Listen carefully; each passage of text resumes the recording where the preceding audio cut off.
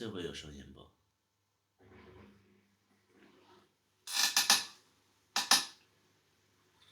有了，有了就行。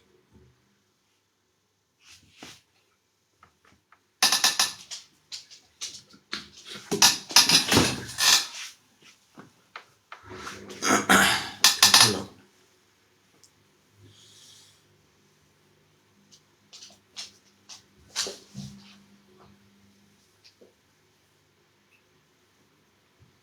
心情不佳，没有心情不佳。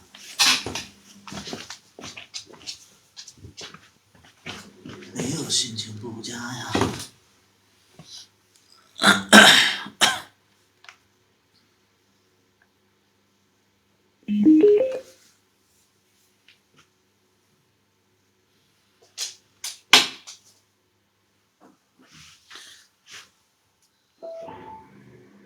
中招了吗？没有。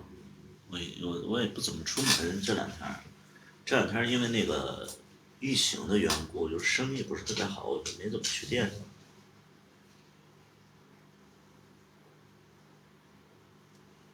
所以我就没中招。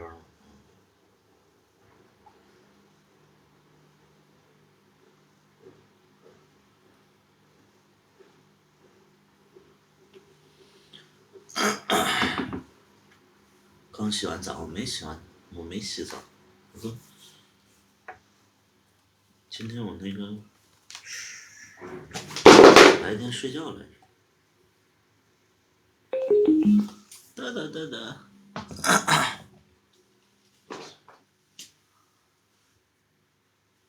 你是美羊羊？美羊羊什么梗？没羊，还没羊。美羊羊、懒羊羊什么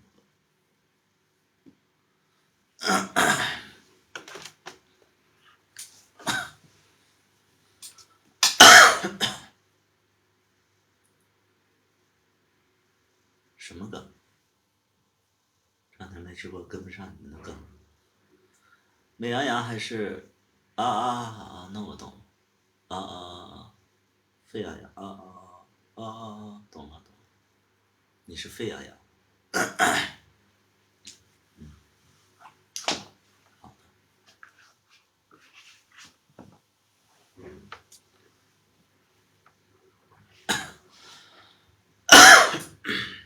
你是雅羊羊。谢谢小雨啊，谢谢小雨的礼物。我这个怎么没有特效啊？人家比心都有特效，我这没有特效。我怎么调的这个特效？我看人家举都有特效。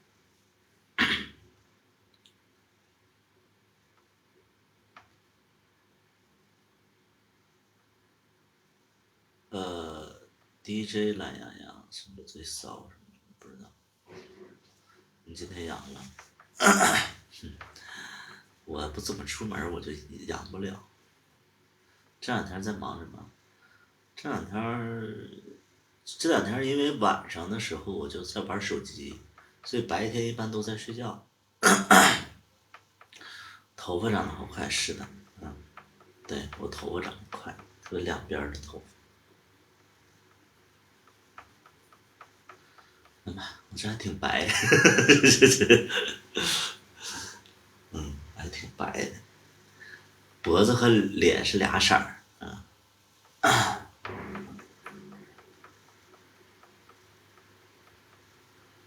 怎么会有白头发？因为老了。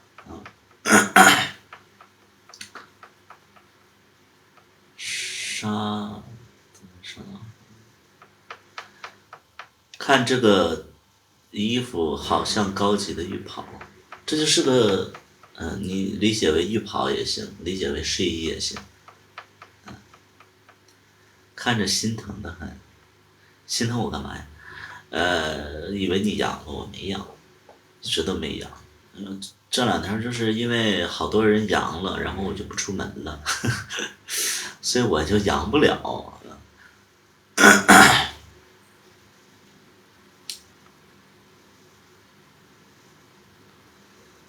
这衣服好棒。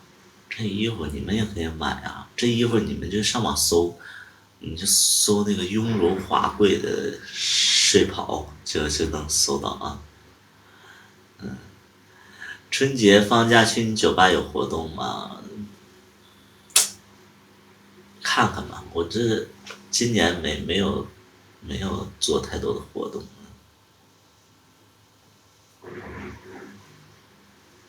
谢谢你的粉丝灯牌啊！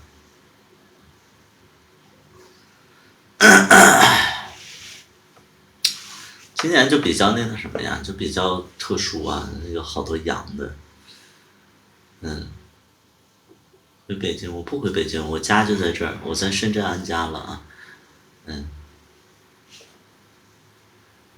阳了也没啥，反正那阳了会传染，阳了会传染，所以就是店里还是会有一点点就是，对，觉得这是个问题。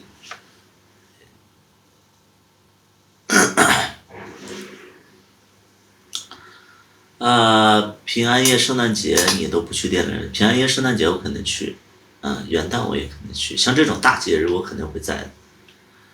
气质越来越大哥了，阳了但不发烧，我也不知道我阳不阳，反正我也没发过烧。老家哪里的？老家就是老家是那个黑龙江的，在深圳。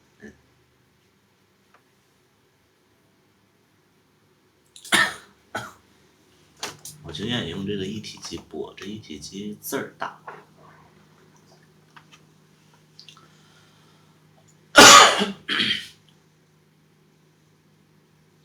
谢谢风尘的关注。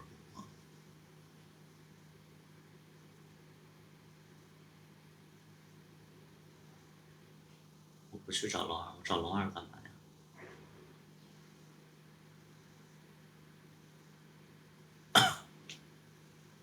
？Hello Hello。对我们酒吧还是尽量就是尽量还是阴，就是没有得新冠的，大家可以来一来。有的话就是很怕就是这个疫情蔓延啊，所以就是我们酒吧员工也没阳，都没阳。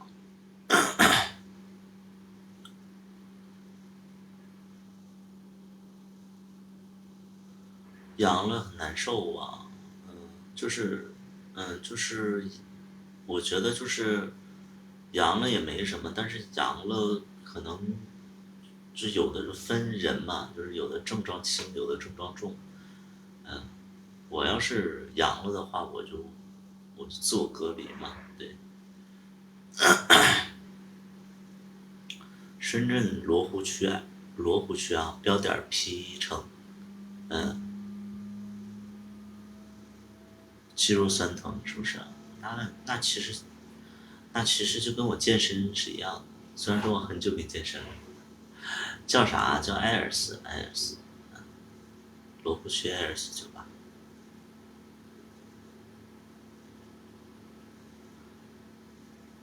谢谢南城14的粉丝牌。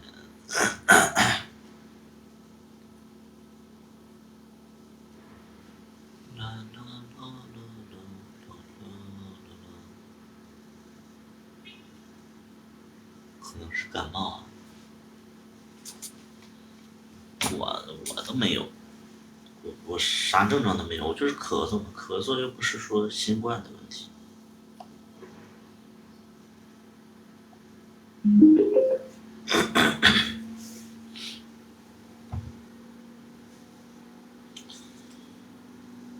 我们酒吧就没有阳的，就是很奇怪。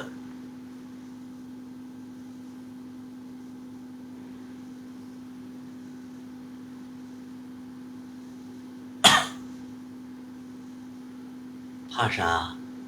全国都会阳。我跟你们不一样，我们是做实体店的，所以会怕阳，会怕传染给其他顾客。我们都不怕，因为你做一个店也好，一个企业也好，你得有所谓的责任和公德嘛，对吧？嗯，电视剧在哪看？在 B 站啊。生意要好起来了，看情况嘛。我觉得就是现在就是开放了，反而大家不敢出来了。喂，你好。没有，我是就是用手机，就是像刷课一那种，就是刷课时，是不是？好的，我知道了。啊啊，刷多长时间啊？就是也没有啥其他要求，就在那放着就行，是吧？嗯，好的，好的，好的，好了。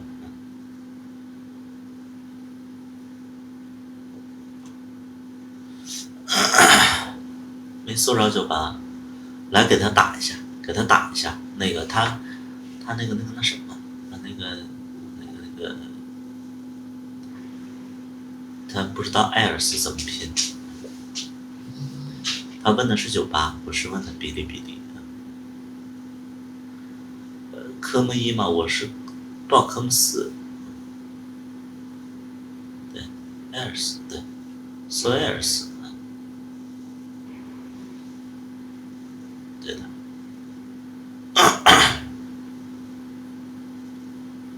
变成一个茧。别卡了，我给你开。好几天没直播了。我在看你们在群里聊天啊，就没有在聊我。我的群里，哎，我10个群，每个群里有400、500人，然后呢，没有在聊我的。就等于说10个群就5000人啊，5000人没有在聊我的。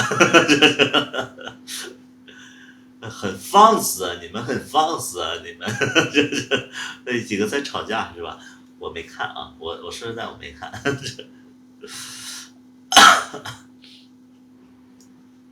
同意给我加群，现在没有位置了。酒吧这么安静，这点酒吧还没营业呢，这是我自己家里啊。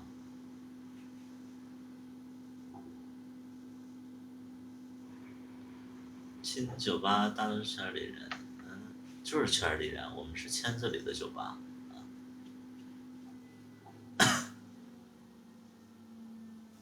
5000人没有在聊我的。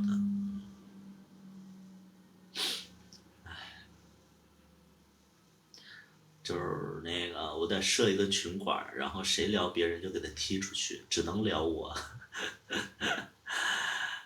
你也不出来说话，这是粉丝群，不是互动群。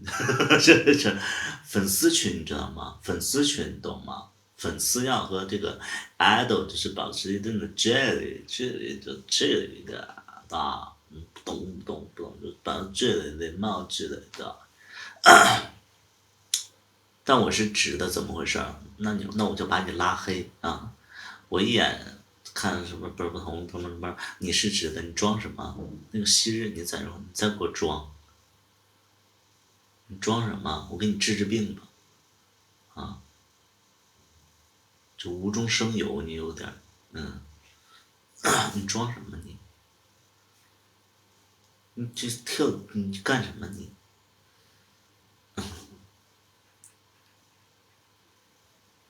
此地无银是吧？那个每个群设置一个群管，那样好管理。不管理了，我告诉你，我为什么不设群管？因为有的群管你也不了解他。我说实在的，就是人无完人。你们就看我直播，我有的时候我也做错事儿，说错话。你更何况是群管，他可能出发点跟我不一样，然后他做了很多错事儿，你知道吗？所以就是不能设群管啊，得罪人。因为群管他跟你的心意也不太相同，你能懂不？比如说，有的人开玩笑呢，群管理解能力不行，给人拉黑了，给人删除了，人家会那个算到我头上，能懂不啊？哔哩哔哩怎么找到你的电视剧啊？就是搜那个百里屠夫就好了。嗯，所以就是其实我做直播，你看都7、8年了，就什么群管啊，什么直播间管理员啊这些东西啊，其实我都试过，效果非常差。所以就是还不如就大家野蛮生长，咱们就是自己自娱自乐就好了，也别拿自己当回事儿，你知道吗？就是百里屠夫的群不能聊别人，你装什么？只能聊你，你有那么多聊的吗？对不对？所以就是我其实不在乎这些东西，对，不在乎这些东西，你们爱聊谁聊谁，啊，就是这么简单的一个事儿，啊，因为其实真的就是最近我看到很多的新主播，就是可能刚接触主播的，我看到他们就非常亲切，因为他们跟我15年刚做直播的那个劲儿其实是一模一样的，就是那种朝气啊，那种就是热烈的那种向往啊，但是就是我都播7年了，说实在的，就是没有那个劲头了，而且知道后期他们会遇到哪些问题，比如说群里有人打架了，哎，群里有人互相骗钱呢，群里有人互相那个就是谈恋爱，然后一起双宿双飞退群呢，这种事太多了，是吧？对，就是无所谓的。这个就是你拦不住，因为同性恋，就是同性恋，同性恋就是，其实怕孤独，为什么会加入这个群呢？为什么加入这个群？他其实就是找个伴儿嘛。他们其实，在群里就是互相聊天儿的一个状态，啊，那你不能说你给人提供一个平台，然后你就要求别人只能聊你，对不对啊？不是那么回事儿。最近长胖了吧？是的。我给大家讲一个特别，就是这老粉丝都知道这个故事，老粉丝都知道这个故事，就是很多人就是你们可能不知道我为什么跟粉丝的距离一直都非常的远，有没有觉得，就是有没有觉得，就是觉得百里屠夫有点不近人情，或者是跟粉丝的距离太远了，有点就是撩不动啊，就那种高傲那种，就怎么样的？有没有这么觉得的？来扣个一，我看看有没有觉得就是百里屠夫就是那个就觉得说百里屠夫装啊，就是平时都跟他聊天他都不回复，然后就是挺装的那种，有没有这么觉得的？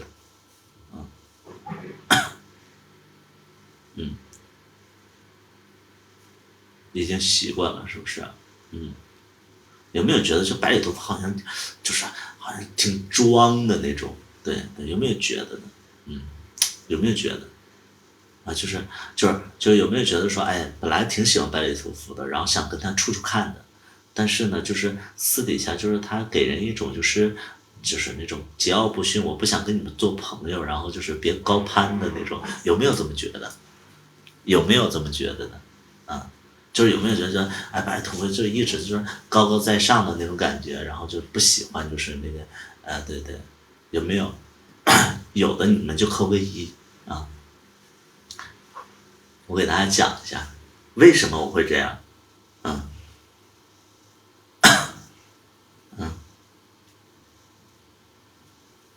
这种人多的是，是不是啊？我给大家讲一下，就是我这些年遇到的奇葩粉丝，就是我希望大家我在讲这个故事的时候，大家能感同身受。假设咱们就是假设啊，咱们假设你们是一个直播了7年的一个主播，你们这7年你们遇到了粉丝都得几十万甚至上百万啊，七年的时光，我其实观众至少得上百万了，你们能明白吗？就是你们假设一下，你们见过几百万的粉丝了，几百万的粉丝，然后曾经你也是一个就像那个甄嬛一样刚入宫，然后就跟就是安陵容做好姐妹的那种感觉，但后来你就会变成了一个就是比较就是比较独来独往的一个性格，给大家讲讲为什么。我在最初的时候啊，就是我们那个时候的直播呢，其实就几十个人看，就几十个人看，因为那个时候是一个就是方糖的前身，就是傲娇网，对对，就是个傲娇网，它是一个网，就是那个网站直播。然后那个时候我就玩小咖秀，然后我就有点粉丝，大概就是几十个。但是呢，就是我做直播的第一天，我就比较幸运，我直播的第一天就在那个网站就有点小名气了。为什么呢？因为我第一天的收到的礼物的总价格都比他们要高，就是我算是那个平台赚第一桶金的人。就是那天就是也没赚多少，就有个大哥给我刷了一两千块钱，但那个网站之前就是没有人知道，也没有人在里边刷钱，然后就那天就赚了两三千、三四千这种状态。后来呢，就有一个粉丝嘛，就有一个粉丝是个大哥嘛，但是其实现在来讲的话，他不是大哥，但是他第一天给我的感觉就是个大哥。因为我那个时候没接触主播，我直播我都不知道说居然有人花两三千、四五千在这个虚拟的平台去刷礼物，我觉得不太可能，但是我真遇到了。然后呢，你知道就是那个时候特别青涩嘛，那个时候就是我那个直播公司就告诉我说，你有粉丝了，你千万不要跟粉丝见面。我不明白为什么，因为人家是跟你交朋友，我们见面不是说要做什么，但是我就会觉得说，人家给你刷礼物就是想跟你交朋友嘛，那你就别高冷嘛，或者是怎么样。你又不是说什么私底下就是那种一见阳光你就皮肤灼烧了怎么样，你还是要出去就是跟人见面的嘛，就交个朋友嘛。万一生活上，哎，咱们就是说生活上要是有一些帮助，或者说来那个对眼儿了，就处个对象不也挺好的吗？当时不知道这个大哥长什么样，后来他就给我刷了点礼物，几千块钱，然后就他正好来，那个时候还在天津，他就来天津了，来天津，然后他就见面吃饭啊之类的，然后他人挺好的，但是不是我的菜，就是一个胖子，然后长得就是挺一般人的一般人。然后呢，就他其实也没想怎么着，我也没想怎么着，但是你知道他来了以后，你就做了一个事儿，就是让我还记忆比较深刻的。因为他喜欢就是那个白袜白内裤，他就带了很多白袜白内裤给我，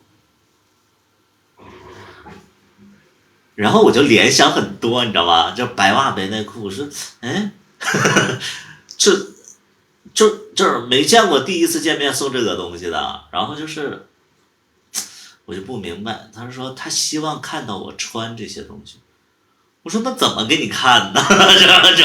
就是你要看这些东西，我怎么展示给你啊？就是咱们是拍照片啊，还是现实当中也要看呢？就是当时就有点懵了，就是有点就是害怕。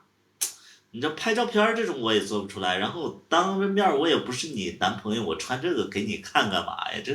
这就是有点奇怪了。后来就是这个袜子内裤我还收了，然后从那以后就是他可能感觉就是我对他没意思呗，完了他从此也再也没出现过。就是可能我与生俱来的就是那个脸，就是会比较爱拒绝人。他可能就觉得说白雪屠夫可能不喜欢白袜内裤，不喜欢就是我。然后人家从此以后就再也没来刷过礼物。再也没来刷过礼物，就这样我失去了第一个大哥。然后我才深刻的体会到，就是说，哎，为什么我直播公司告诉我说你不要见粉丝，就是他其实就是你见了以后，无非就是两个，就是我给大家说一下，你拿回去穿了，但是没有给他看过，因为从此以后他也就没再来过我直播间，私底下也没有就是过多的互动了。我还拿回去了，但是那个我清晰的记着那个内裤和袜子的质量不是特别好。就是不是纯棉的啊。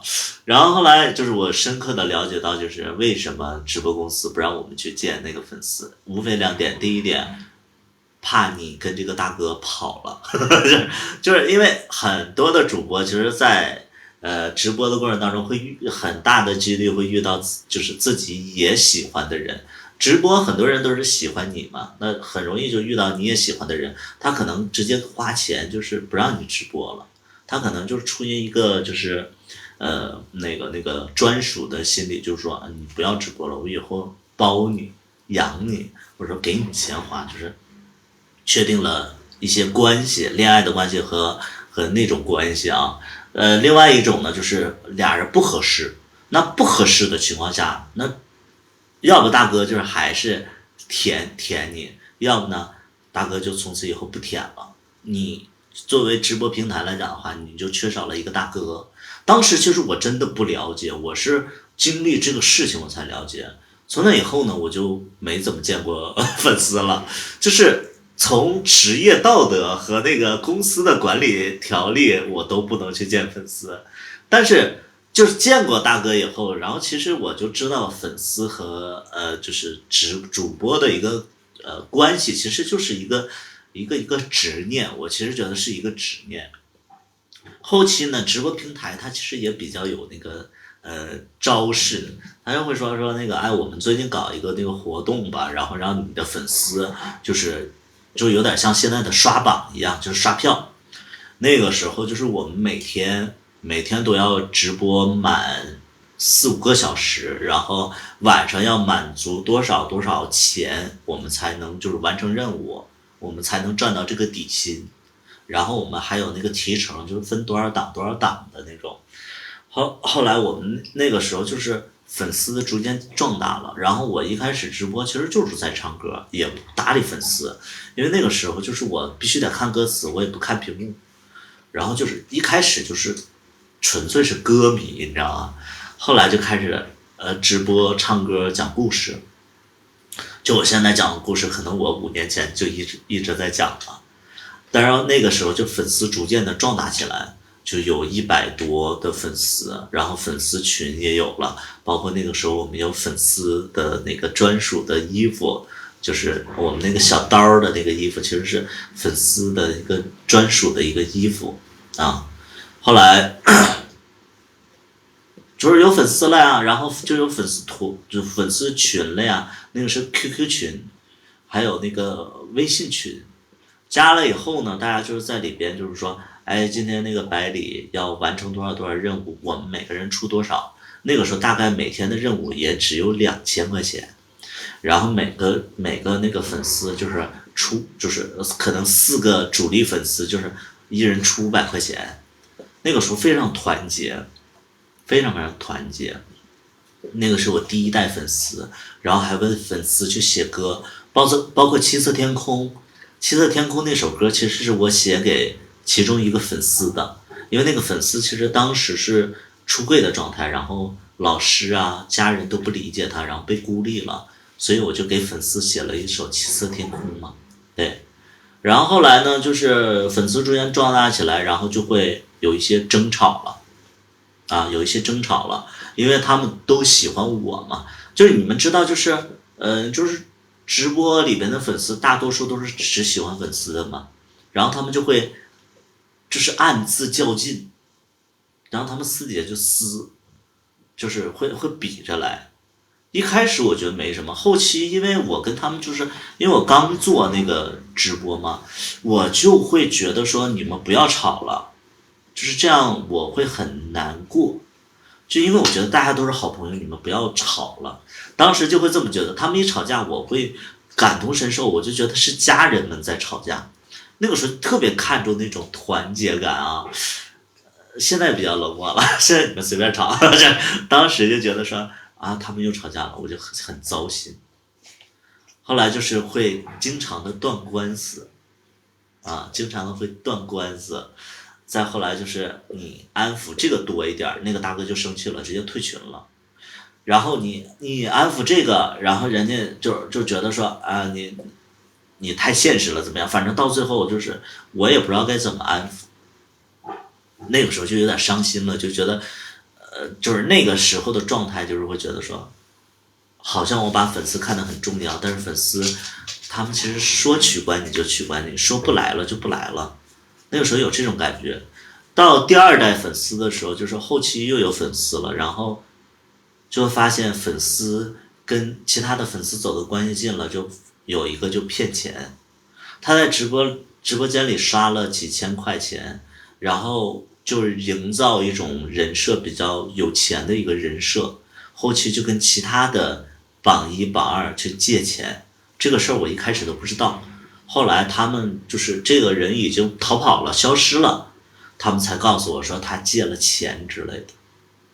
然后其实这个事儿也让我觉得很恐怖嘛，我就觉得就是说，哎，怎么什么人都有啊？而且就是大家也蛮单纯的，就不认识你就借钱啊，就大家，但是当然那个时候就觉得说，可能关系比较走的比较近呐、之类的，然后就借钱了。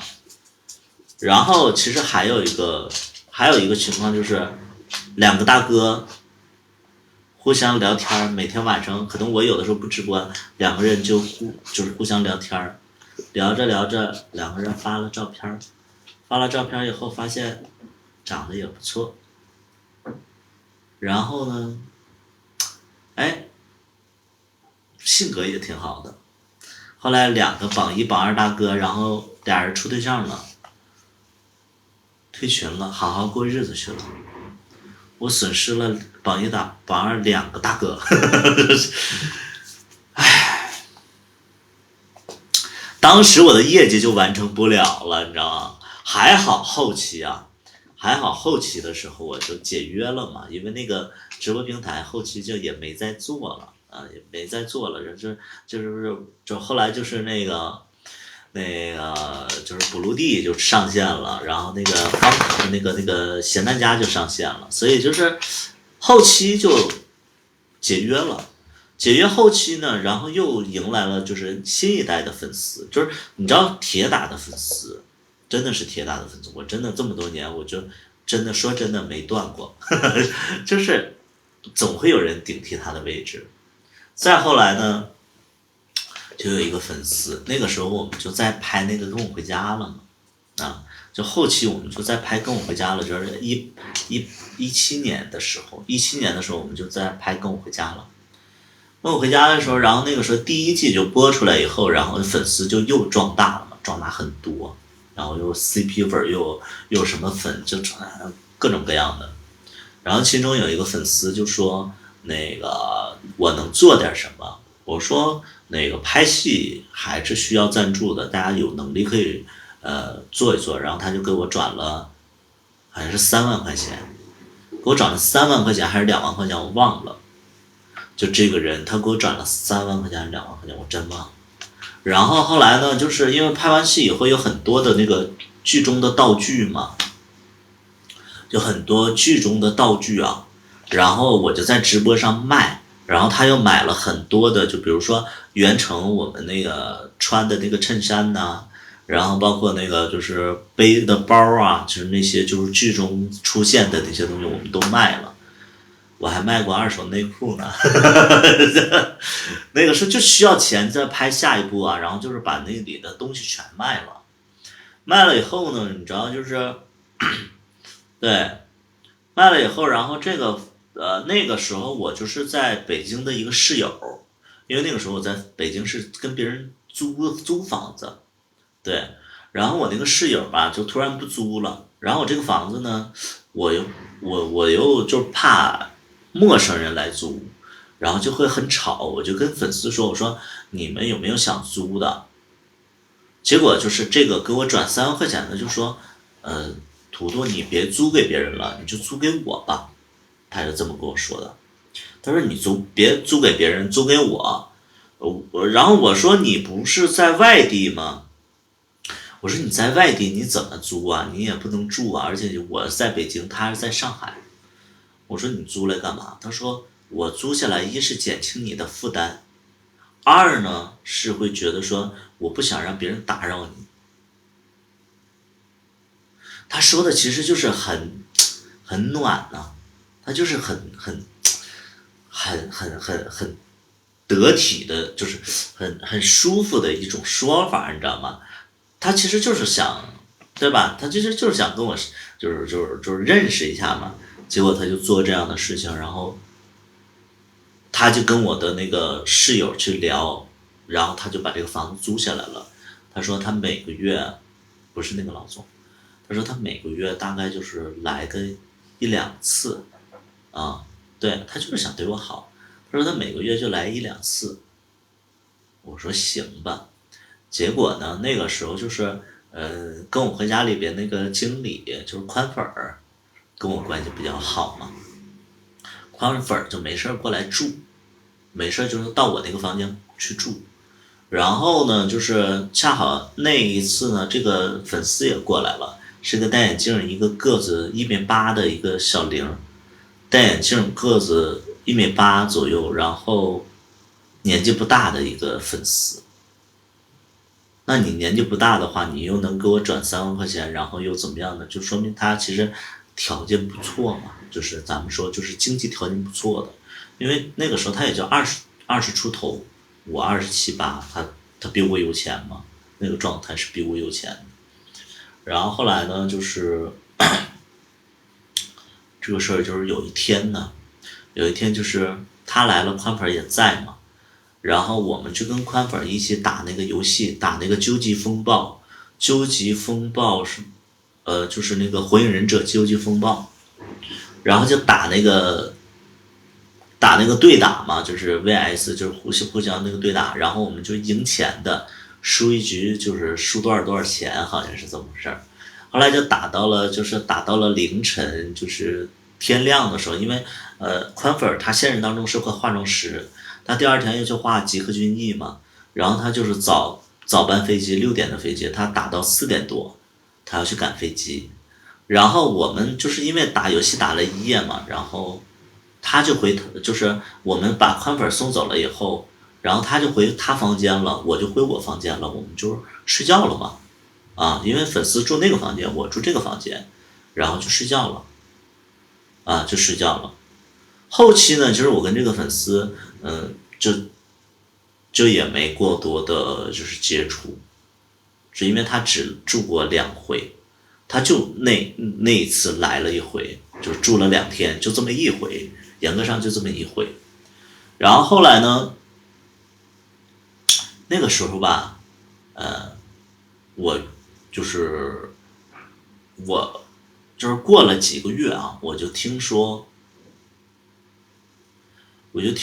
那个我有一些事儿，然后就是有人在传，就传那个就是服装的那个老总，好像是服装老总的事儿。然后包括有那个时候就有黑粉就集中在捅我刀子。一开始我是不想理会的，因为但是就是直播肯定会有黑粉嘛。因为有很多人其实都有点心理变态，我说实在的，我就没太在意。但是后来呢，就是这个声音愈演愈烈，我就去查，就查到2个黑粉。第一个黑粉就让我揪出来了。这个黑粉是干什么呢？为什么我会得罪他呢？因为我从一开始直播的时候，我是唱歌型主播。唱歌型主播就是因为我还一心不可二用，我就得看歌词，我就不看屏幕。所以有的人吧，他就是跟我聊天，我就没回复。紧接着后期我又在讲故事的时候，然后他就过来说又在这胡编乱造，你这故事都是假的要死，怎么这么爱撒谎呢？现编呢？就这种言论就一直在说。然后我看到这种言论，就是因为我都是在讲自己的故事嘛，所以就是有的人就说我造谣，我其实会有点生气，因为那个时候就是特别生气这种事儿，我就把他拉黑了。拉黑以后，过一段时间他又注册小孩又过来了，继续就开始骂爹骂妈了。因为那个不是那个抖音，那个不是抖音，那个是叫咸蛋家，那个是可以带脏话的，他不会屏蔽的。然后我就非常生气，然后我就跟他对骂，是吧？那个时候就17年的时候，我就跟他对骂，17年18年的时候就跟他对骂。哦，然后就把我骂的，然后我就有一天我就特别生气，然后我就给他揪出来了。我就因为我说你别在那个网上骂我了，我说那个我现在把我的电话号放这儿，然后你要有什么事儿你直接来骂我。我说那个直播间里其他所有人。喂，你好。好的，你就放门口就行。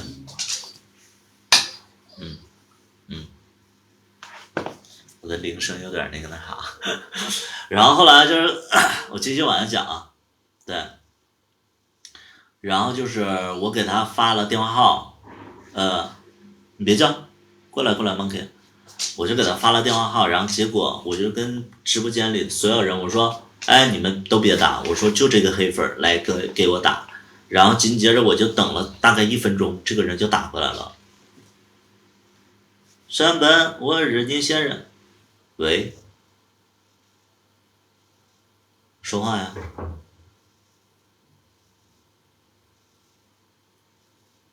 是你一直在黑我吧？喂，啊，怎么了？我说是你一直在黑我吧？什么呀？我不知道啊。你不知道你给我打什么电话呀？你别装了行吗？我在直播间里，然后看到你留电话号，然后我就给你拨过去了。怎么了？还在那装是不是？行，我就把电话挂了。然后我就对着群里我就说，我说我现在已经得到了他的电话号，我就在那撒谎，你知道吗？因为那个时候我就在那块炸他，我就说我现在已经得到你电话号，我有朋友在那个移动公司、电信公司，我能查到你的号码，我能查到你的信息，我给你爸妈打电话，让你爸妈带你去治病。然后我就在那个就是那个直播间里，我就说了这么话，我说你完了。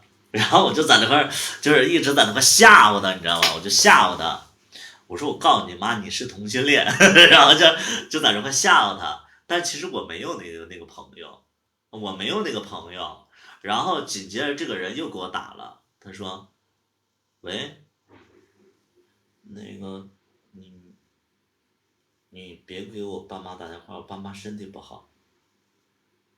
那你为什么要黑我？我就是之前看你直播，然后就是你不搭理我，嗯，然后我说你讲故事假，然后你还把我拉黑了，我就算是这样，就是引起你的注意。我说你有病啊啊！你这属于因爱生恨吗？算是吧。就你别给我家里打电话，我家庭条件特别不好。然后你是干什么的呀？我在夜市里卖那个小猫小狗呢。然后那个现在就跟父母住，然后父母身体还不好，怎么？然后就开始给我道歉，就给我道歉。啊，行，那你保证以后不再来骚扰我？我保证我以后再也不骚扰你了。如果你再骚扰的话，我直接就报警了。好，知道了，谢谢谢谢谢谢，就给我道歉嘛，就给我道歉嘛，啊，就给我道歉。然后我就抓出来一个，结果这个人又换各种小号，又来骂我，肯定是他，他就是这个人就是心理变态，就是他都已经就是说保证再也不骚扰我了，紧接着过2天又开始在我直播间里说话，我就不搭理他嘛，然后他又开始骂上了，然后你骂完他把他拉黑了，然后他又换小号继续骂，紧接着我就报警了。报警以后呢，这个人你知道就是骗子撒谎，真的你都不能想象他的就是他的思维是怎么样。我又给他打电话，我就说喂，在群里就是在那个直播间里，是不是你又来骚扰我？你是不是想让我报警？我没去骚扰你啊，你怎么能确定那个人是我呢？不是你是谁啊？你天天换小号，而且都是那个没有级数的小号。我发誓，如果我要去骚扰你的话，我死全家。然后紧接着我就说你好，我现在给派出所打电话，然后就报警了，派出所给他打电话，他打电话就是打电话又承认了，就是他明明说他骚扰我，他死全家，但是他承认了，派出所都没，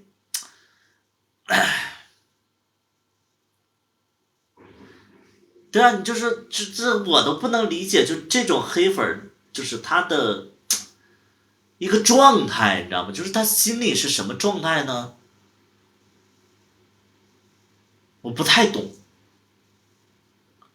就从那以后，他还会陆陆续续的来，但是呢，他还是会骂。就有的人真的会这样。这是我抓到第一个黑粉。我们再说第二个黑粉。第二个黑粉我们就说到了，就是那个时候就有人传说我思想比较乱，说我跟一个大哥在一起，那个大哥比较有钱，那个大哥都40多岁了。我就说谁传的，然后他们就是跟我说，还说我一直都是零，在直播上就是说自己是一，其实私底下都是零，而且就是专为有钱人做零，知道吧？就是说这种事儿，我我真的是我气到不行，我就说什么，就我说，然后我就因为是就是一个粉丝问我的，就是其中一个粉丝问我的啊，就是说那个粉丝直接就问我的，我说谁跟你说这些事儿的？他说你别狡辩了，别人都跟我说了。我说你信他还是信我呀？我说你们听我的故事，然后听别人在讲。我说你们不从我的嘴里听到故事，然后听别人在讲我的故事，在编排我的故事，这对我公平吗？然后他就我说谁说的？他就给我发截图，他说那你别去找他，那个是其中一个粉丝说的，但是你别去找他，你要找他你就把我卖了。我说你放心，我不去找他，我就看看谁在背后造我谣。紧接着我看了以后，我真的是大跌眼镜，就是那个给我就是买那个剧中的那个二手衣服的，然后还有就是给我转了3万块钱的，就是这个人，就是租我房子这个人，当我室友这个人，就他在造谣我。他怎么造谣的呢？我给大家学一学。他造谣的一个细节就是那天，就是就是我们打游戏，然后那个宽粉去那个机场了，然后他回他房间，我回我房间，这个事儿他编排的。他怎么编排的？我给大家说一下。他口中的那天的情况是这样的：那天宽粉上了班以后，原本是他回他房间，我回我房间，但他的编排是那天宽粉我们把他送到门口，然后他去上了，就是上了车之后，我们回到楼上，然后，就我以他的口吻讲啊，我以他的口吻讲，你知道吗？那天，嗯，宽门走了之后，我就回我房间休息了，结果百里屠夫也跟过来了，我要关门，他这个时候用手倚住门不让我关，然后他就非得想跟我那个，然后我不同意，然后他突然就把裤子脱下来了，然后就让我给他那个那个就是口，他就让我给他口，然后我就没口，然后我就给他，然后他就是大概5秒钟他就完事儿了，他就 SHE 了，然后我看到这个截图以后，我就真的是懵了，我说等一会儿，我说首先啊。首先我说这个粉丝，我说你见过他本人吗？我说你见过他本人吗？我说我百里屠夫，我说我这么多年，我其实我见过他粉丝蛮多的，而且见的好看，我前任们都很好看。怎么就确定这个粉丝说的一定是对呢？他美到这种程度吗？我是没有人跟我 Q 吗？对不对？啊？我是随便一个人都能触碰我的这个林俊杰吗？啊？我真的无语住了，我就说我这个粉丝是貌美，就是天仙吗？是不是啊？哎，我就非常不明白，他说我找他，我就啪把裤子脱下了，我为什么找他？我是没有人帮我做这个事儿吗？我那么多粉丝，那个时候我的粉丝就是微博粉丝已经到30万了，我说我非得找他。第二点，我说他说的最大的 bug 就是5秒钟，我最高记录我是4个小时，咱们5秒钟是不是有点太夸张了？我是怎么的了？就是他长得特别色情吗？我5秒钟，这我非常不能理解。我说这个他妈的，你要是跟我说，你要是问过我，我说都不太可能，对不对？我说怎么可能？就是我说这个也太荒唐了。然后后来就是我就说行，你不信我是不是？我就跟那个粉丝说，我说你不信我没事儿，我说我现在去找他，我跟他对峙。他说你别呀，我刚跟你说你别去找他对峙。我说这个事儿不找他对峙不行，就是我就真的是火冒三丈的，我就直接找这个人了。我就说你干嘛呢？就是我给他那个播语音他没接，然后发微信他回了。我说你干嘛呢？他说我在国外。我说啊，我说那个最近还好吗？他说还行。我说那个我最近听说你在粉丝群里借钱了，因为他确实找那个其他粉丝借钱了。然后我说你是在国外遇到什么事儿了吗？他说没有啊，我没找别人借钱啊。啊，你说那2万，那2万是我那个临时买东西，然后那个不就是那个什么人民币账户不太够之类的，反正就编到了。而我临时找谁谁谁借的。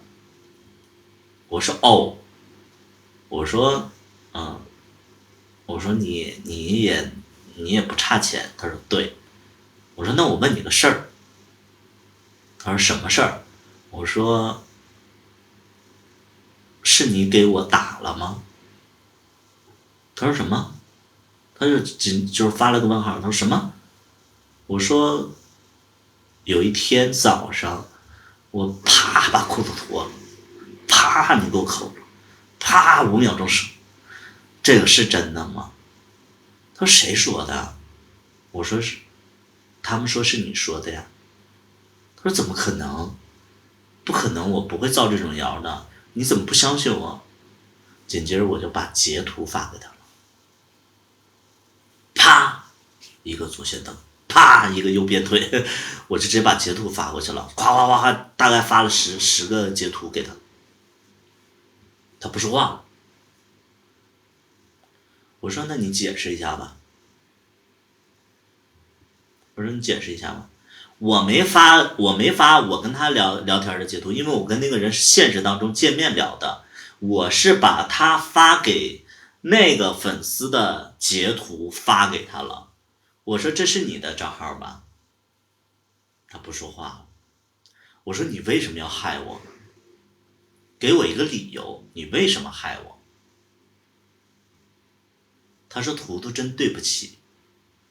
我说我不想听对不起。我说你害我为什么？因为你还给我转过那个拍摄的费用，还为这个剧贡献了至少得4、5万块钱，你为什么要害我？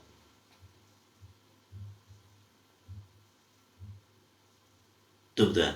我想不明白，我说你转钱肯定是为我好，你为什么会害我？他说其实是因为那个粉丝喜欢我，他喜欢那个粉丝，那个粉丝就是在我这挺卑微的，他看不过去了，所以他希望就是说，从某种程度上让他对我死心。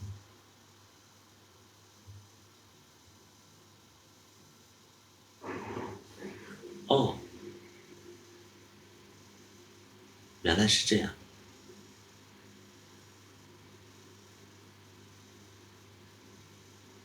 我说你，就是那你也不至于这样吧？这，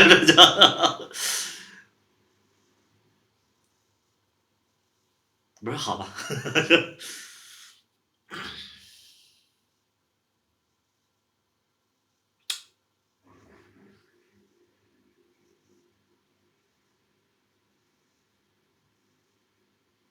你们能懂这种感觉吗？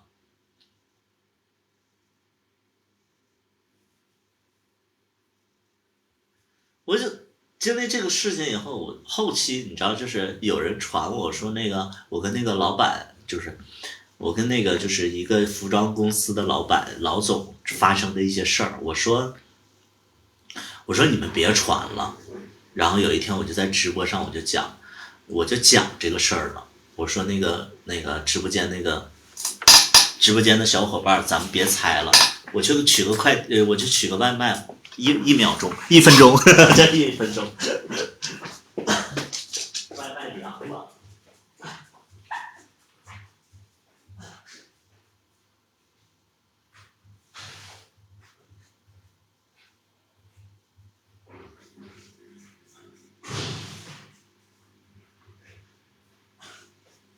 啪，一个右边腿，啪，5秒钟拿到了。来，我继续给大家讲。我说直播间里的小伙伴们，我说你们别在那块造谣了。我说首先呢，呃，我觉得做零这个事儿不可耻，我承认我做过零，我也没说过我是纯一。我说第二点呢，我说就是你们传的我这个什么跟那个服装公司的老总的事儿，其实是这么个事儿。我给大家讲讲我跟这个服装公司的这个老总是怎么回事儿。我在那个时候，其实我还没有拍跟我回家呢。那个时候就是因为就是直播呀、小咖秀啊，我其实就是可能有点小名气。然后呢，就是我的其中，就是有很多粉丝嘛。然后其中那个时候就是因为已经有点小名气了，然后我的粉丝也在直播。结果有一个粉丝就跟我说，哎呀，那个图图啊，图图那个我现在也在做直播，你能不能来跟我连个线，然后那个就是捧一下我的人气之类的，想借着你的名气，然后捧一下我的人气。我说可以的，我说你在哪儿直播？那个是我第一次去那个平台，就是那个咸蛋家嘛，就是我的是第一次在那个咸蛋家直播，就是在那儿。然后我是以连线的那个嘉宾的形式跟我那个粉丝在连线。然后他直播间里就有一个大哥，那个大哥非常的冲，就大概是就每天都能刷个1-2万块钱的那种。但是呢，我其实那个时候就是不太想直播了，所以也一直都没有直播嘛。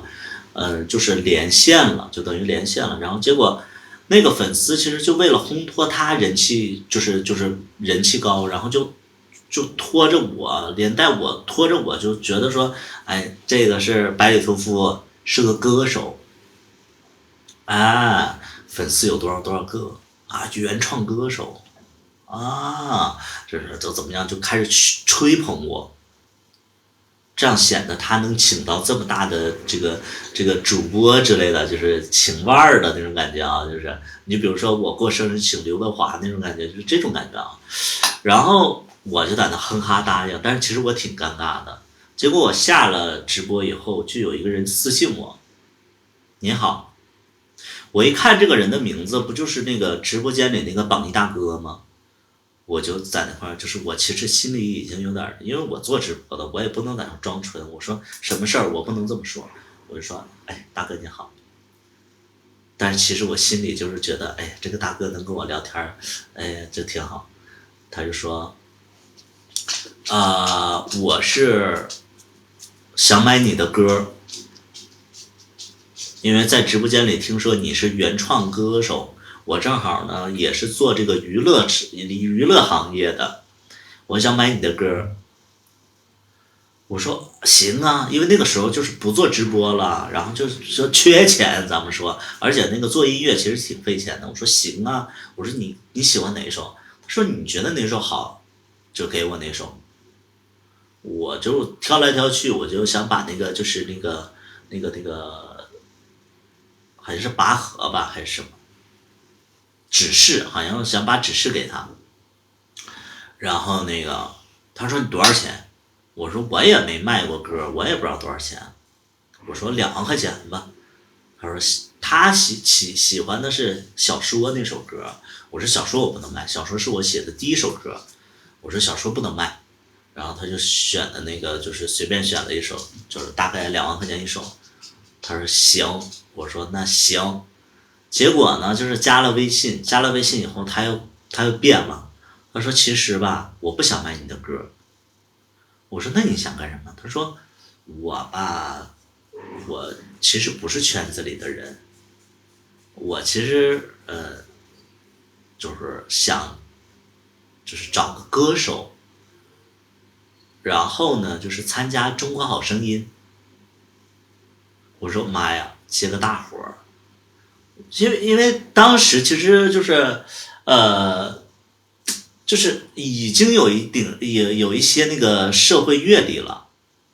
一是会觉得说，我就在脑子里想，我就说，哎，是个机会，但是呢，现在骗子挺多的，所以我就看他怎么做嘛。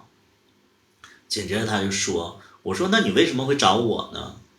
那你不是同性恋的话，你为什么会在那个咸蛋家呢？他说，哎呀，之前我们其实就是在那个唱吧上找了一个小孩儿，然后给他打通了人脉，然后给他就是那个老师什么都招好了，关系也打通了。结果这个小孩家里不同意，因为这小孩还在上大学，所以就不同意。结果呢，这个关系已经打通了，现在就没人去上了，所以我们就着急去找一个男孩儿，然后身边有一个人呢，就是说那个咸蛋家全是男孩儿。我说哦，当时我就觉得是假的，因为咸蛋家那个时候其实就是 gay 嘛。我就说哦，我说没事儿，因为我觉得他撒谎嘛。后来我就说啊行。他说那你能来见我一面吗？我说我去不了。我说咱俩都不认识，而且你说那些真假我也不知道。我说我不能去见你，请你见谅。他说哦，行吧。结果他说那我们能先启动吗？我说启动什么？他说你能先去上课吗？然后他就给我报了音乐的那个就是培训老师机构，然后包括帮我那个找了一个美容院，因为我的皮肤不是特别好。他说你得做个皮肤管理。那个时候就有一点那个就是，哎呀要出道那种感觉，就是那种哎呀就是去美容院人家都那个就是哎呀你要上中国好声音怎么样，就是反正就是人都还蛮好的，我也没花钱。我觉得这不应该不是假的了。后来呢，就是那个又让我去北京上音乐课，然后又找了那个就是一些知名的老师。后来是因为我跟这个大哥吧脾气不太对，我金牛座，他那个就是狮子座，我俩就说话特别犯冲，就总吵架。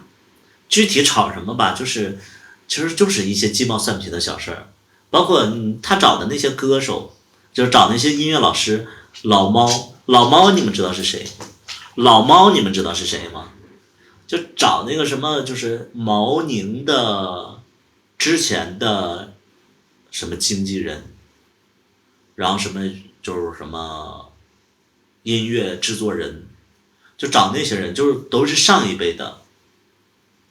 然后他们听了我的歌以后就要改编曲，改完那个编曲吧，就有点像那个小芳啊，涛声依旧啊，那种不让我的眼泪陪我过夜，反正就这种就是特别老式的这种编曲。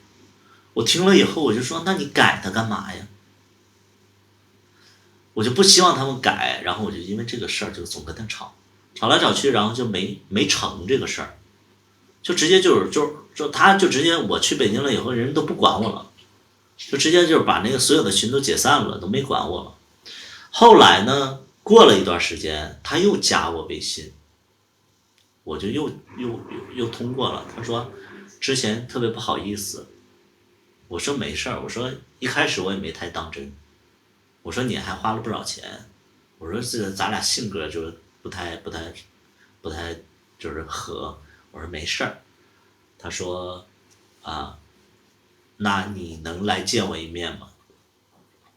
我说可以。为什么可以？因为我已经跟他吵过架了，我觉得我们已经挺熟了，我就去见他一面。我去山东去见他，然后我们约到了一个餐厅，一个酒店里的餐厅。第一次见到他，40多岁，戴眼镜，胖乎的，然后有白头发。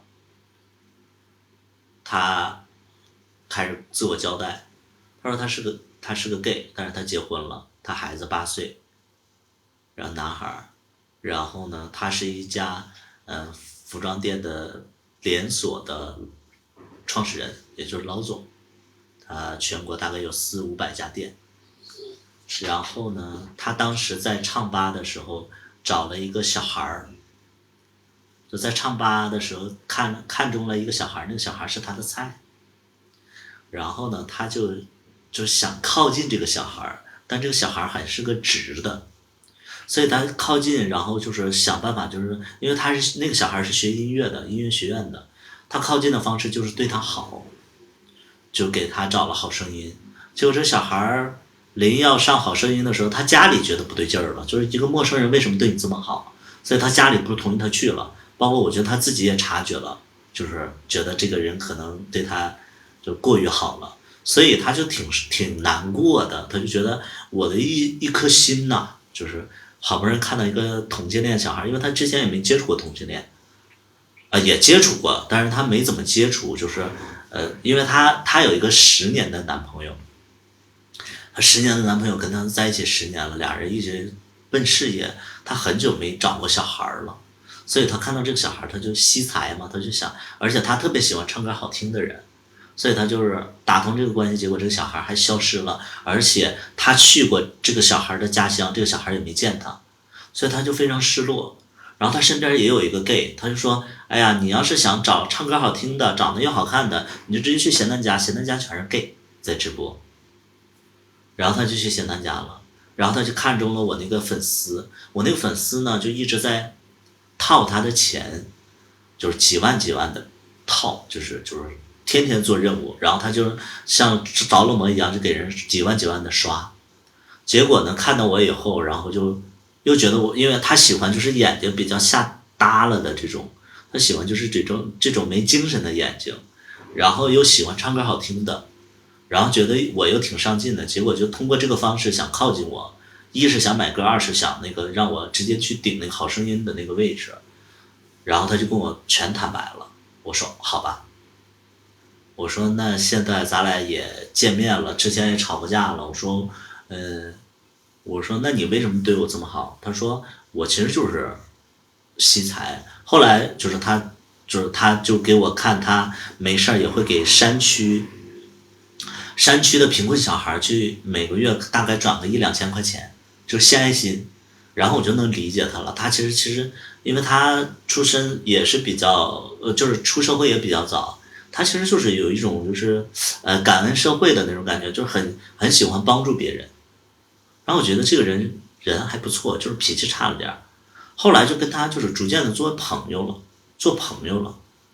然后为什么没有跟他就是发展下一步关系？因为首先他没有怎么接触过同性恋，他只是跟他男朋友一任啊，就他因为他生活当中他是个老总，他不能像咱们似的没事打开补录地什么直播，他不可能去接触这些东西。对，所以他平时没有机会去接触这些东西，所以他也不知道该怎么接触。他见了我以后，他也没怎么着，然后再加上他有男朋友，所以我们也没有往下走。就是后期呢，其实是那什么了，就是可能在公园的时候，然后他可能就是情不自禁的，就是给我苦了一下，就是这么个事儿。但后来我其实他后期对我依然很好，但是他一直有男朋友，他的意思就是说，可不可以就是可不可以就是跟他试着交往？我说不行，你有男朋友。我说你跟你男朋友都在一起10年了，而且一起创业，因为他那个时候资产大概有10亿的资产，其中7亿是自己的，3亿是她男朋友的，就是大概就是她其实跟她男朋友是属于那个共吃同甘共苦的这么一个状态，而且他也不是我的菜，只是对我好而已。当时其实，你们记不记得？你们记不记得？就是我在讲 Q 先生的时候，有一个老总派他日本的员工，有个老总他派他日本的员工给我送药，其实就是这个老总。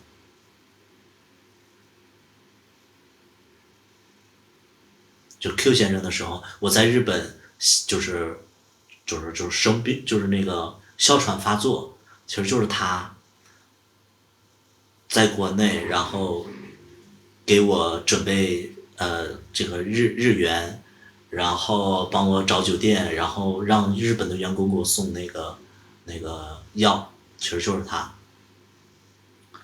一开始的时候，他其实对我还是有那个意思，还是想怎么着，而且他其实过于理性，嗯，脾气又比较暴躁，没事我就去他公司看他就是训员工。其实我接触第一个有钱人其实就是他，那个时候才知道所谓真正的有钱。你想想他资产都10亿了，我想着他就没事就是开个车喝个茶，然后到处旅游，其实不是这样。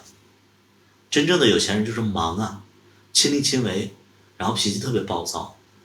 我告诉你们，就看到那种什么那种就是越有钱越儒雅的那种，那都是电视剧里边，那都是电视剧里边，或者说那是最高的人。我告诉你，现实当中的马云也好就什么就是这些大佬，什么王健林，什么董明珠，包括就这些所有的就是有能力的人，脾气都非常的差，而且在常人眼里他们人品不好。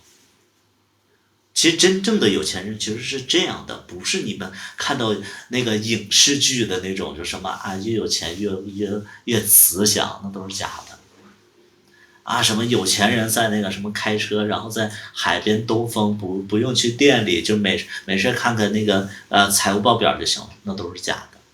真正的有钱人都是忙得要死，脾气特臭，人品特差的人，这才是真实，这才是真实的有钱人。所以就是你们看到那些东西，你们就会觉得说，那个就是怎么样，其实都是假的。我的不用给你们去解释，因为你们就是看到你们真正接触了，你们才知道原来有钱人是这么个事儿。对对，激情部分太少了，什么激情部分太少，我们也没有什么激情。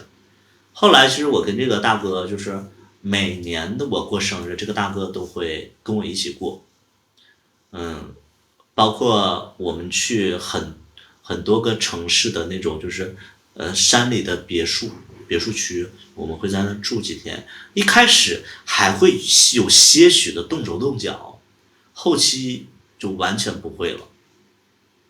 那个时候就完全不会了，因为就是第一年可能人对你有点兴趣，第二年其实大家相处的就是人品，因为我真的发现就是金牛座克狮子座，他是一个特别容易暴躁的人。包括就是我每次去看那个，就是去他那个公司里边，他就在那块骂员工。包括每次我跟他就是出差的时候，有的时候就是我出去玩，然后他出差正好带着我，我就去那个，因为他全国都有分店嘛，我就看到他那个给那个区域经理骂的，然后你知道，就这样的一个人被我训的，就特别，就是后期跟我的关系特别好，就是我们就像，就像家人一样。我们在那个就是山里住的时候，我们就吃小野菜啊，吃笋啊，就是吃这种。后期我们都分床睡，为什么分床睡？为什么分床睡？因为我俩都是单独睡习惯了，而且我打呼噜，就是就是这样。对，有钱人也不是抠门儿，有钱人喜欢听好话，有钱人不是喜欢听好话，有钱人也不抠门儿。我说实在的，真往山里跑。是的，因为我也喜欢山里，他也喜欢山里。对，那我们就是后期就是朋友的一个状态。你现在我们都不见面了，就是去年的时候我买房子，我找他，我想找他借100万，我想以我们的关系应该会借我钱吧，结果他就各种推脱。后来直接就跟我说，哎呀，我在深圳有关系，或许能帮你搞到那个资质，你不用付那么多钱了，因为我买公寓的话，首付要付50%，我手里没那么多钱。然后他说我帮你摆平这个资质的问题，你就买民宅，民宅就是30%，他就不想借我钱嘛，然后他就说这个理由。后来这个事儿也没办，我也没找他借钱，后来我就对就买了房子。后来其实就是这样嘛，抠不是抠，那不是抠，不是利用价值，根本不是利用价值，人家得看到你的闪光点，人才会给你花钱。那你说人家抠的话，那你说他往山区送那个捐钱，那山区能对他怎么着啊？他能指着大山给他带来荣誉？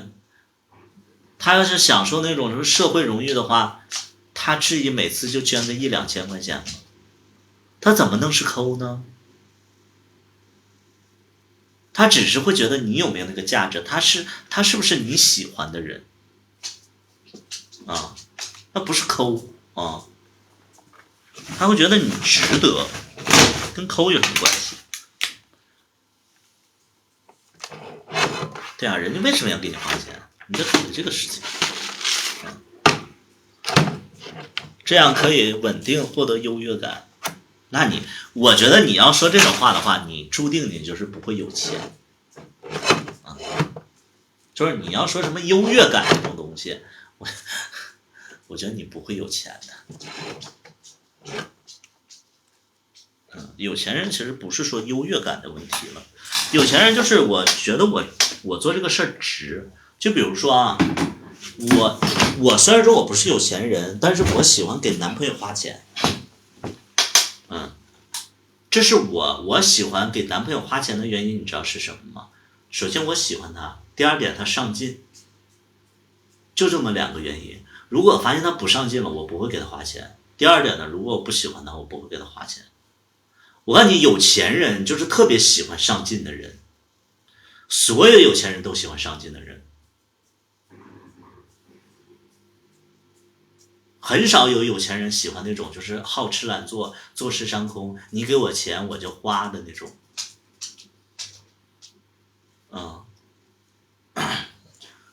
我老板 KTV 8千的不心疼，职工办公用品都不买，所以你只是个员工嘛。那个用户9630，所以你只是个员工。我也是老板，我在看那个吃饭喝酒什么我也不心疼，但是办公用品我为什么不买？我为什么不买？你们说一下我为什么不买？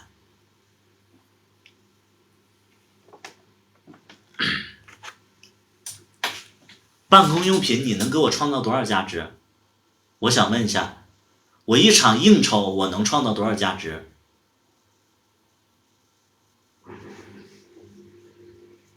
不是说不办公，就是你们得看这个价值啊，对不对？我靠员工去赚钱吗？如果说我老板的话，比个最简单的例子，你们看过《流金岁月》吗？《流金岁月》就是有一场戏是那个陈道明那个角色，陈道明是一个房地产公司的老总，他直接找人来买房子，人家直接定了个几亿的房子，但你要让那个员工去卖房子，他可能卖个几千万，然后还净事儿，这个不行，那个不行，那我老板直接解决了，行不行？能明白吗？老板做的很多事情都是你们的视角是看不到的啊！你别说老板抠，是你们的创造的价值太低了。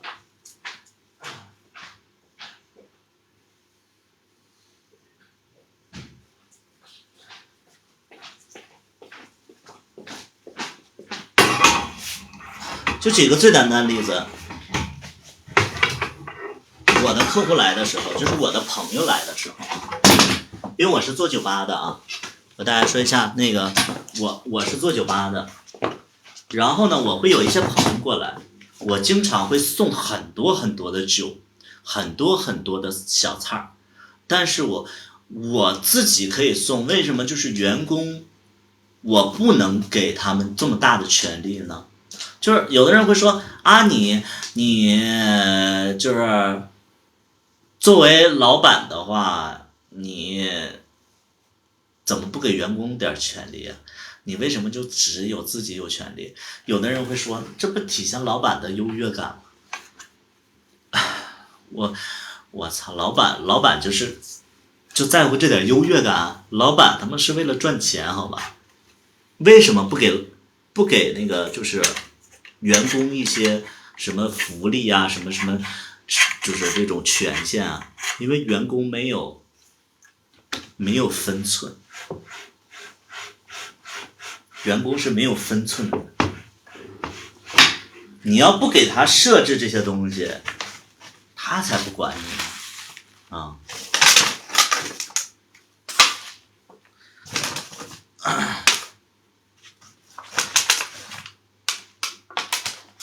企业没做那么大，你见过哪个企业做大的，然后天天给你们钱，你们不干活，天天给你们钱？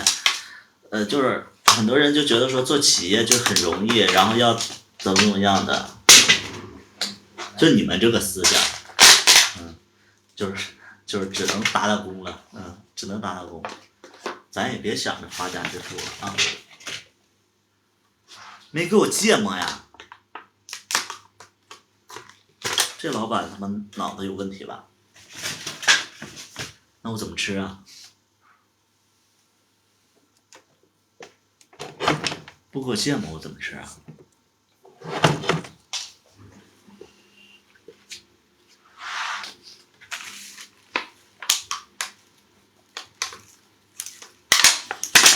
哎呀！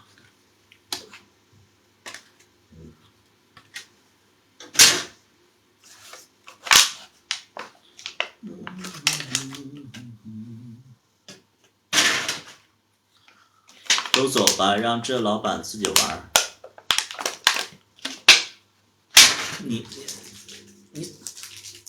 你能带走谁呀？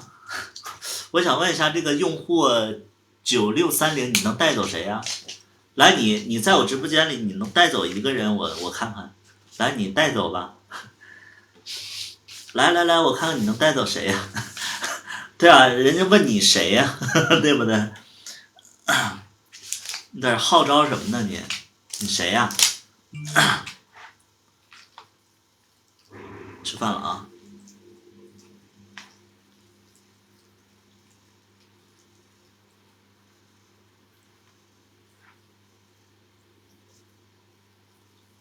吃饭啊！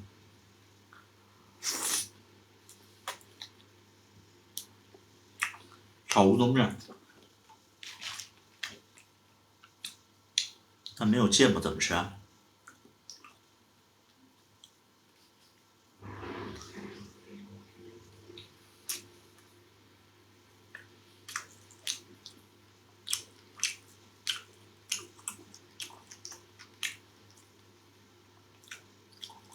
红色的一碟是什么？红色的一点，哪个红色啊？这个啊？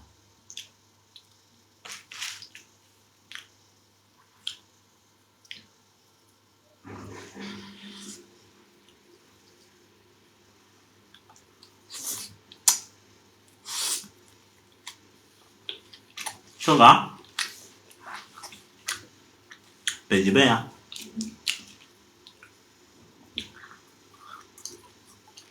没见过，好奇怪呀、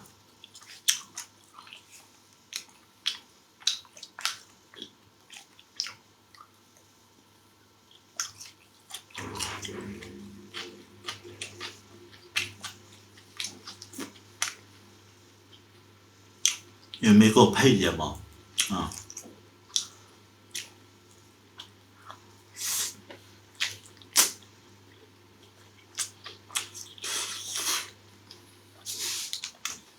那也没有啊。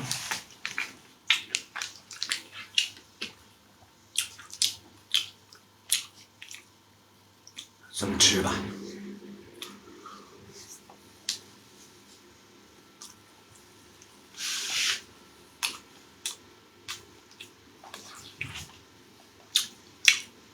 太自负，你这思想酒吧也快黄了，黄不黄关你屁事儿啊！我好歹我开过酒吧，你是个啥呀？你做过直播吗你？你是个啥呀？我就想问一下，我要骂你，数量肯定会涨上来，对不对？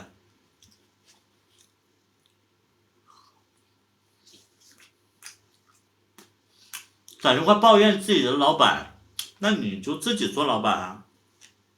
你有抱怨的时间，你自己做的老板行不行？我告诉你，现在这个阶段，有老板你才有饭吃，对不对？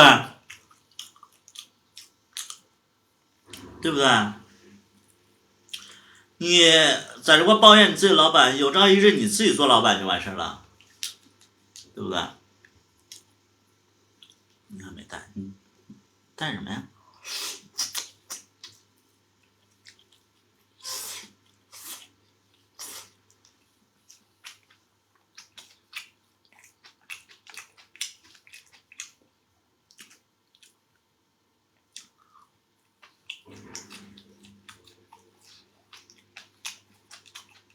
他说你骂人气就上了。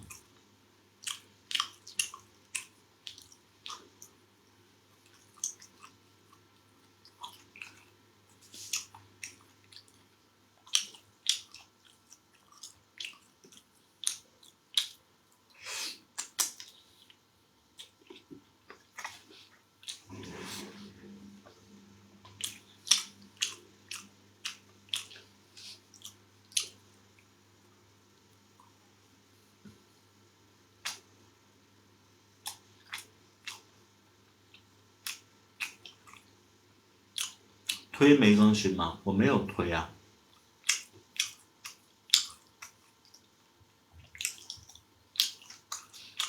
就这胸怀216，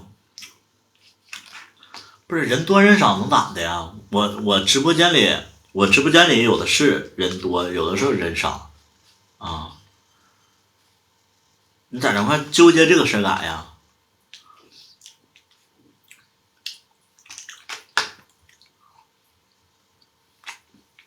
对，限流了，是啊。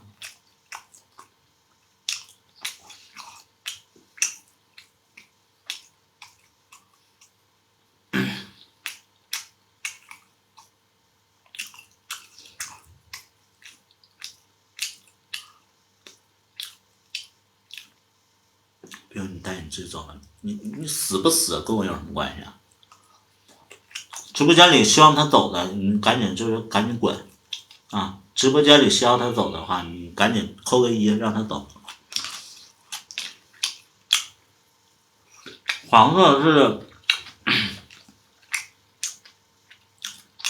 黄色的是那个芒果，就不要让我看见它。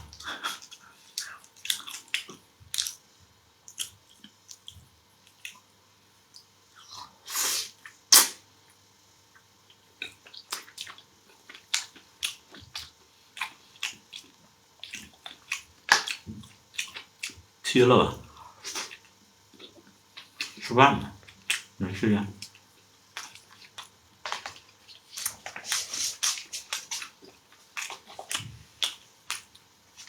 这一顿不便宜，还好。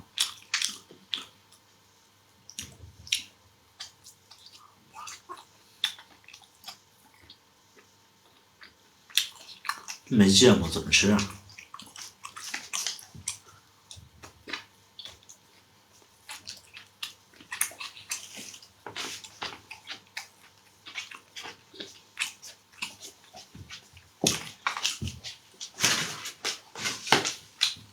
？175。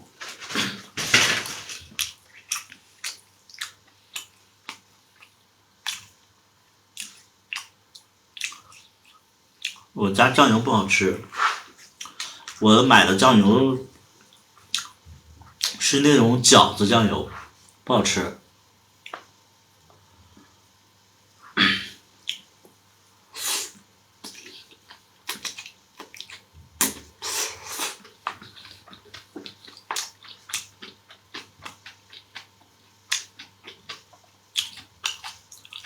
吃麻酱，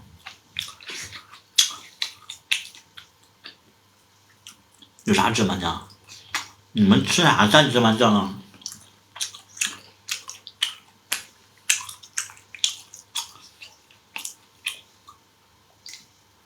小黑子蒸乌鱼是什么梗？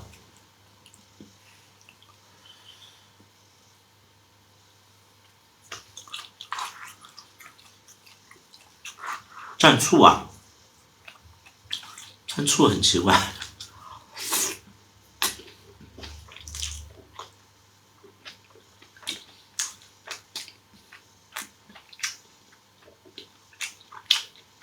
蘸大酱。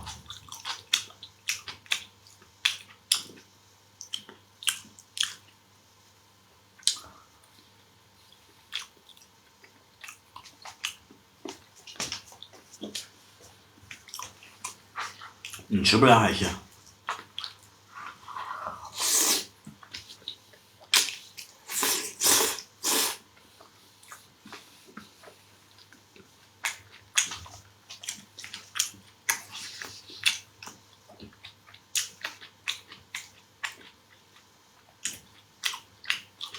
蘸醋啊？蘸醋很奇怪。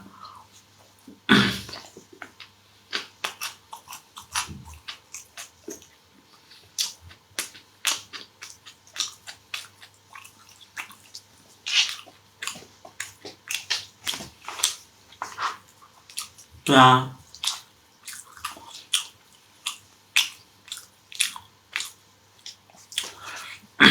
导演好辛苦，有啥辛苦的？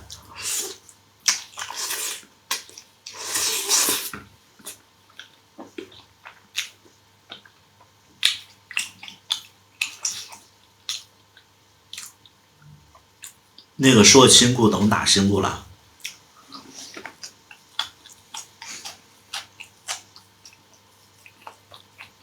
想得多。30多岁了，你还不想得多，那咋整啊？等我到40岁的时候，你看我还喜欢年纪小的，我自己不想得多，到时候人家再嫌我一事无成。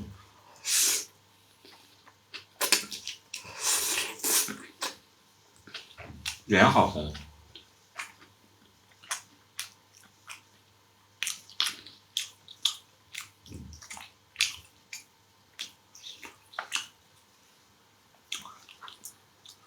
为你点亮，谢谢。你是小宝吗？不是。没养吧？没养。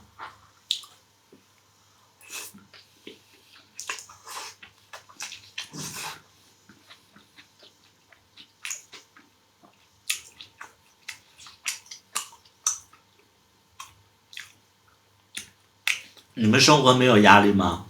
我生活很大的压力。这我给大家算一下，我一个月要要花多少钱？我的房贷，我的房贷加车贷是3万每个月。有人在 B 站说你阳了，那为什么不当我面说呢？在 B 站说，B 站是发布这些消息的事吗？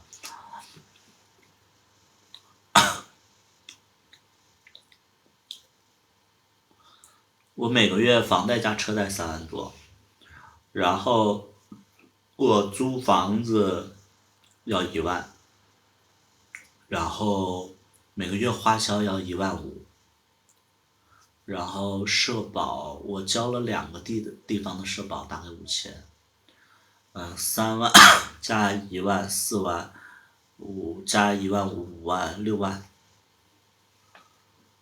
我每个月起码的开销是6万，收入主要来源，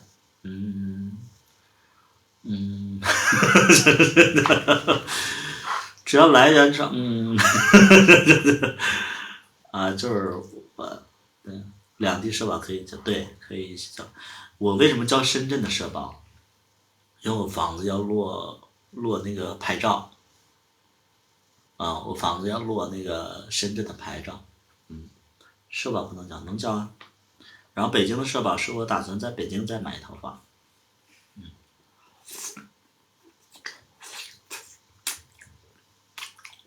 两地可以交，同时交社保，每个月都要6万。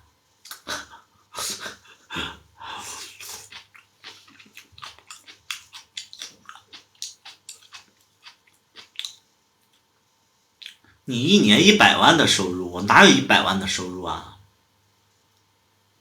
可以合并的吧？没必要吧？什么两地可以合并的？我不知道，不知道啊。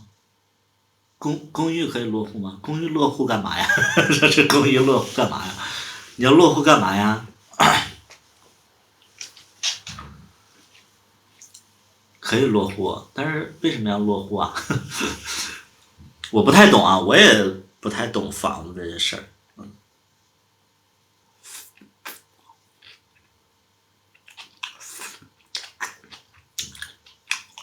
社保两地合并，社保怎么两地合并啊？为什么两地能合并社保啊？两个城市它的社保怎么会合并啊？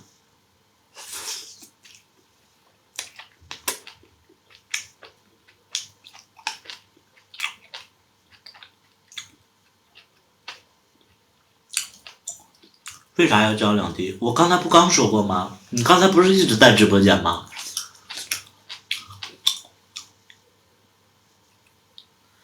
我要在北京交满5年才能在北京买房，然后我在深圳要交满2年才能车要落户，能明白不？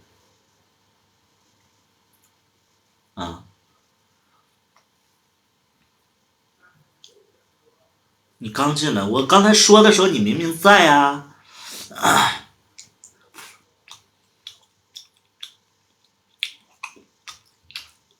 签北京签，签不了吧？2个一线城市怎么签啊？要上深圳买是啊。我两个城市，北京、上海不是北京、深圳，社保就要5000。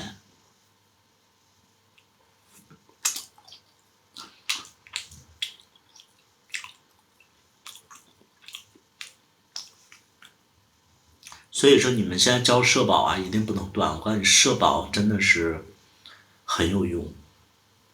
孩子们，就是我有一个过来人的角度，我年轻的时候我觉得社保没啥用，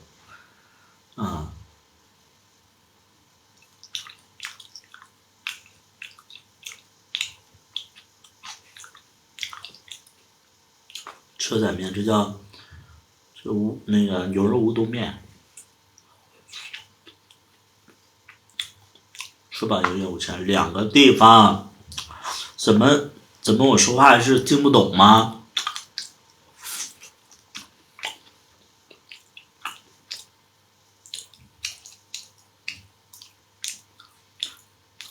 为什么社保很重要？因为你要买房啊，你要有保障啊。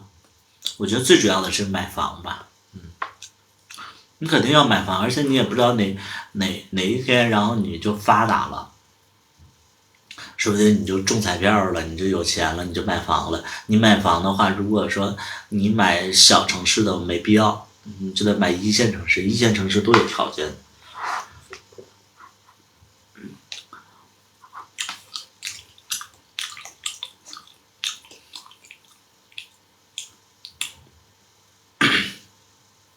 自己叫宫军鸡不合适。哎呀，不好吃啊，三文鱼也没吃完。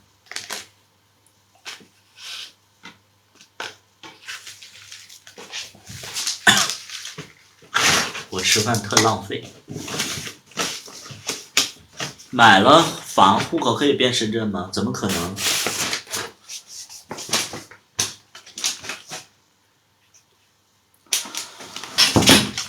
深圳1500是的，深圳这边是1500的。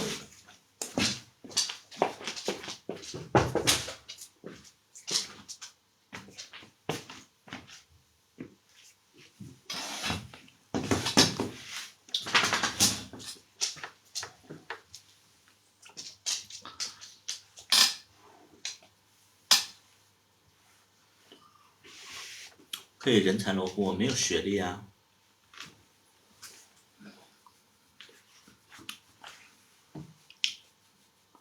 太浪费了，我牙缝里还有点，给你们留着。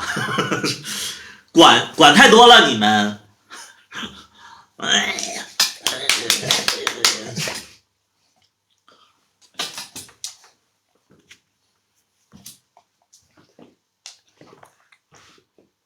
天好冷啊！你吃，神经病。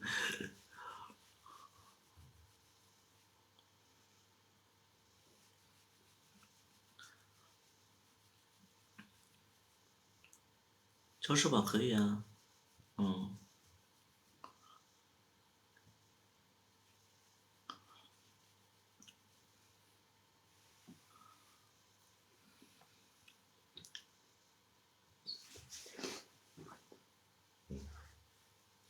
新出生可以改户口。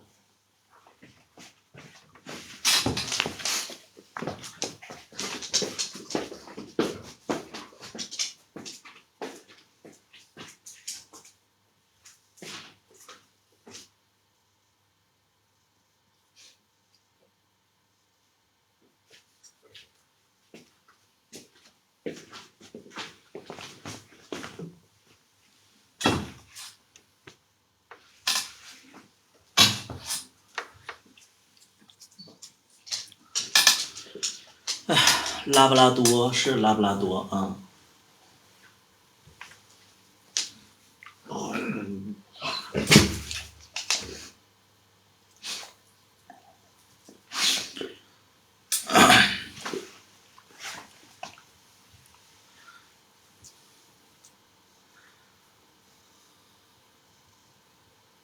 今天是性感图图，什么性感图？哎呀，干什么呢？记着就好奇怪。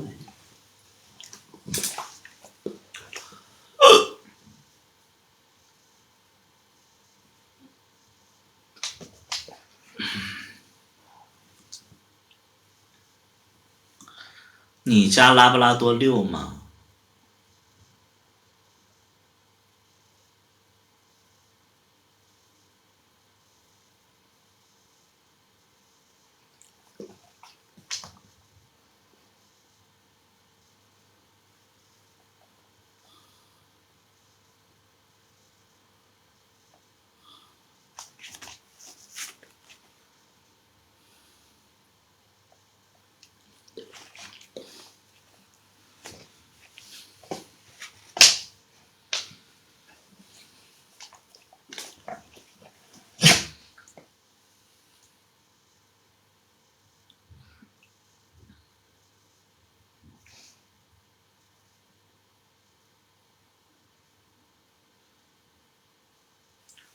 直播间里的问题太奇怪了。我没卡，我是无意到了。你家拉布拉多遛吗？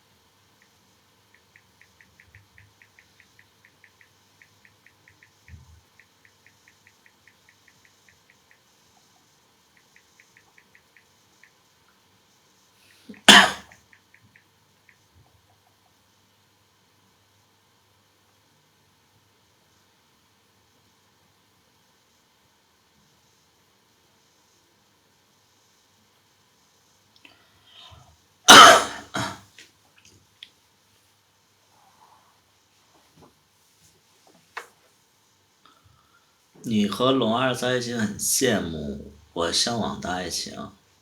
对，这样可不好。没事。现在又刮风，遛狗不冷死？冷死也得遛狗啊！你养狗就得遛狗啊。遛狗怎么了？养狗就得遛狗，没有不遛狗的吧？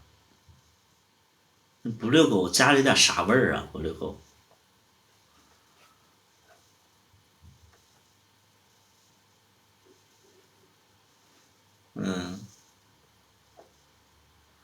不唱歌啊！不唱歌，咱们就聊聊天儿啊，聊聊天儿吧。你早晚遛狗，这有什么稀奇的吗？不要在这个话题上不要再遛狗这个事儿了，因为很多人不养狗啊。你遛狗这个话题已经很尬了啊。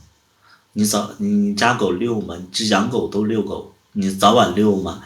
我吃完饭就遛啊，我一定要这么跟你聊天才行吗？对，就很无聊的一个话题啊。你遛狗不正常吗？龙二不在我直播间啊，有点掉发没掉发，这个是那个，因为有白头发，显的。他想偶遇你，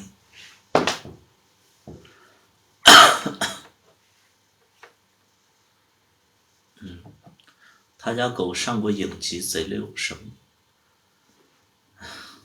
好无聊。养了之后喉咙啥都体验到了，是的，尽量能养能不养就不养，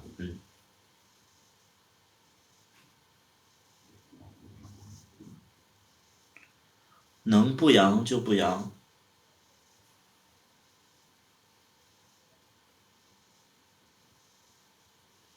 你要考虑一个问题，就是你们都把那个休息给用了，现在才几号啊？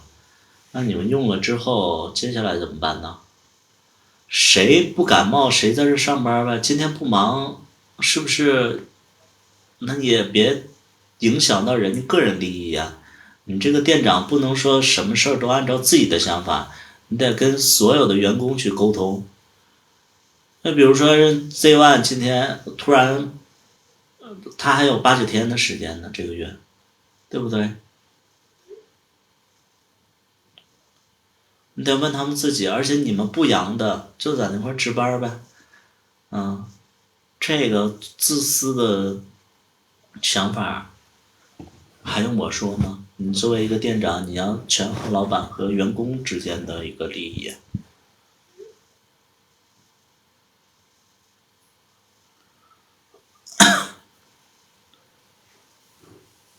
现在转阴感觉很好，有了抗体什么，都阳了都不敢出门，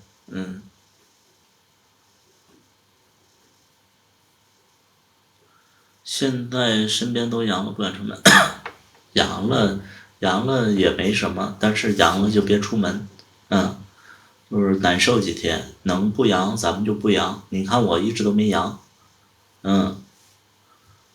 周六晚上养的。是的，就是有的，说不定我也阳了，但是我都不知道，我一点症状都没有。嗯，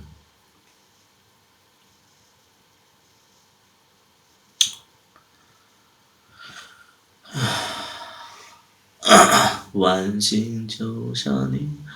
那个还去看了《阿凡达》，我没看，我不太喜欢看《阿凡达》，我觉得一般，本来我也不太喜欢。嗯，而且3个小时啊，我坐不住啊。而且就是看完的朋友跟我反馈，就是阿凡达二是叫阿凡达之家有儿女，是很琐碎的生活吗？是怎么着？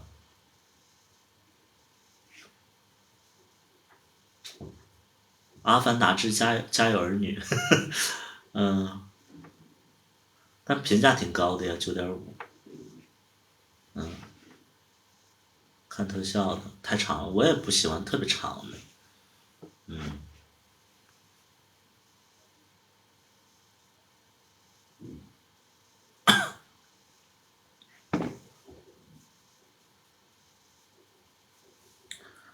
养了好难受，画皮好看。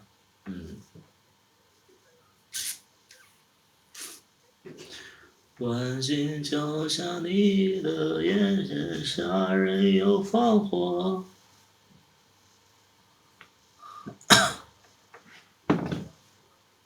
不喜欢特别长的。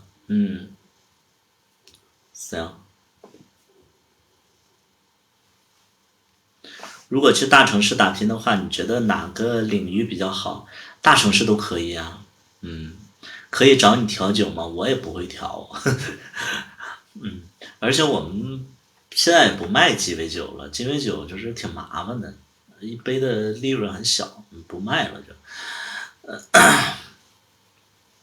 大城市打拼，你觉得哪个领域比较好？哪个领域比较好？土木的感觉不太好，土木的去2线城市、3线城市会更好一点。你1线城市哪有用土木的呀？都是2、3线城市在兴建。嗯，鸡尾酒能吸引顾客，那你可能不了解深圳。深圳是一个比较接地气的城市，它其实没那么高端啊。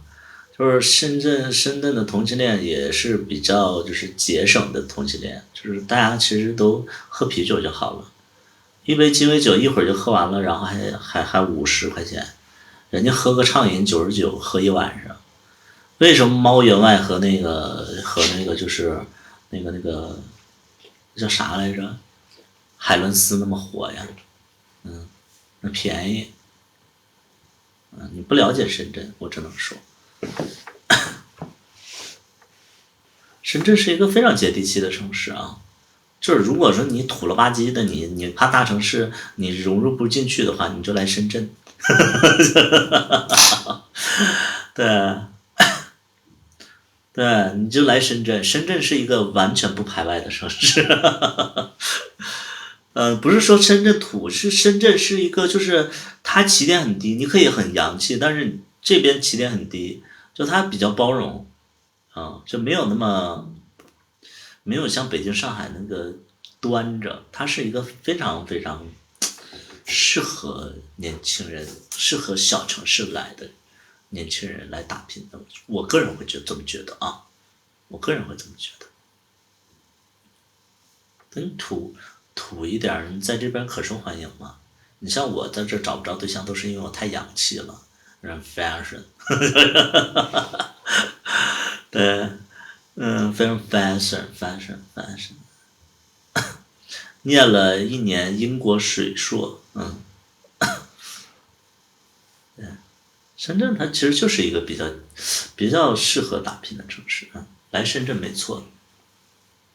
而且在深圳，你打好底儿的话，我觉得就是没有那么焦躁。你在北京、上海其实会有一点点，就是有一点点就是迷茫、虚荣。那它起点就是会那种感觉啊。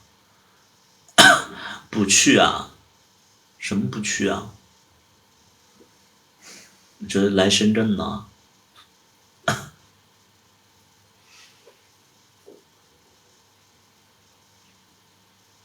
让我来深圳，我就觉得就是还挺好的，深圳还挺好的，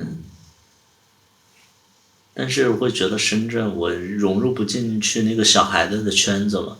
我在北京、上海的时候，我在北京的时候，我还能融入到北京的那种洋气的 gay 圈儿，不能说融入吧，起码就是跟他们接触会有一些。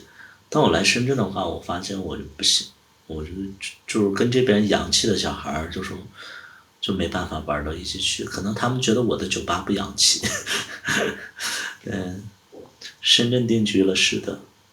图图会在深圳长待吗？暂时没这个打算。我说实在的，就只不过就是在惠州就是给他们买了个房子，给父母买了个房子，可能会在这待几年。但是我未来的方向可能一是去北京，二是去成都，这是暂时的一个打算啊，暂时的一个打算。因为我看成都的房价也不是特别高，要能买的话，其实在成都买也行。嗯，看着老了很多，那我都多大岁数了还不老？嗯，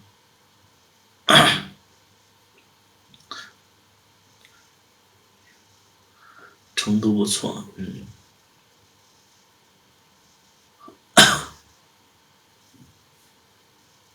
为啥想去北京？没有为啥，因为北京房价高，想在北京买套房，但是具体落在哪个城市，我这几天持续看我直播的都知道我有一个梦想，我的梦想其实就是在中国的每一个城市都有一套房。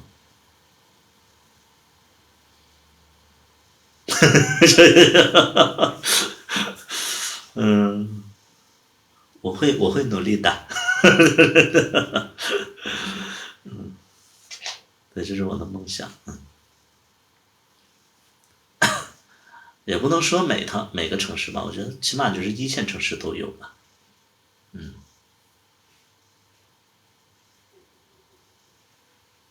都可以有个家。对，因为为什么我想在一线城市有房呢？因为其他城市不限购。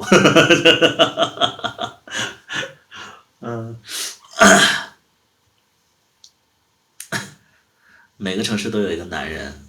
我的天，那你费用挺大的啊，你得给钱呢，你得。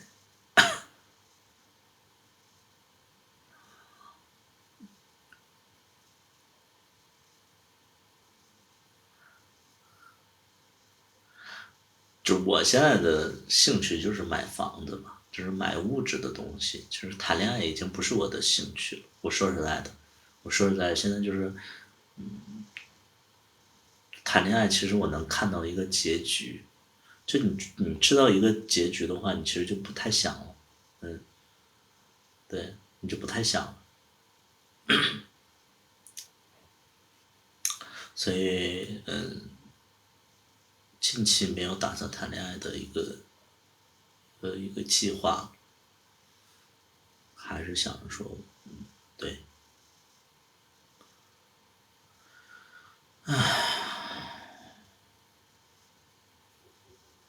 那你以后不想找个伴儿吗？暂时没有这个，就暂时没有这个打算，暂时可能是1个月、1年、1周，都有可能。我近期没有打算谈恋爱，那我也单身2个月了，2个半月了。对，谈多了，确实谈多了，就是可能再空一空吧。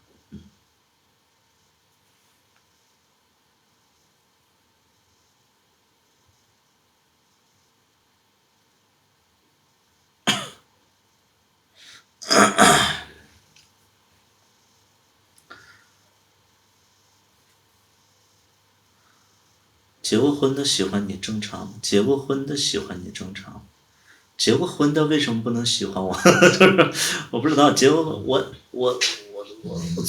是那个结过婚的不能喜欢我吗？怎么着？结过婚的，就是你现在是有家庭是吗？就是有老婆孩子是吗？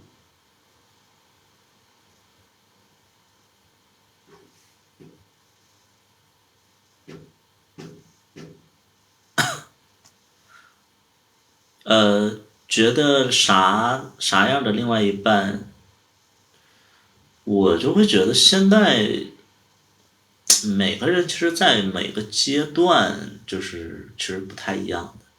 你像我现在在这个阶段，其实就是想多去累积一些东西吧。现在就是我处于一个中间的一个阶段，就是褪去了青涩，但是其实现在还不够，拥有的不够多，所以我现在是更多的是在争取啊、寻找啊、获得的一个过程，所以现在比较务实，现在比较务实。等40岁的时候，我觉得自己的那个魄力啊、冲劲儿啊被消耗掉，可能就是会从容一些，可能更接地气一些。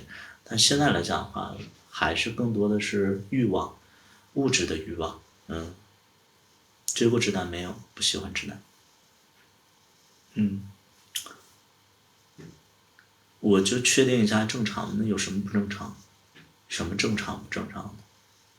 喜欢我不正常，那这么多人都不正常，对吧？那看我直播的都不正常，你们有病啊！你们有病啊！看百里屠夫直播，是这样吗？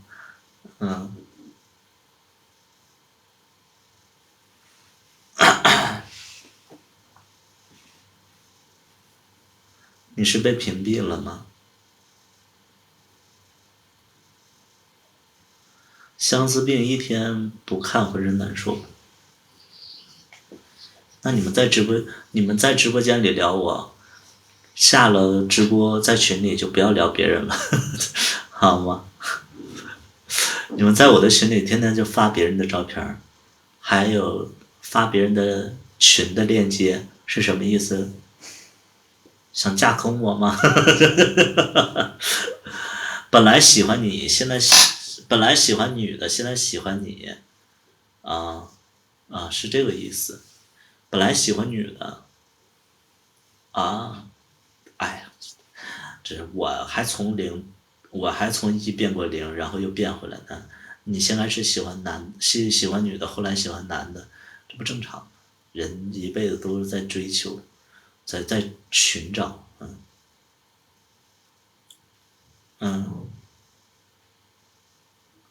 他的意思应该是有老婆还出来看男人正常，没啥不正常的呀。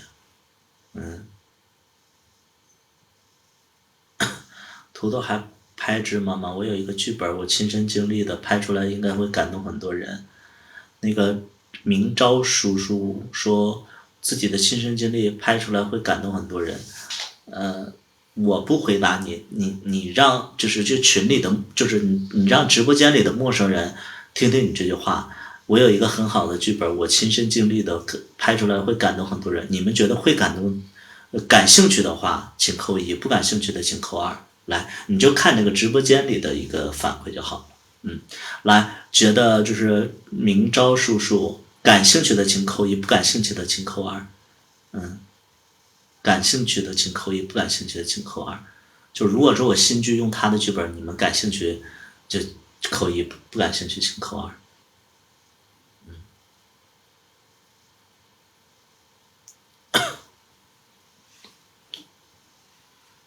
来，你们看到了，就是那个明昭叔叔，你看到了。就是我有的时候会觉得说，我现在看到的是二比较多。对，也有一种可能是感动了他自己。明昭叔叔方便连线的话，咱们可以聊聊你的故事。来，有没有就是说想把自己的故事，就是有没有想把自己的故事然后分享给我，然后拍成剧的，你们就直接连线我就好了。咱们聊聊天儿，听听你的故事。Chris，咱俩也可以聊聊天儿，就直接连线就好了。我这个连线开没开？开了。来，嗓子哑了，聊天好。来，有没有想跟我聊聊你的故事的？觉得你的故事可以在新的续作里边可以出现的，就是可以让大家去看一看，然后你就连线我就好了。来，有没有的？没有的话我就不等了，有的话我就等一等。来，有没有就是说，图图，我想跟你分享一下我的故事，或许对你的剧会有帮助，或者说你能帮我把这个拍出来，咱们就是可以连线啊。有没有？没有我就不等了啊，没有我就不等了。来，5、4、3、2、1，那没有，明朝叔叔也不想分享，明朝叔叔也不想啊。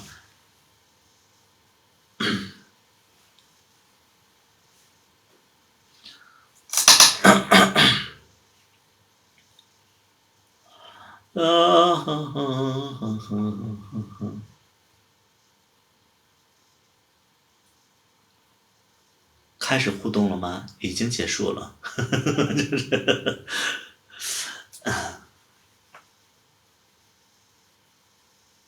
改天私信我。不会是被我的话伤到了吧？故事讲完了，已经结束了。不会被你的话伤到。我说句实在话，就是很多的故事只是自己觉得比较特别，但其实你像我做直播间这么长时间，我经常会连线，看到的故事大致相同。就是有的人会跟我联系说，图图，我遇到一件特别奇葩的事儿。我说什么奇葩的事儿？居然我喜欢上直男。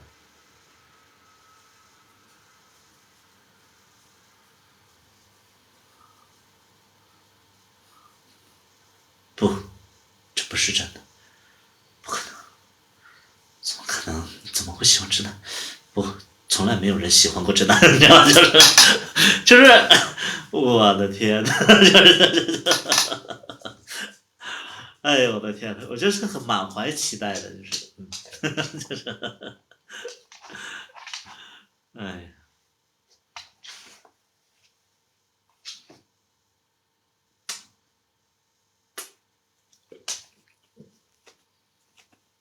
你别把了我。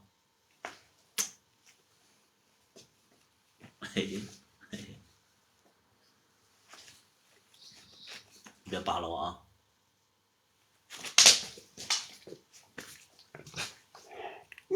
哦，别扒了我，抱抱，抱抱。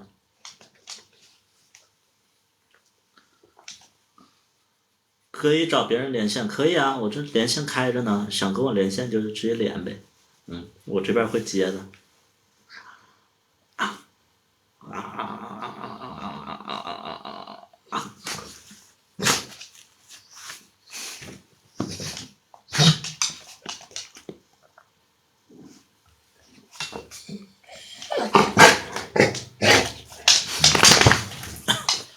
喜欢直男是一件非常痛苦的事情，有什么痛苦的呀？这不自己选的吗？哎呀，你别扒我啊！我在直播间里，我这个睡衣说好几万呢，你就这么扒了我？你不是穿帮了吗？睡衣老贵了啊！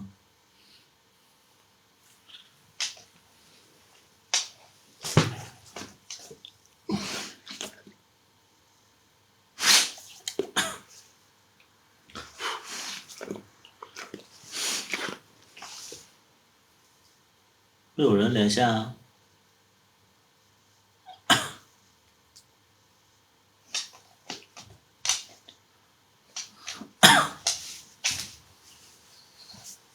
你不敢连，长得不好看。连线又不是让你视频，连线不是让你露脸儿，语音连线。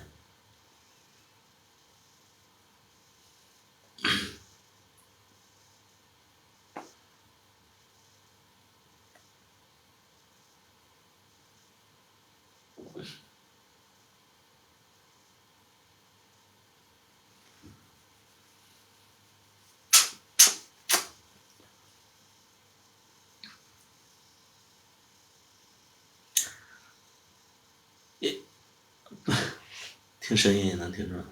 Chris，你的声音应该不好看吧？Chris 从声音来讲的话就不好看，就是，嗯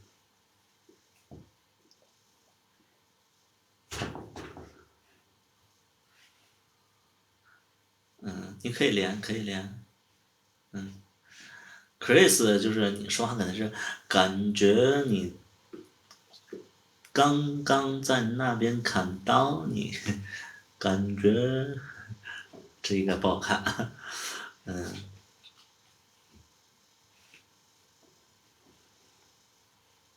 连线可以讲自己的故事啊，不要聊我，你不要说，多多多多多多，我特别喜欢你，我终于连上去了，多多，我呀，你不要这样啊，就是咱们就是聊自己的故事，聊自己的故事，就是咱们把这心的放平啊，语速咱们就是放慢，哎，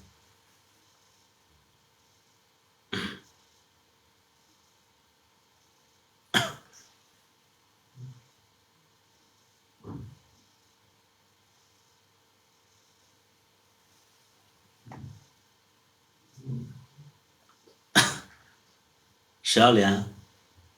是连不上吗？我这个连线不开了吗？来啊，这个咱们朋友肯定是需要一个开场，咱们肯定是需要一个开场。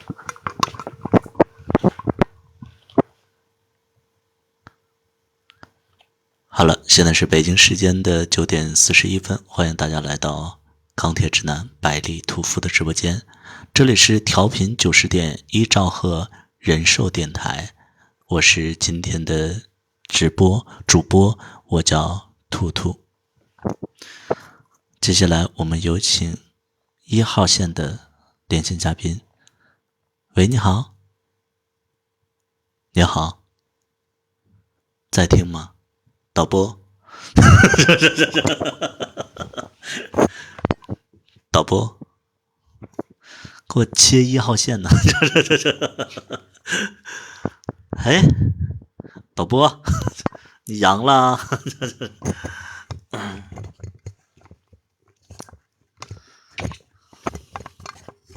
有没有人啊？操，来人，没有人。行，好，今天的直播就到这里了，感谢大家支持，我们没日子再见。这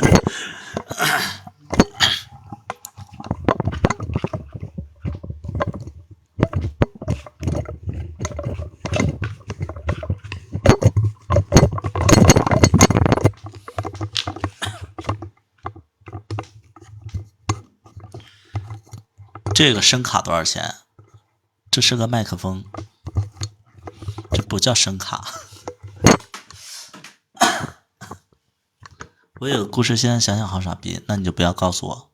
哎，你要讲你就讲，你不要在那块就是就是做个预告什么的，就喜欢听我的声音。你喜欢我这样的声音，还是这样？哎呦，你就是有的人说，哎，你唱歌怎么没有假声啊？我平时连假声我都发不出来，我唱歌的时候哪有假声？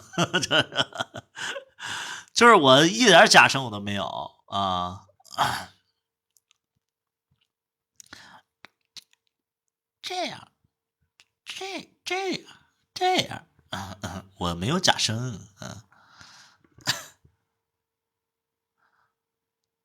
我真没有假声。全是感情，连技巧都没有。嗯，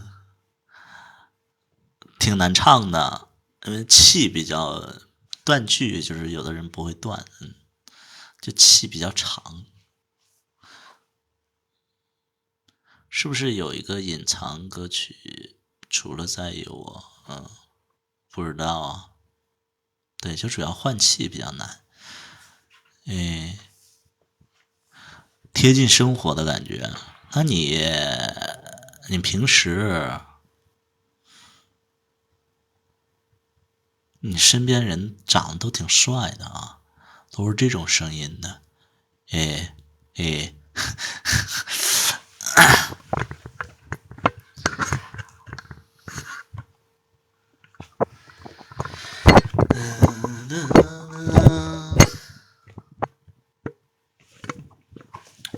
我们主动连线别人吧，我看看谁在直播。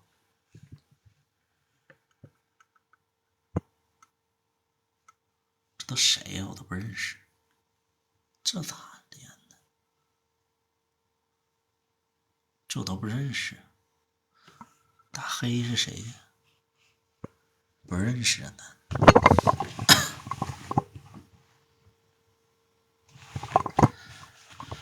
你们唱歌啊？我不想唱。小维在吗？小维不在。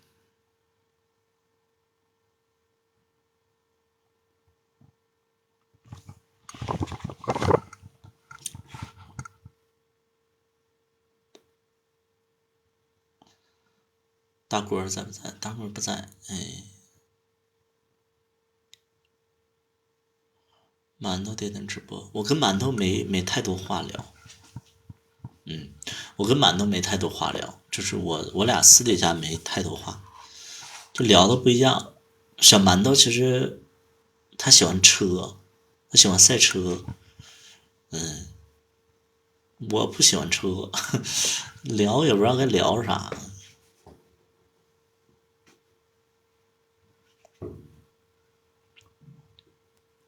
我私底下就是走的最近的这几个演员，就是从我拍的所有的剧走的最近的就是小薇，我跟小薇走的特别近。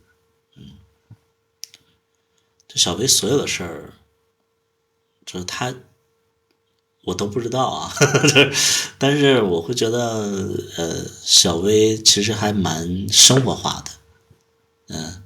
你知道，就是小薇曾经跟我说了一个事儿，就是我都觉得非常丢人的事儿，她一定要跟我说。然后我觉得她在我面前一点包袱都没有，就比如说她被别人追着打这种事儿，我在想这种不是丢人的事儿吗？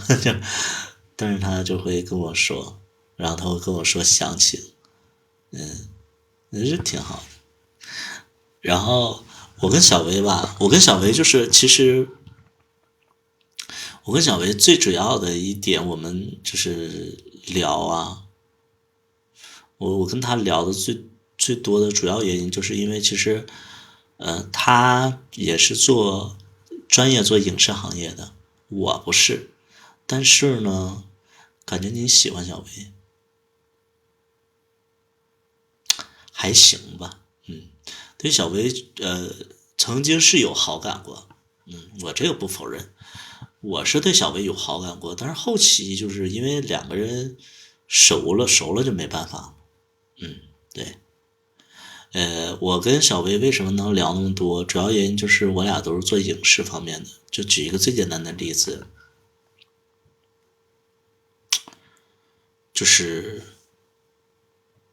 在片场的时候啊，在片场的时候，我其实是比较孤立，我是比较被孤立的。你们能想象到吗？其实也不是说被孤立吧，就是我其实是自己一个方阵的人。就是我说这个观点可能很多人理解不了，但是你们要就是你们去想象一下，就是我是老板，就是我是投资整个剧的老板，然后我又是导演，然后我又是就老板的话，就是所有员工，我只要给他开工资，他其实跟我都是对立面，这是老板的一个身份。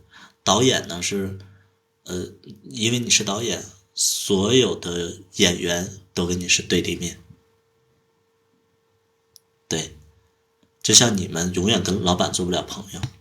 对，其实这个是一个非常现实的东西。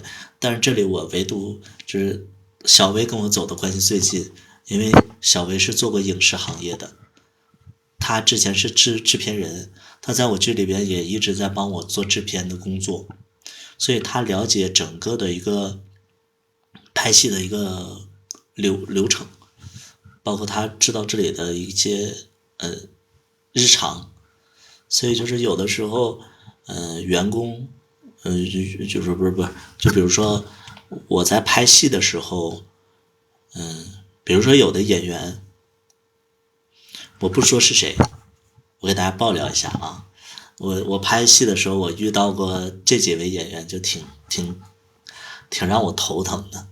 首先，首先是第一位演员，他不背剧本，他不背剧本，他甚至都不知道他这个接下来的走向是什么啊，他不背剧本，然后他也不理解他这个人物为什么要这么做。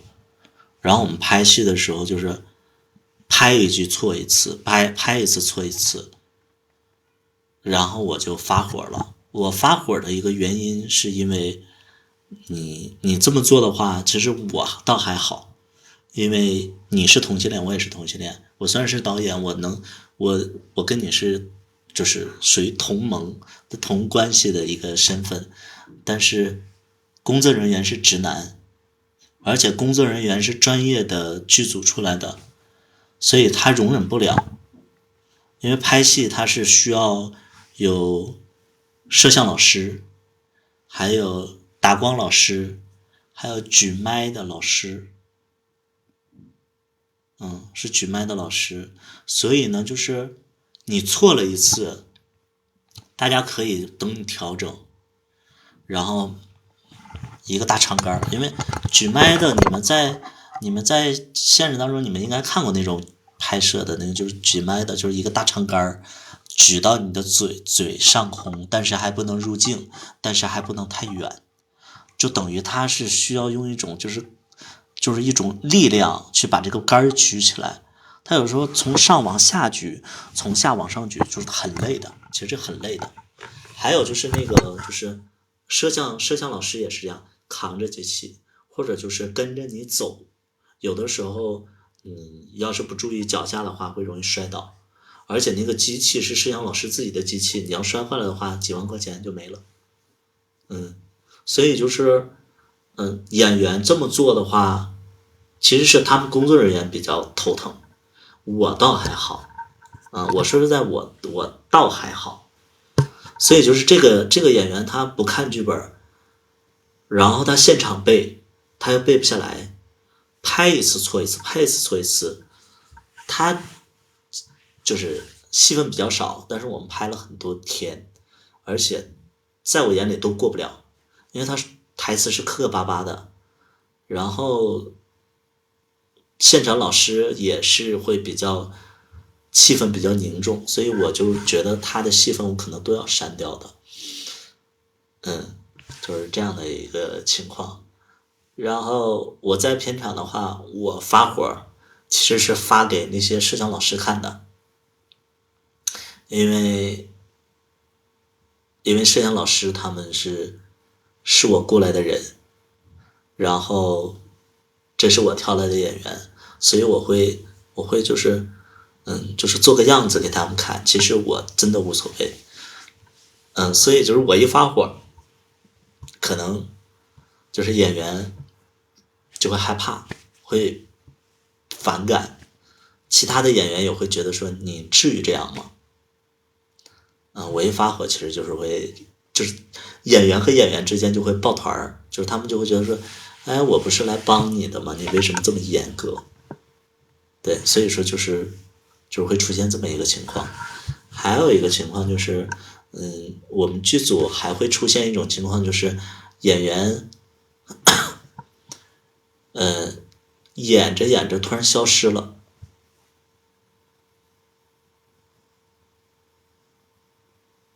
演员演着演着突然消失了，他戏份没演完，他突然消失了，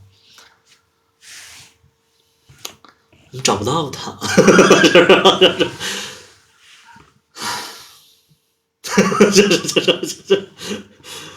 嗯，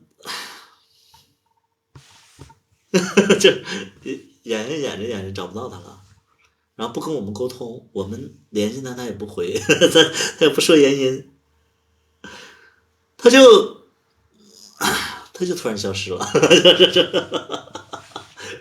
然后结局就不知道该怎么拍了。后来我们就是从剧里的一个情况来看的话，我就说那就把结局就是把这个结局改一下嘛，然后就改一下，改到别人身上。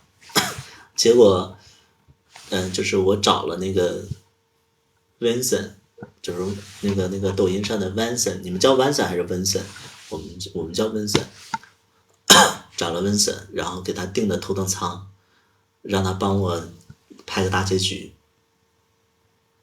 然后结果这边都定好了，这个演员突然就回复了，说：图图，我给你道歉，这个结局我还想演，然后我跟你说一下是怎么个情况。就这么个事儿。然后是就我们拍戏的时候，我整个的就懵了，懵了。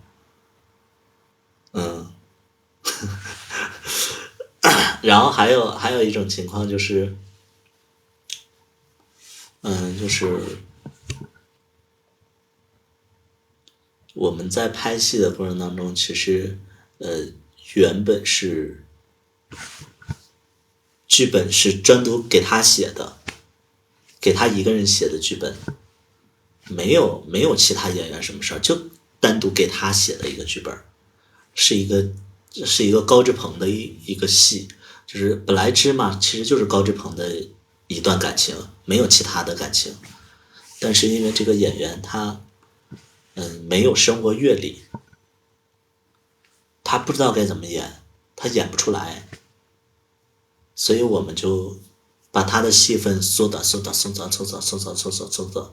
然后让别人去演那个最长的那段，给他缩到一个比较短的地方，然后，对，就是这样。还有一个情况就是，我们在后期的时候，有的人会提前泄露结局，会提前去泄露故事线，就是我们戏还没播呢，他就提前泄露出去了，包括我们的片尾曲、我们的插曲，包括我们做的一些影视的一些东西，他提前泄露出去了。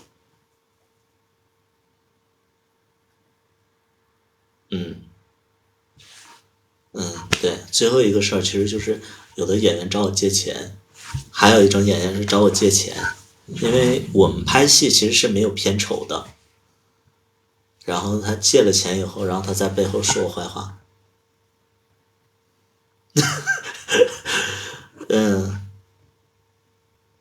就是有的人找我借钱，然后拍完了以后，然后在背后说我坏话，就这种事儿，我觉得就是挺无语的，就是因为其实我所有的演员都没有片酬，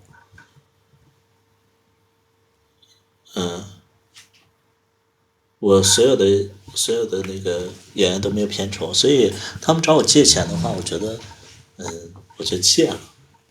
本来其实就借了1万块钱，我其实也没打算要，我其实没打算要，因为大家都是来帮忙的，1万块钱其实还好，就是你拍了20天的话，就是这1万块钱我其实就不应该要的，但是你要说我坏话的话，我一定会要，就是对，就是演员其实真的就是这个剧里的演员，其实真的不像你们想象，就是跟原本的人物怎么样，就是其实他们跟原本的人物不是一回事儿，我只能这么讲，就是你们看到的只是这个角色赋予他的，不是他本来的样子。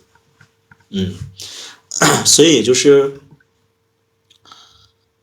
这里最正常的其实就是小薇，小薇其实是最正常的，而且她深知这些情况在剧组里是大忌，所以她就会帮着我，就是她不是那些明目张胆的帮，她不是明目张胆帮，她就是在拍戏的时候，她其实也比较懒，她也不愿意动弹，但是你知道，在一些大是大非的事儿的上，她其实会智慧，她说，就比如说我曾经那个消失的那个演员，就我们拍着拍着消失了，然后后来他又回来拍了，然后我们就就是后来就是在剪辑的时候，大家就聚在一起吃个饭。他那天嘛，也不知道是喝多了还是怎么着，一直逮着那个演员说，你知道吗？这个如果说在一般的剧组的话，你直接会被封杀，而且你这个事儿特别的差劲，而且他一直在说，我就很懵，我说小薇你不要再说了，我说他已经有点尴尬了，而且脸上挂不住了。小薇说，小薇就是跟听不懂一样。后来小薇就跟我说他确实是这么想的，确实是这么想的，以后不要再用它了，什么情况？你不会喜欢上人家了吧？那个崽子呀，那个崽子，你别跟有病似的。我跟小薇认识六七年了，对，我跟小薇认识六七年了，消失的是谁？我不说了，好吗？我不说了，就是我只能说演员其实只是个职业，你们看到的只是角色，你们看到的只是角色，我只能这么说，就是你们看到的只能是角色，而且就是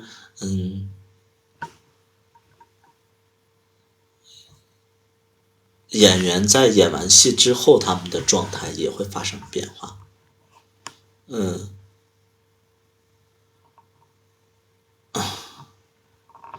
有急事儿不让请假吗？我们就我们总共拍摄的是20天，就是我们拍摄周期就是20天，然后我们是以10天为一个单位。如果是你有什么事儿的话，你可以跟我说，因为不是说每天都有你的戏份的，这完全可以请假的。不是说很少有角色说每天都是拍他，我们尽量都是以同一个场景为一个拍摄周期。就比如说我第38场我在房间里，26场我在房间里，我38和26拍在一起，你明白吗？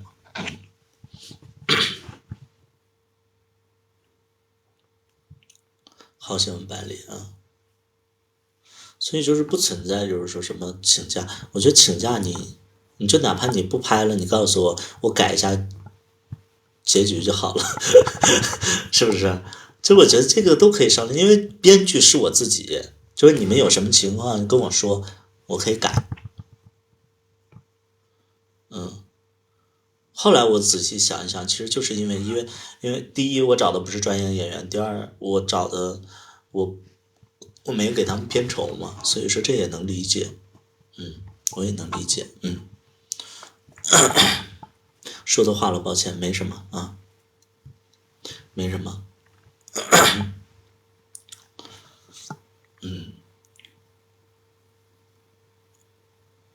就是我有一首我其实这里边我最气愤的其实是有一个演员，就是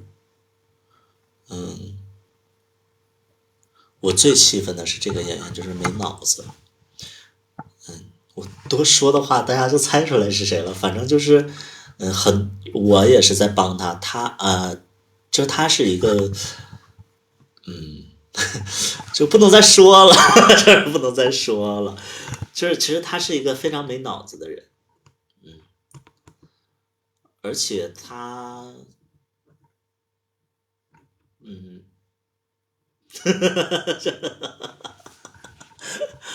对，他是一个没脑子，然后就是，而且他是一个就是不太珍惜自己的人，嗯嗯，对，就是这举个最简单的例子，就是我其实后期啊，有的时候会带他去一些场合，因为其实我接触的有钱人比较多，你知道吗？然后包括我应付的这种局也比较多。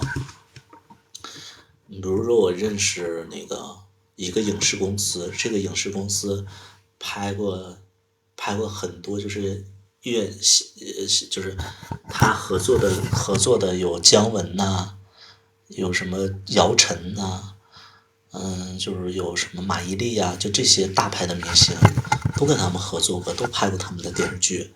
就这样的一个影视公司的算是一个二把手，就是他哥哥，他亲哥哥是一把手，他是二把手，他是个导演，也是一个影视公司的一个经理之类的，总经理之类的，然后带他去见面，他连墨镜都不摘，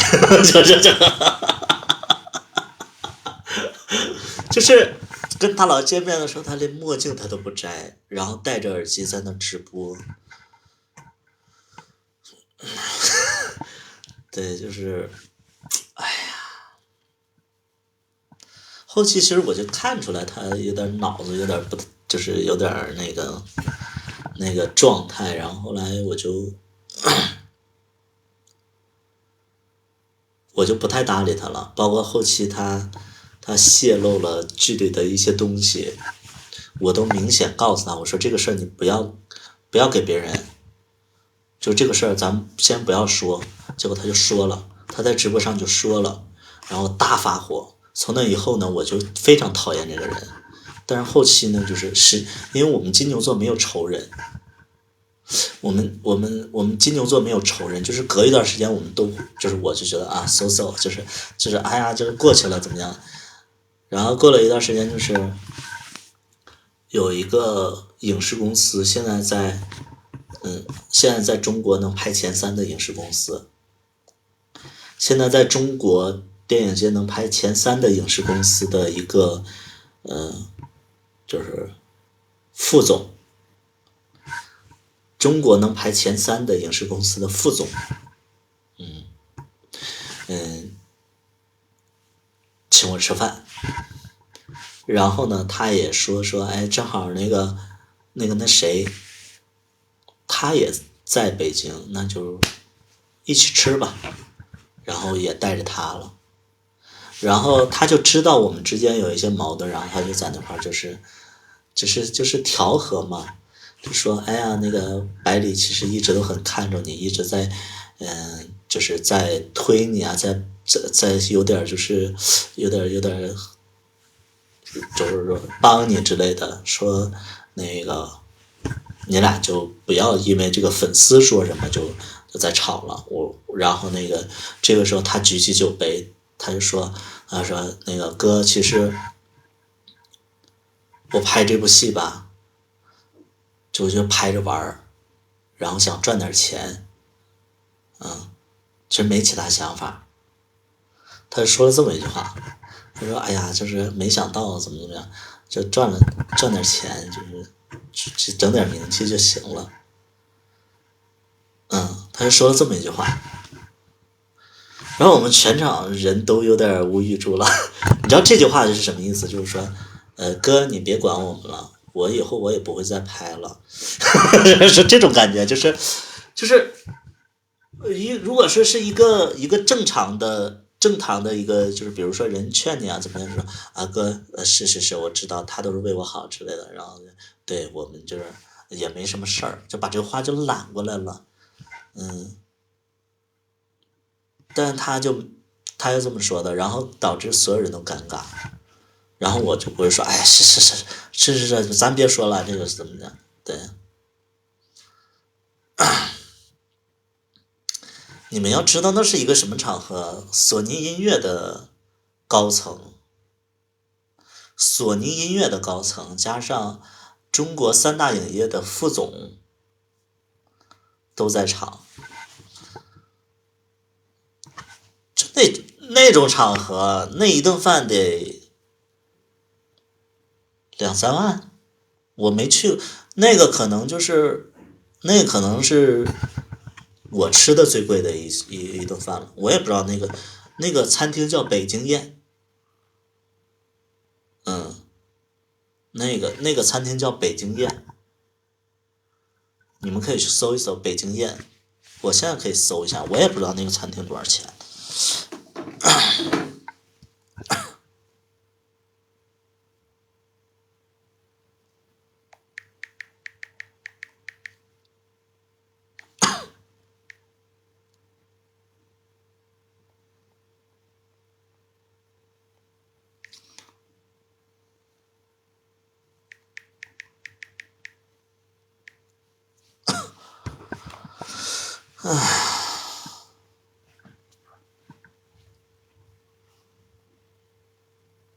我们大概是10个人。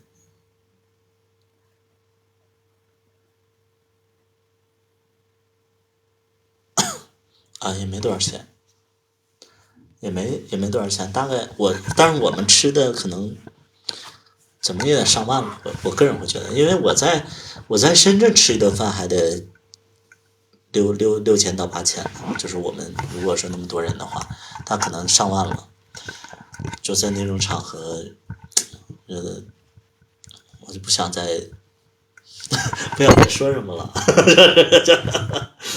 所以就是这样的演员，就是我就没办法，我实在就是会觉得说可惜，但是没办法，就是没办法。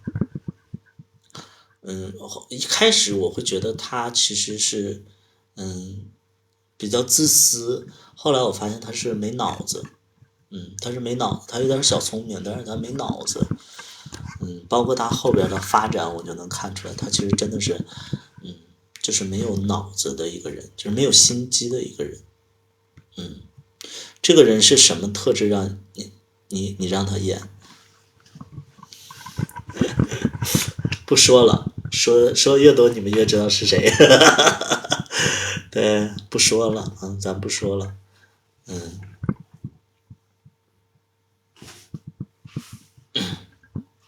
所以我还是那句话，就是演员，你们看的其实是，你们看的是角色，不是看演员本身。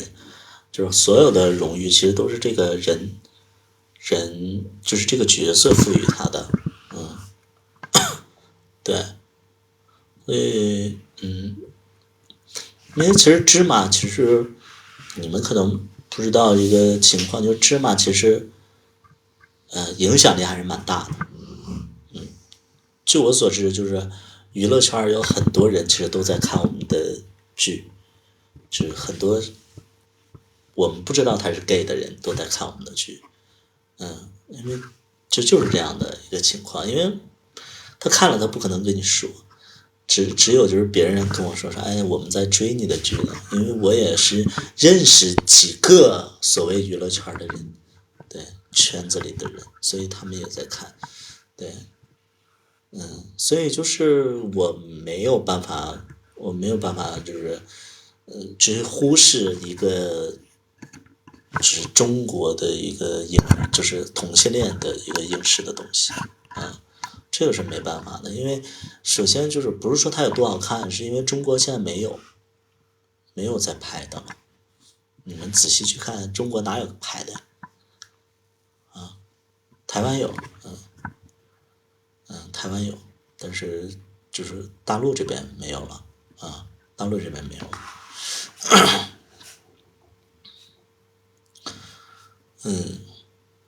所以就是我拍这么长时间，其实我最怕的是什么？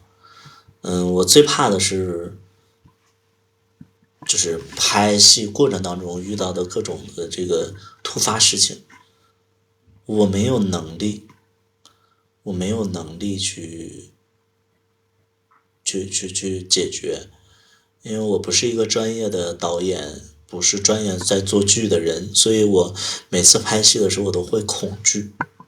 我会恐惧。我在拍戏前几天我就开始睡不着觉。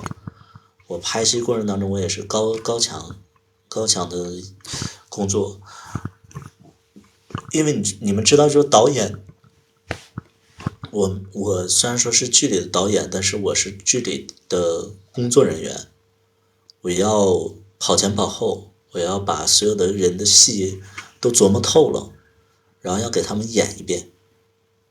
所以就是每个角色的一个心理状态，其实我都在给他们演示的时候，我逐渐的更清晰了。就是这样的一个情况，就是所有的角色我都要演一遍。所以就是不是就是演戏绝对不是你们看到的那么简单。有的人说，哎，他没演过戏，但是他表现挺好的。你觉得你没有踢过足球，你觉得你会你就会吗？那可能是现场去调的。就是这样的一个情况。就是很多人觉得演戏不是很简单吗？不是这样。其实它其实需要很多繁琐的工序去让大家觉得你演得好。比如说第一点，导演得会导；第二，你得听懂话；第三点就是你有表现欲望；第四点就是你后期，这个老师怎么跟你去调；第五点是剪辑。第六点是你的，剪辑之后你的人设脉络这一块是否清晰，定位是否准确。其实这些东西都是需要后期去调的。一个演员可能前期他演的不怎么样，但是如果说他会那个演戏的节奏的话，把它剪出来，剪的依然会很好。对。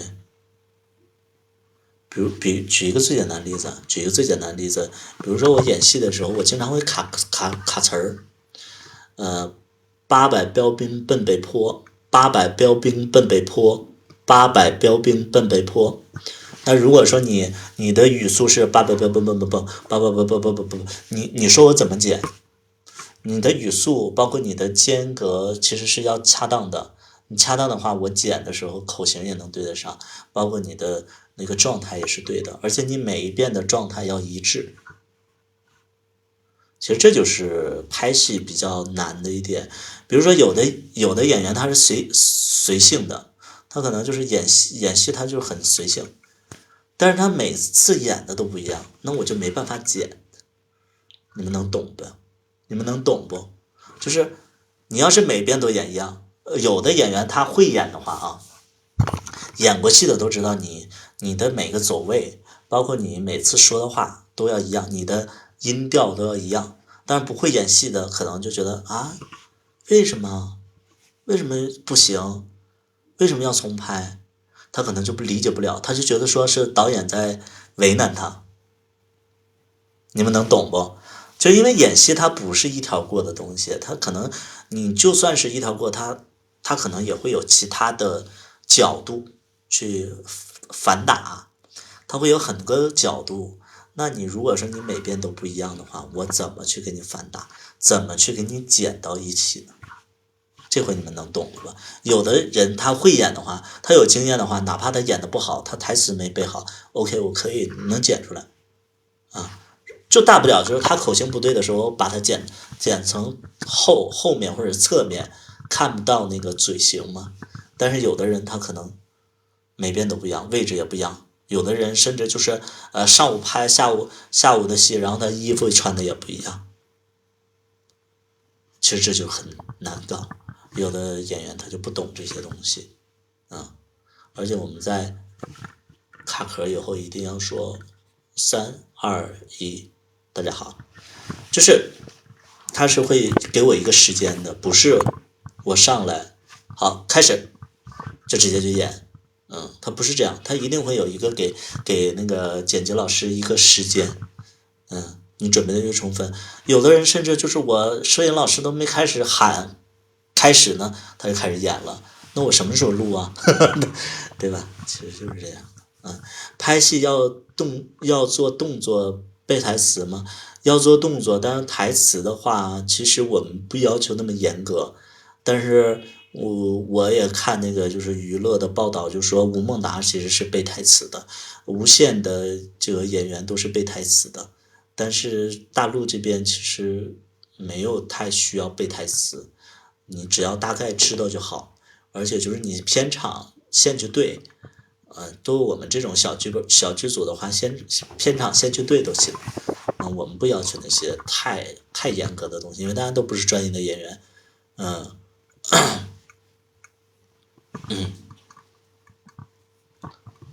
这种还不会吗？换衣服，因为有的人他中午吃饭了呀，他可能他把那个领带摘了，这就是你们传说中的穿帮了，对吧？有的人可能把外套脱了，然后他穿了一个不一样的外套，他可能记错了，就会有这种情况。我们吃饭的时候很容易就是把那个领结摘了，把那个外套脱了，可能就不一样了。你拍的戏好像在抓某个点，说明某种现象或表达某个思想。想想都不连续不认真。其实就是会这样。你们其实拍戏就是在剧组，你们会看到很多真实的演员的一面。为什么有的人他专业？为什么有的人能赢得尊重？有的人大家觉得他真的很不错，其实是从细节。为什么有的人你觉得他不错，但是导演觉得他很差？因为就是我们会看到不一样的面。我经常会夸的那几个演员，我觉得确实不错的。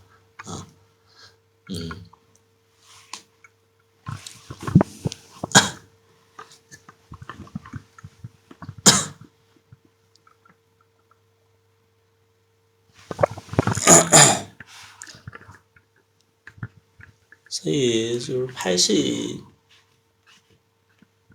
我其实会很恐惧。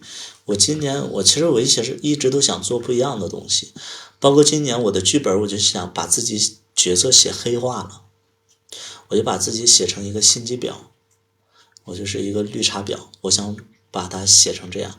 但是我很怕大家会觉得说，大家会带入这个角色，觉得我生活当中是这样的人。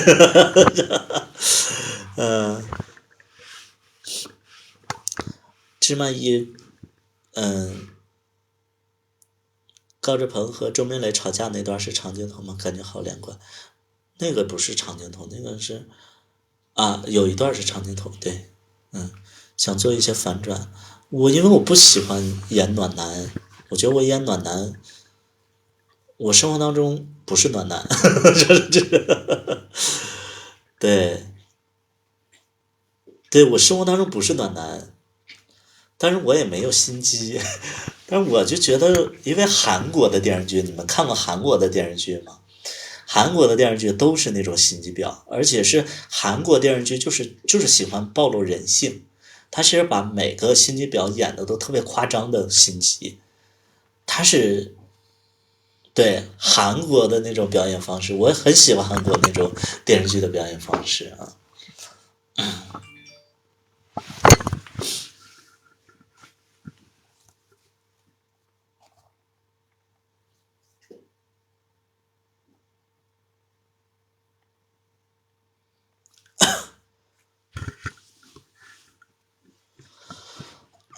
长镜头是不是很难？万一某个细节错了就得重来。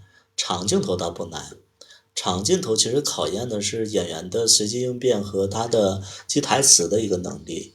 比如说我们演长镜头的时候，一般都是说，自己背好自己的台词，但是有的时候我们可能会忘台词。忘台词的时候，你就不要卡壳，你就顺着他演。比如说，他接下来有一句话说：“你怎么这样啊？”我要说我哪样啊？但是他不说你怎么这样的话，那我可能就要往下接。他说什么我就往下接，因为有的台词其实没有那么重要的话，它其实是一个情绪的一个递增的一个作用。那我们如果说情绪到了的话，也不用，因为每个人说话的方式不一样，所以就是我相反，我会觉得连续的演下来更好演。嗯，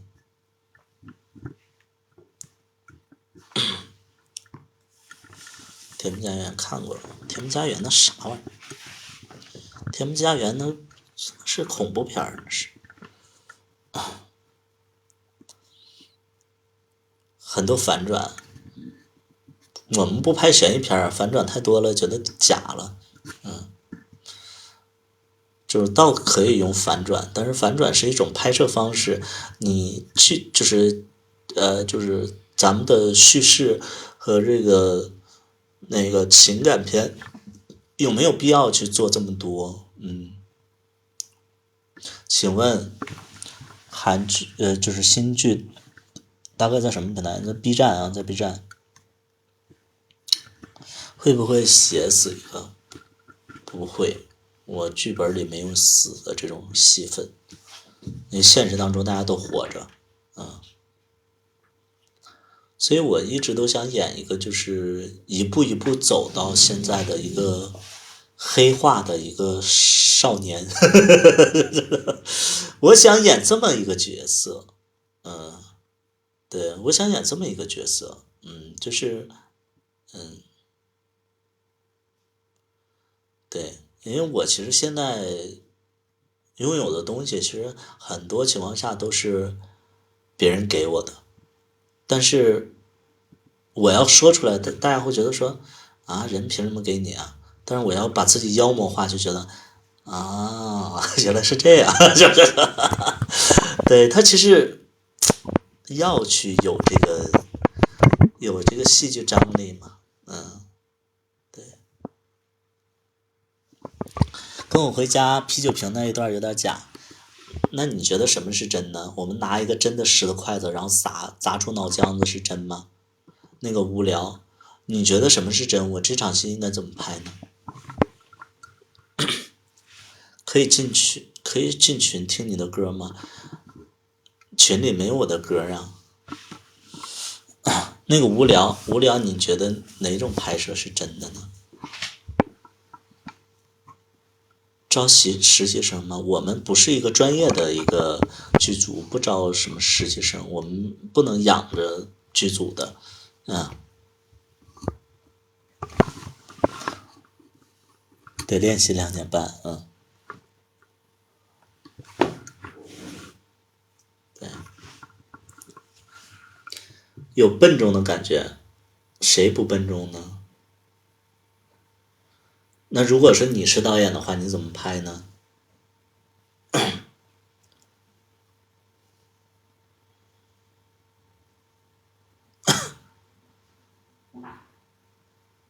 就我想问一下，如果是你是导演，你应该怎么拍？用轻钩拍？哎，我一个拎波微步，操你妈，砸过去是这样吗？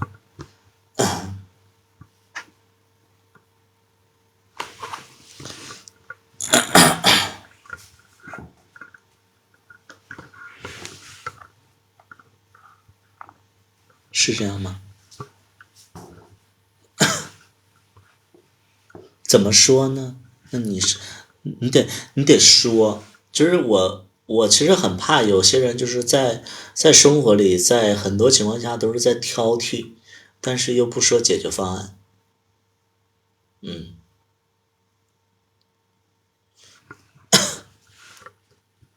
对，你就是比如说你嫌弃自己家里的家庭条件不好，那你就改变它。比如说你嫌弃工作单位的环境不好，那你去辞职，你一定要去说一个解决方案。如果你就是一直在挑剔的话，你这个不是一个解决的方式嘛，对吧？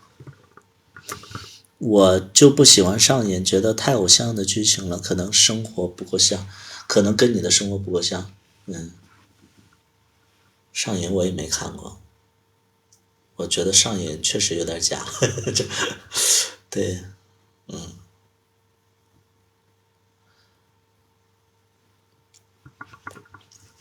是染白了，不没染，自然白的。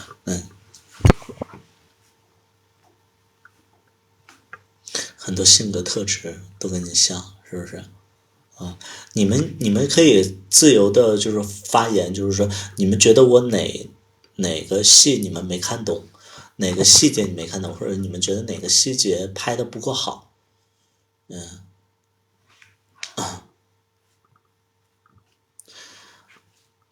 就刚开始拿啤酒那个人感觉很明显，然后被打了之后应该120看的一个知己，我都想打了。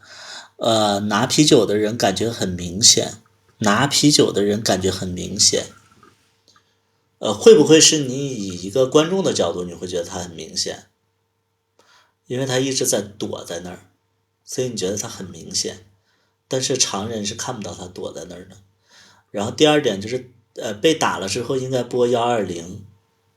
你在发生一些事情的时候，你能够做到理性吗？我想问一下，你被砸过吗？你父母有被砸过吗？那个时候你够清醒吗？我想问一下，就是当你亲人发生了一些急切的事情的时候，你能做到理性，就是说被砸了。喂，哎，你好，120是不是？啊，我是在那个什么街什么道什么我这个朋友被玻璃酒瓶砸了一下，对，我们就在路边。好，等你，好嘞，好，好嘞，谢谢，好嘞，好，你能做到吗？我想问一下，你能做到吗？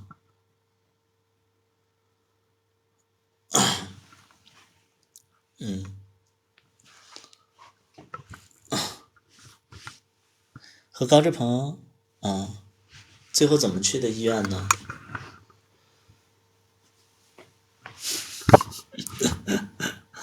那他自己飞过去的。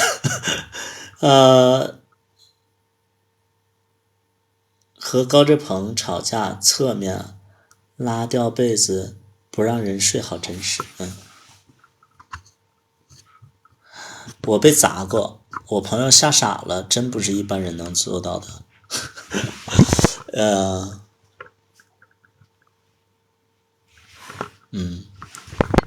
我被砸过，当时都晕了，还是我妈找到我送我去医院的。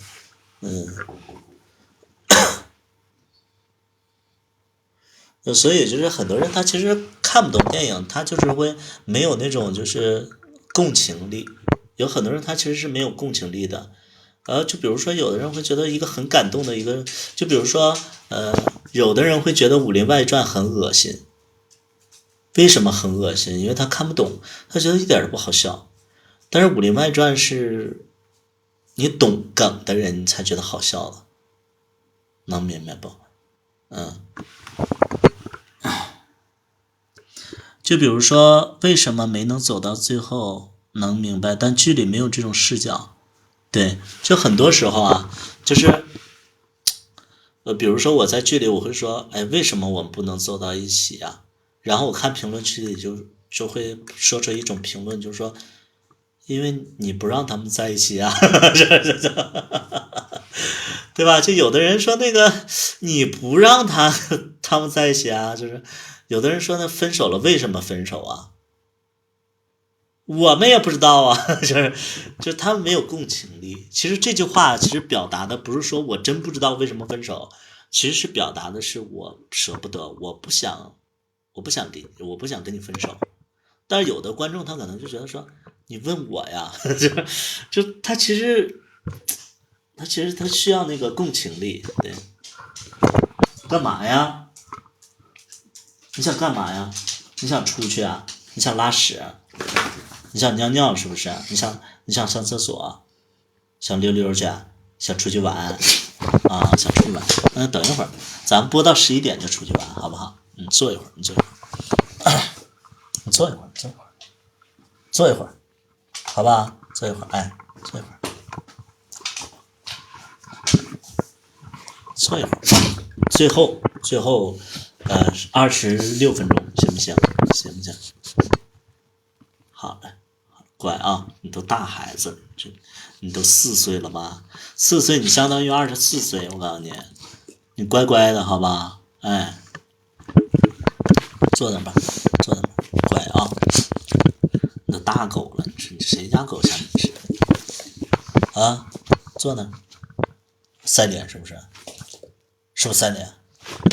坐好了，哎。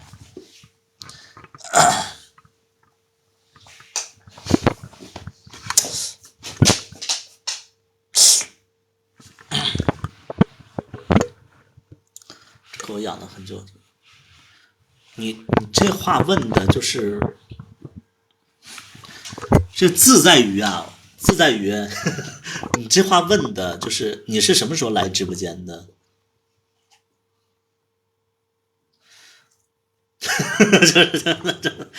我说他都4岁了，他说这狗养了很久了，就咱们是这种让我怎么接呀、就是你这我刚才说都4岁了，他说你养了很久了吧？就是这对，就是啊，刚到啊，那就行。哎呦我的妈呀！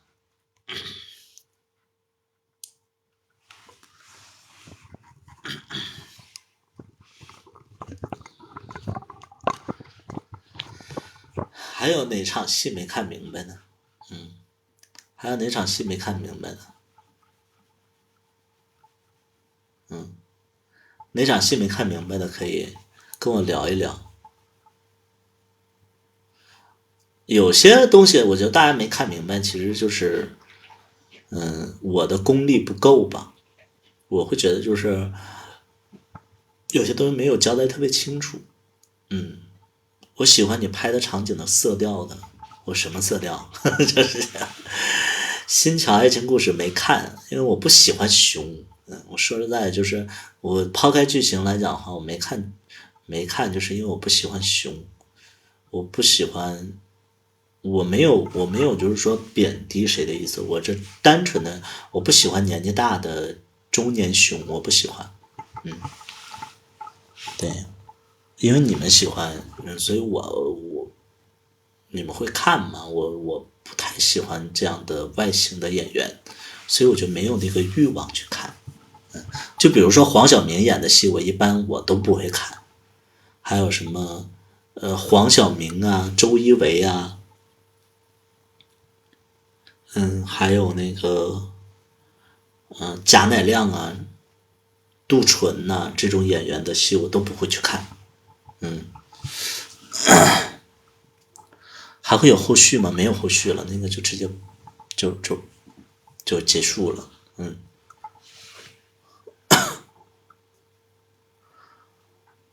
跟店长在一起生病的噩梦是谁？闪现那个是谁？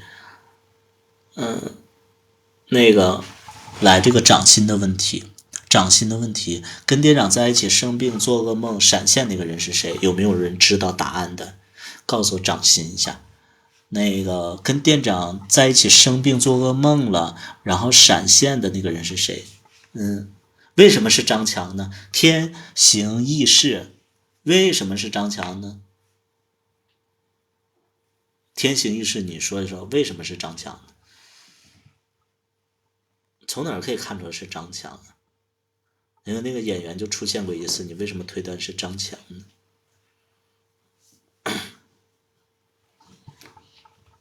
被开除的店员他欺负周明磊，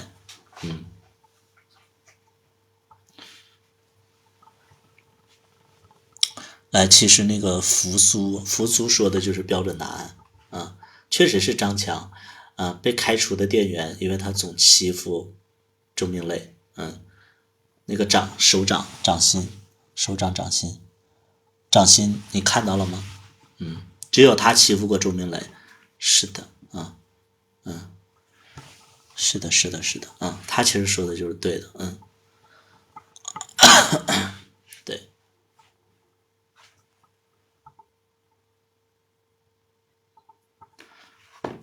而且张强其实就是店长把他开除的嘛，因为他欺负了周明磊，所以就是店长知道以后，张强就是不来了就，所以就是店长把他开除掉的。这一块呢，因为有些东西吧，其实我的还是那句话，就是拍摄功力不强，就我不知道应该是着重去拍还是就这种模糊的去拍，怕打击报复，你这么理解是对的，还有哪场戏没看明白，都可以聊一聊。最后现实结婚了吗？最后现实结婚，你这个问题我不太懂，是在戏之外还是在戏里边？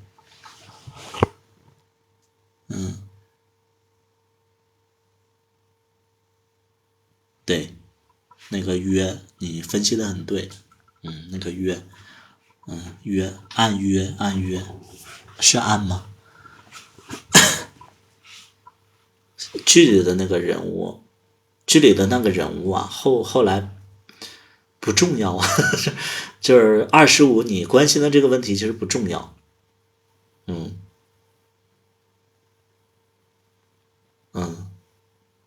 你关注的这个东西它不重要，为什么不重要呢？因为店长他其实就是一个领路人现实当中很多人其实不知道，现实当中其实店长的戏份其实是没有这么多的，就是他原本我写这个剧的时候，他剧情没有这么多，只是剧本写的这么多，但是其实戏份没有这么重，是因为我们那个剪辑师喜欢扮演店长那个演员，所以就给他剪了很多场戏在里边。但是其实呢，在原本的剧情里其实是没有那么重要的。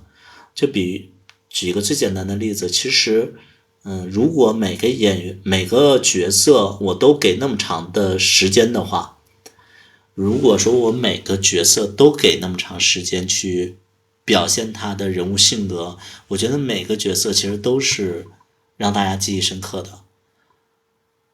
但是因为剪辑师他可能自己的私心，他可能觉得这个店长这个演员好看，所以他就剪了很长的戏份，照顾我的戏份。其实呢，对于一集的戏只有10分钟，照顾我照顾了4分钟，你们觉得这是合理的吗？它其实是不合理的。那你也同意了，我其实不想同意，但是因为他是免费给我剪的，因为我们那场戏，我们芝麻一为什么那么好看，为什么有质感？其实他是专业的剪辑师在剪。芝麻二为什么剪的不好？因为是我在剪，因为我们后期就没有找那个专业的剪辑师去剪了。芝麻一他是免费帮我剪的，就是那个影视公司免费帮我剪的。因为出于免费的一个情况下，那我就不能驳人家面子，能明白不？芝麻一就是别人在剪，是别人免费帮我在剪，所以，我才不好意思不同意。其实店长的戏份让我剪了好多了，已经，因为这个拍的时候我们就多拍点，后期剪的时候就不要盖过主角的风头嘛。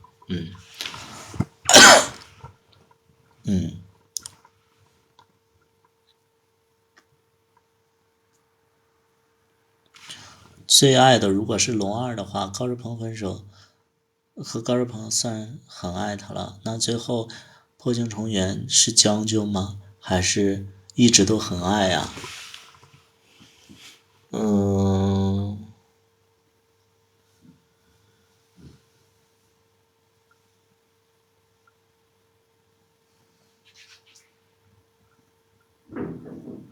你这个问题问住我了。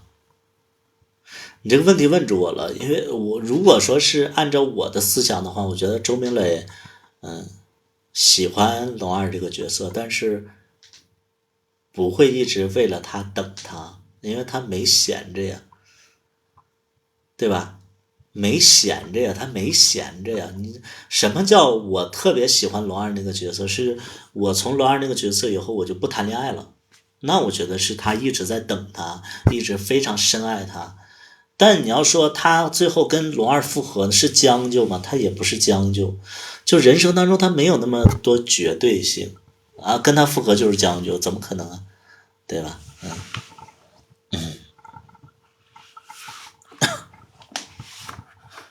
对，他其实没有那么绝对，喜欢店长和你那段，算是完成了一个遗憾吧，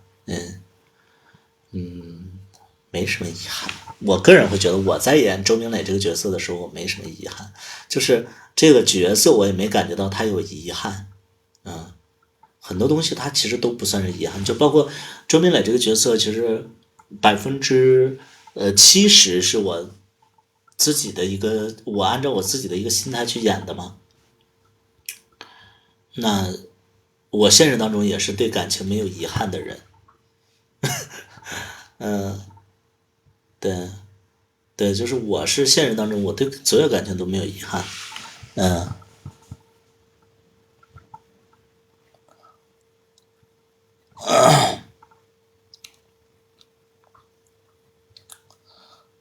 川藤川演的好好看，藤川是谁？川田呐、他叫川田啊，周明磊是绝对的男主角，那当然了，这不就是以周明磊的就是视角去拍的吗？嗯，那肯定是周明磊是男主角，对啊，会拍下一部会拍啊，会拍。龙二是等待的那个人，龙二其实我会觉得说他这个角色现实当中他也没等，就是我的剧里边，其实我不希望就是特别假的人设，就比如说我不太喜欢店长这个角色，你们都喜欢，我不喜欢。我跟大家说一下，我为什么不喜欢店长这个角色。呃，第一点，我是会觉得店长这个角色呢，他其实，嗯，就他不诚恳嘛。对于我来讲的话，我觉得就是一个局，就是一个人，他一定，我觉得起码你都不要撒谎。我觉得撒谎这种事情，我都觉得是一个，内心不够强大的一种体现。比如说店长他一开始，是说怎么地，然后后来又做什么什么事儿。还有一点就是，我个人会觉得说，那你如果说是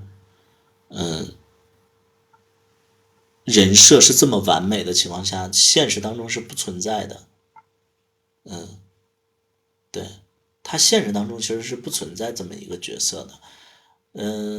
我相反我会喜欢就是所有真实的角色，比如说就是高志鹏啊，高志鹏他其实这个角色我觉得非常真实，因为他就是按我现实的经历去写的。但是我要演的话，你们肯定不会就心疼高志鹏，肯定会骂我。这对高志鹏，其实我觉得他最渣的一点就是打了别人，嗯，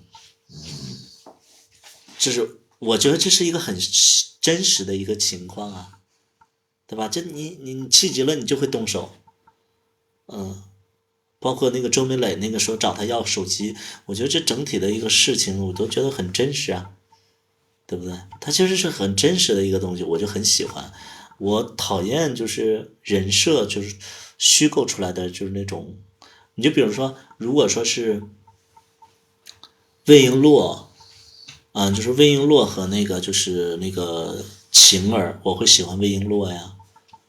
然后比如说那个那个如萍和依萍的话，我会喜欢依萍啊，对吧？就是我会喜欢这种比较尖锐的这些角色，我不太喜欢那些完美的角色。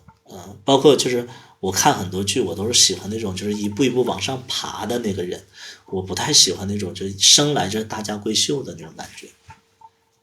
就是我我不喜欢好的人设，我喜欢那个就是破碎感，我喜欢破碎感，对对，我不太喜欢那种叫假的人设。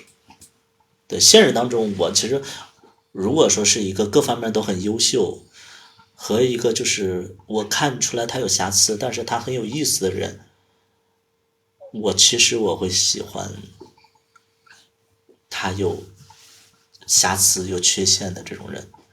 我给大家举一个最简单的例子，其实我曾经喜欢过一个酒吧的老板，那个时候还没做酒吧。其实，艾尔斯有很多情况下都是我借鉴他的酒吧去做的一个酒吧。那个老板其实是一个非常奸诈、小人，然后上进，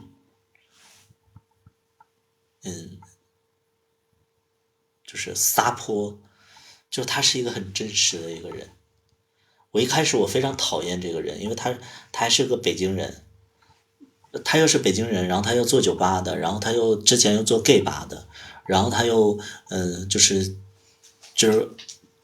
你知道他很多缺点，但是他对我很好，他就一直追我，我一开始就是非常讨厌，但你知道后期我就是喜欢上这个老板了，哪怕他后期对我做了一些不好的事情，就是跟我闹掰了，但是我还是喜欢他，因为我喜欢他的真实，我喜欢他的上进。就是我很喜欢这样的人，生活当中我也喜欢这样的人，我觉得这是真实的人，我不用去费心思，不是喜欢他的坏，是喜欢他的真实。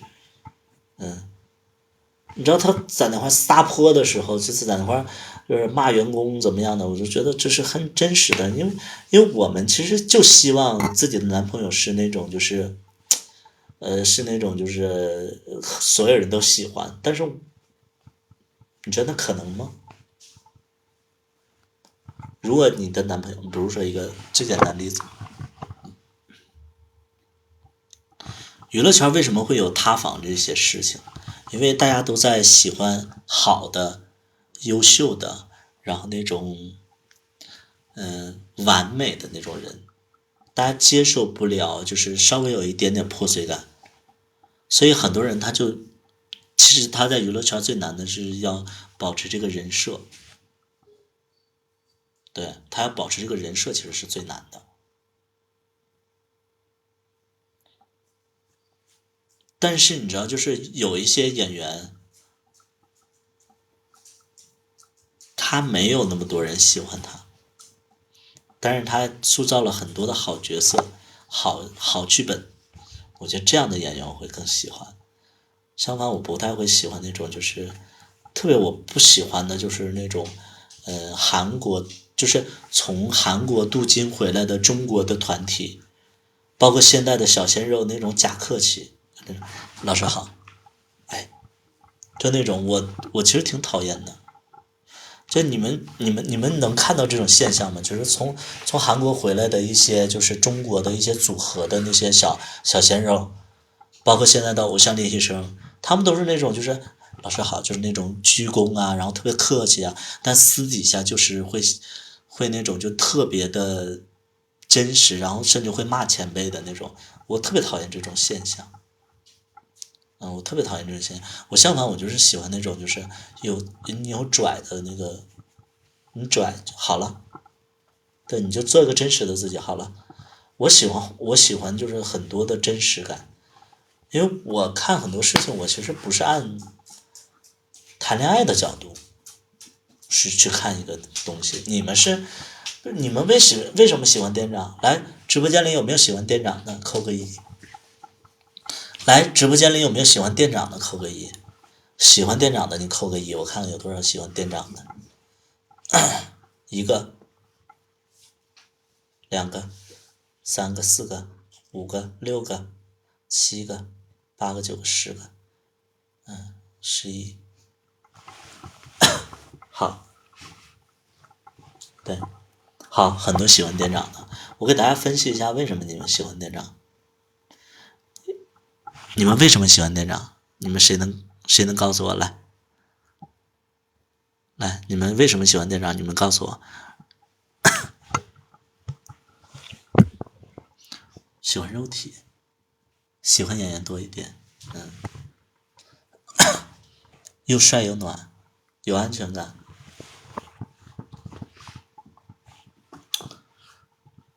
对你好呗，还有吗？喜欢那张，好，好，其实你们这些答案，你们仔细分析一下，你们是不是把自己带入零那个角色了？就是你们喜欢的，其实就是因为你们把自己，你们现实当中可能是零，或者说你们现实当中可能把自己看作零的那个状态，然后你们去看一个一的视角，是不是有这种可能？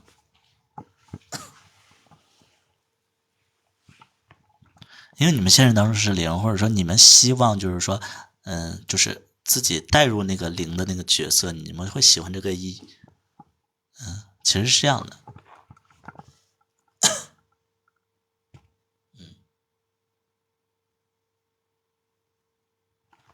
这不是因为他有多好，是因为你们带入了一个角色，带入了就是周明磊这个角色，你们站在他的角度，看到了，希望有人照顾你，其实是这样的，就是其实这是一个很现实的一个状态，并不是因为他本人有多好，是因为你们希望他的好是对你的，带入主角是不是啊？哎，如果说是，因为我跟你们的视角完全不一样。如果说我觉得一个优秀的人的话，我站在我的视角的话，我会觉得龙二这个角色是最好的啊，龙二这个角色是最好的，因为我现实当中我希望我的视野比较强，所以我觉得这几个角色龙二的这个视野最强，所以这是我自己的视角啊，这是我的视角。这是我的视角，所以就是你们喜欢一个人，其实是站在自己的视角，为什么所有的同性恋剧一般演一的那个比较火？你们仔细想一想，你们仔细想一想，为什么演一的那个角色会比较容易火？为什么演一那个角色比较容易火？因为看剧的大多数都是零，是不是这么个道理？它其实就是你带入的视角不一样，因为零很多，因为帅跟帅没关系，帅没关系，对，而且其实大家喜欢的是那种温柔的人，现实当中大家喜欢的，你比如说，现实当中就是从抖音上来看的话，大家喜欢的类型是那种长得可爱的一，这对对。有没有这种情况？就是其实我现在看到就是那种比较火的那种抖音的那种博主，其实大家会喜欢长得可爱的一，戴眼镜的萌一，皮肤好的萌一，不会喜欢那种非常有野性、非常有个性的那种一，不会喜欢。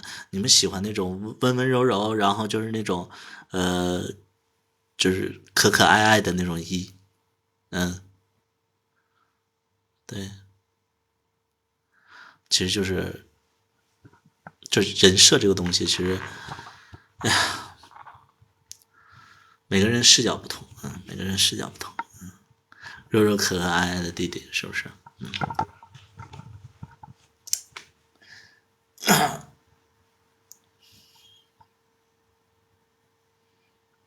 对，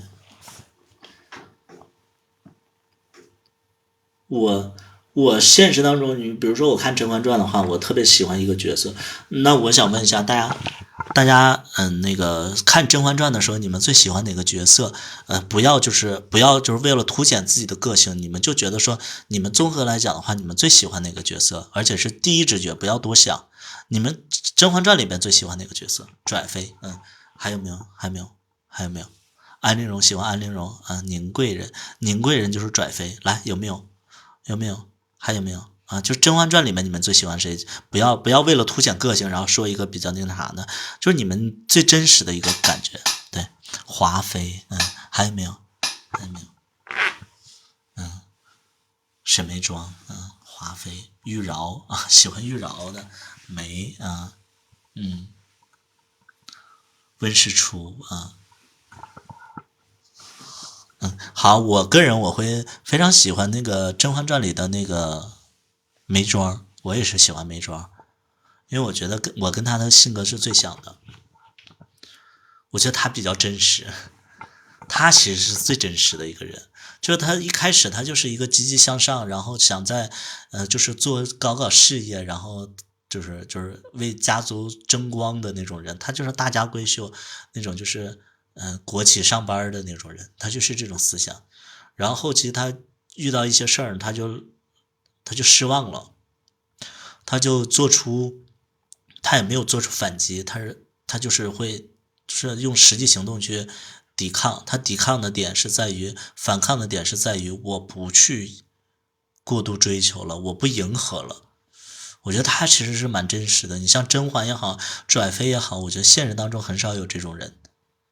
华妃这种我觉得都挺少的，但是我觉得就是那个眉庄这个角色，其实是现实当中我们都会去，就是跟他沾边的人，因为很多时候我们其实都对一些事情感兴趣，后期不感兴趣，我们其实也不敢去过多的去反抗，只是用用我们自己的行动去告诉他我不稀罕，就仅此而已，就仅此而已。对，所以就是我觉得眉庄这个角色，我就会觉得很真实。我一直都喜欢真实的东西，也挺多人的。我觉得果子狸也挺多人的，什么挺多人的。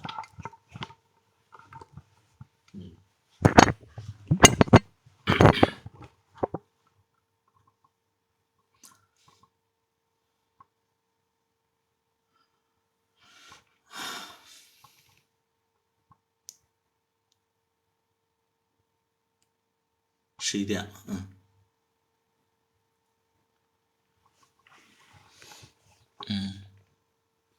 昨天看了赵英子的迷惑发言，我是sorry 啊，sorry，我那个蔓延，我觉得赵英子说的话其实还好，她只是让人觉得挺尬的，但是我觉得还好。人世间这部剧啊，人世间这部剧，我觉得我没办法过多点评，因为它是我们东北的戏，它好像就是写黑龙江的事儿吧。我们就是我说句非常不切合实际的话，就是它里面的道具啊，是我们小的时候见过的。虽然说我是90后啊，我是90后，但是那些道具啊，包括那些场景，都是我们小的时候见到的。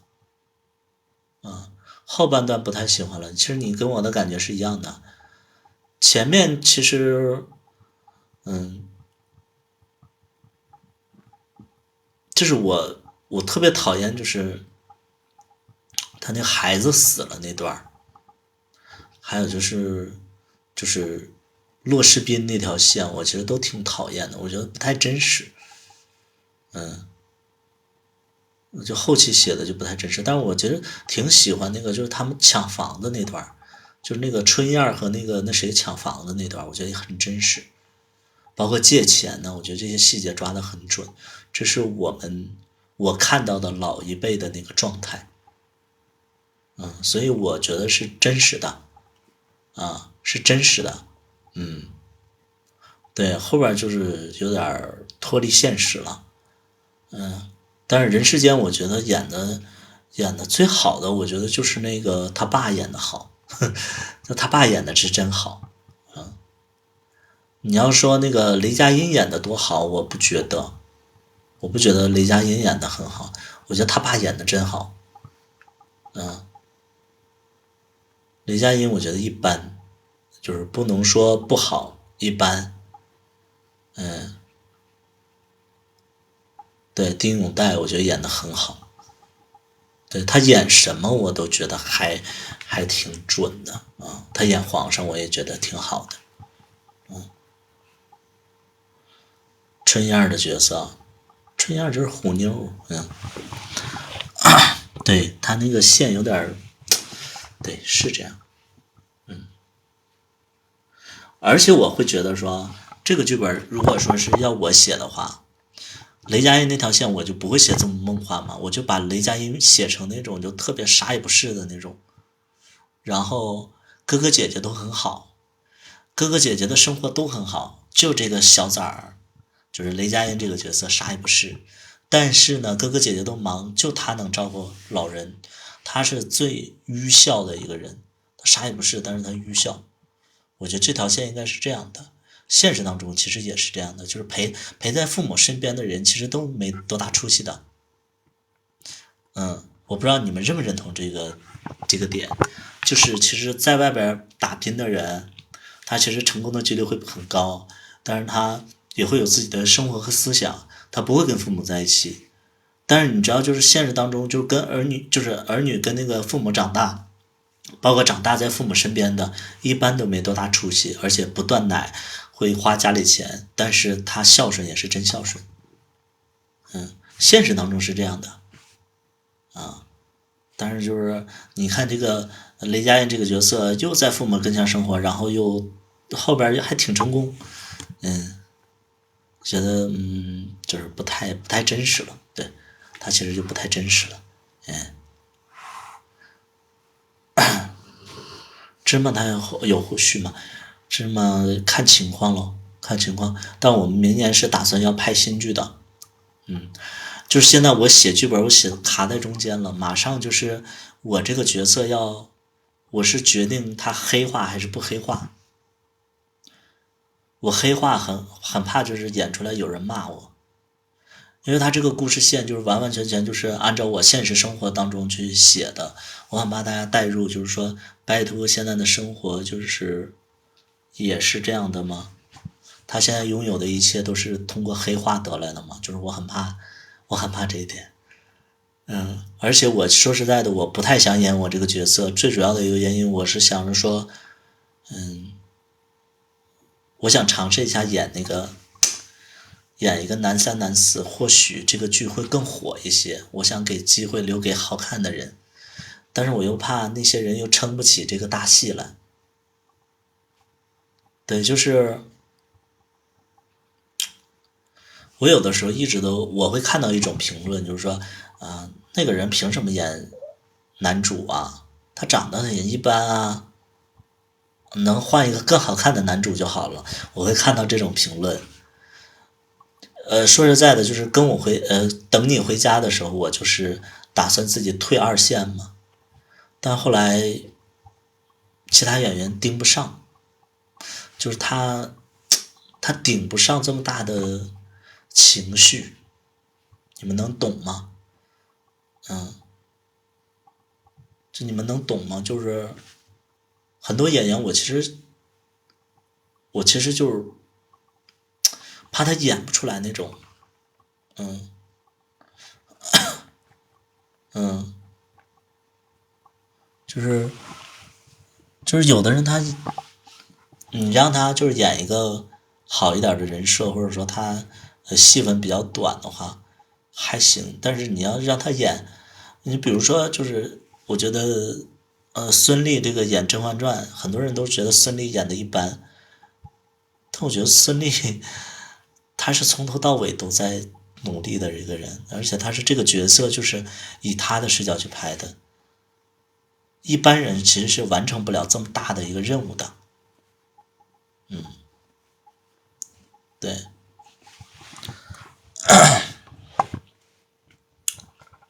对我其实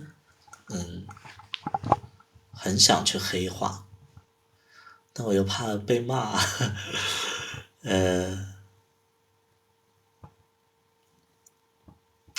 等你回家的时候，我其实就是想让那个志伟去演那个主角嘛，后来我发现撑不起来，他主要，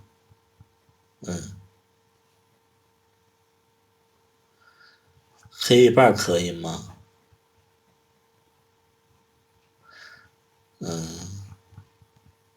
我其实我不太想演好角色，但是我也不敢去黑化。我其实很想演一个渣男，演一个就是心机婊，我喜欢这样的角色。我喜欢这样的角色。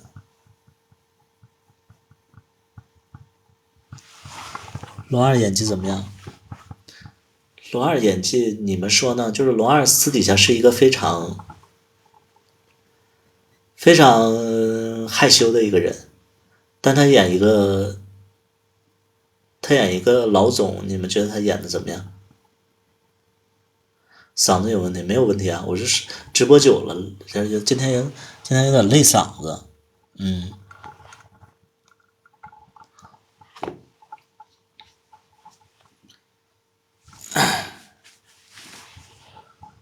对，很豪放。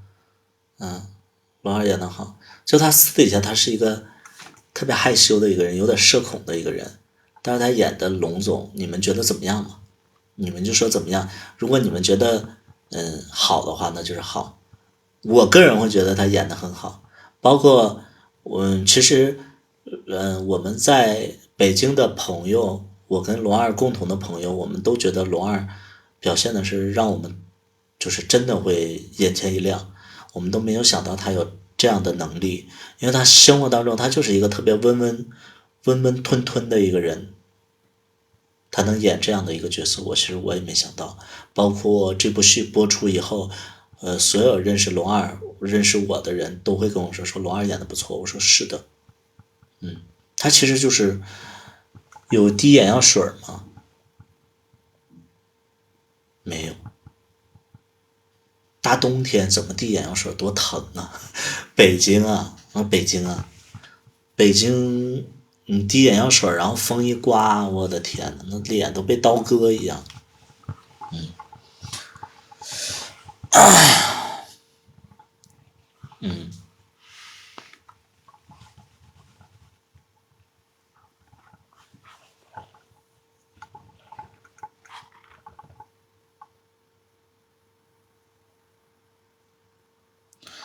黑化特别解气。关键我这个角色他，我这个角色他没有理由的黑化，他就是贪慕虚荣啊，对不对？就我这个，我这个角色他不是说因为生活他就黑化了，他不是，他是就是我这个角色就是因为他30多岁了，然后他想务实一点，他就黑化了。这个黑化你们会不会骂我呀？是不是？啊，我这个角色啊，我这个角色就是我给大家讲一下我新剧里的我这个角色。我新剧的这个角色就是一开始就其实这个故事线，我现在就可以告诉你们，我现在就可以告诉你我新剧的一个故事人设，其实就是讲的我30岁到32岁，在我开酒吧之后，然后面临着这个疫情的情况下，然后酒吧可能要关，但这个酒吧我是为了别人而开的，所以我不想关。然后这就出现分歧了。这个时候有人帮我，这个时候有一个人帮我，这个人帮我的时候，我是要明确，我当时是知道他在帮我，我假装不知道，还是我确实不知道他在帮我，然后我就稀里糊涂接受他的帮忙。你们能懂不？就是我到底是那种，就是其实我那个时候已经在想尽办法找人来投资我了，但是我在他面前我还要装作不经意告诉他，这个酒吧我可能就不做了，然后对以后就离开这里了。我明知道这个人喜欢我，还是说我不知道这个人喜欢我，我也没想跟他说什么，是他在我的谈话当中无意当中知道了，然后就是强给我这些东西，还是这是我一手一手就是获得的。对，其实这个就是一个点，我就是在这个分岔路口，我不知道该怎么去就设定这个角色。嗯，查理查气就是你要查理查气啊，对，你们更倾向于哪种？就是来倾向我查理查气的，请扣一；倾向我就是完全铁憨憨，然后遇到了一个人对我好，请扣二。来，你们说，来，你们希望我是查理查气，然后一手策划这个有人帮我的事儿，利用别人帮我，还是希望我完全不知道，然后有人帮我？你们觉得我演那种角色会更好一些？嗯，一二都挺多，但是好像是，哎，都一样哎，二比较多呀。你们不希望我知道这个事情啊？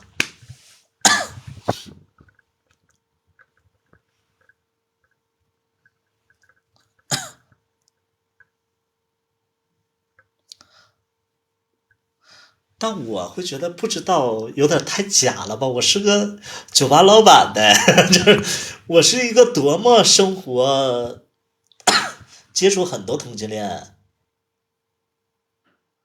对啊，就是个酒吧老板，然后人家帮我，我还不知道，然后我说啊，你为什么要帮我啊？我这不是二傻子吗？我这样怎么当的酒吧老板呢？是不是啊？我觉得黑化其实是合理的，对对，老板很聪明的，其实对，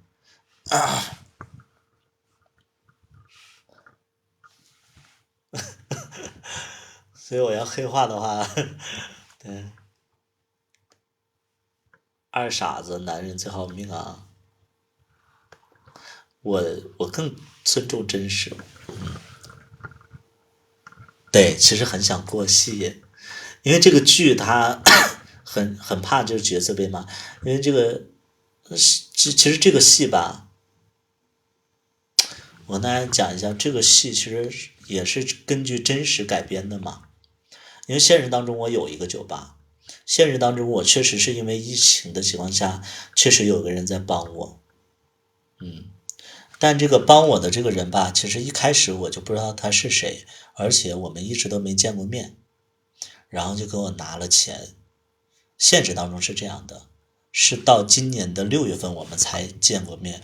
我们其实有一年一整年我们都没见过面，他一直在帮我，是我一个粉丝。然后我要现实当中我要把自己写成黑化了。第一，大家觉得说这个事情是我真实的事儿；第二个，我很怕那个帮我的人会觉得说，原来百里屠夫一直在算计我，你知道，就是我觉得帮我的那个当事人会心里会不舒服吧。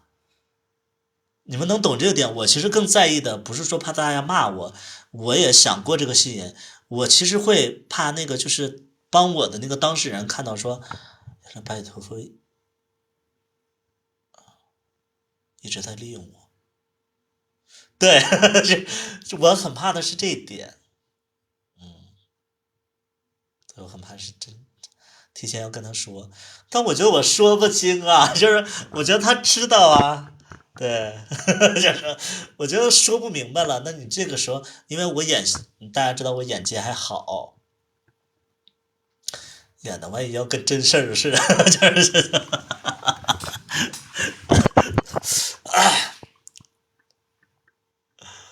哎呀，我只要担心这一点。我觉得你们骂我都无所谓，我就担心就是帮我的那个人会真的觉得我在一步一步的就是在设计他。但其实我为自己开脱一下啊，等戏播出了以后，大家帮我平反一下。其实他帮我的时候，我真不知道他是谁。我们一年我都不知道他长什么样，我们一年没见面，就是帮我的那个人一年我们没见面，一直在网络上聊天我也没找他要过那个照片我们也一直都没见过面，也没有任何的暧昧，所以你要说我利用他，我利用他什么了？对，就是很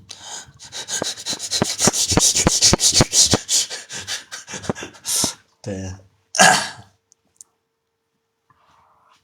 大概率还会掉粉儿。没事我倒不喜，我倒不我还是那话，我不担心大家骂我，也不担心就是真掉粉了。我其实担心的就是那个人会误会我。对，这是真棒。这得诞生多少黑粉儿？我都真的无所谓，我真无所谓啊，真无所谓。黑粉我倒无所谓，因为我还是那话，我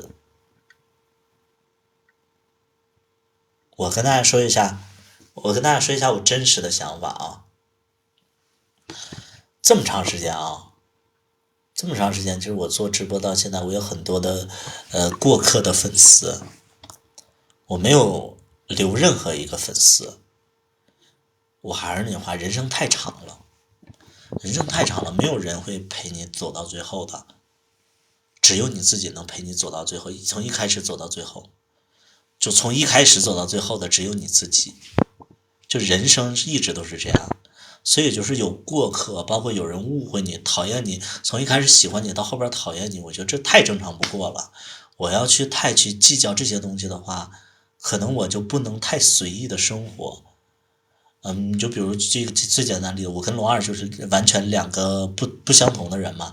他会在意很多人的言谈举止对他的评价，他会在意自己的一个形象被别人谈论，所以他其实我个人会觉得他虽然说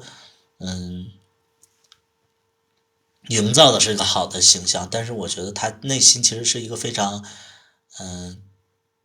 我觉得会痛苦我觉得他会痛苦，因为举一个最简单的例子，就是有人说他就是芝麻二的时候，他不是裸了上半身吗？有人说他奶子都快掉下来了，然后他就因为这个事儿，他不敢看弹幕，他甚至都没看过芝麻二剪出来什么样，有的就我不知道他现在看不看，他之前他都不敢看的，就是他已经在乎到这种程度了，所以他一旦看到那些字眼的话，他会很难受的。相反，我看到这种字眼的话，可能我也会难受，但是我会就是对着镜头，比如说就弹幕上有人骂我，就说什么丑啊怎么样的，我就会骂回去，但是我不会直接骂我会对着那个屏幕骂，我说你是什么东西啊？你说我丑，什么玩意儿啊你？我就会对着那个弹幕我会骂回去，我就这个性格，所以我骂完了我也爽了所以就真的是这样，真的是这样，我是这样的人那所以就是说很多粉丝离开了，或者说讨厌我了，我觉得我真无所谓的，因为从一开始你们也不单单只属于我，因为我觉得你们会喜欢这部剧，喜欢我的这个外在，喜欢我唱歌，但是有一天我肯定会唱歌不好听了，或者说我的颜值不高了，甚至一开始你只是没看准而已，我觉得这很正常。所以我跟粉丝很少私底下见面，你知道，我曾经有一个粉丝跟了我两三年，的一个粉丝，他来北京，他想跟我见个面，我没见他，然后他去见，就是正好那个他也是别人的粉丝，他见了其他的主播，他见了文刀，他没见我，就是他来见我，我没见他，然后从那以后他也再没来我的直播间，然后我就跟他说一点，我说你来了，他说他说能跟你见一面，我说见不了，我说我刚经历了一些不好的事情，有粉丝就是会黑我，我会很小心，我不会跟别人见面，但是他见文刀，文刀就见他了，他们还一起喝酒了，所以这其实就能体现出文刀和我的不同，他肯定会觉得说你拽什么呀，文刀不怕，就你怕。但是因为文刀他没有经历过我的事情，所以他如果他经历了，他或许也是另外一种处理方式，但是我是这种处理方式。对，所以我不见任何人，就粉丝，你们是顾客的话，我其实挺希望就是大家是顾客的话来看我，或者说来喝酒无所谓，但我不希望大家过多的热情。图图，我一直看你的直播，我能拍上照片，拍上，我就很怕这种，你知道这我很怕这种，你知道我就会，真有这样的，这，对我现实当中我要遇到这种的话，我其实很行啊，那拍，我其实就是这么处理，但我心里会想，这人不会把我吃了吧？这样的，对，真是这样，真的有的人到我酒吧真的是这样的，有的人说，那我能拍个照片吗？我说可以，然后那我们能抱紧一点吗？我说可以，这个是啊，那3、2、1，就这亲了。我觉得亲一下也无所谓，有的人就来抱紧一点，哇，就是把我那个脸都给我周过来了。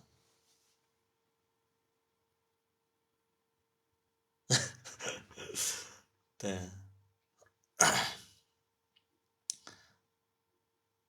对，现实当中真的有这种，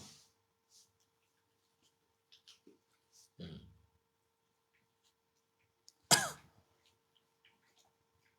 有没有这么夸张？当然有了，嗯，亲脸的我觉得真的无所谓，有的人就想亲嘴，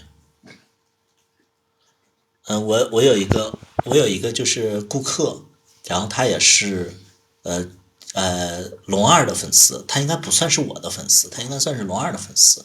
他每次来他都跟我聊，他说图哥，我说啊在呢，那个龙二什么时候来呀？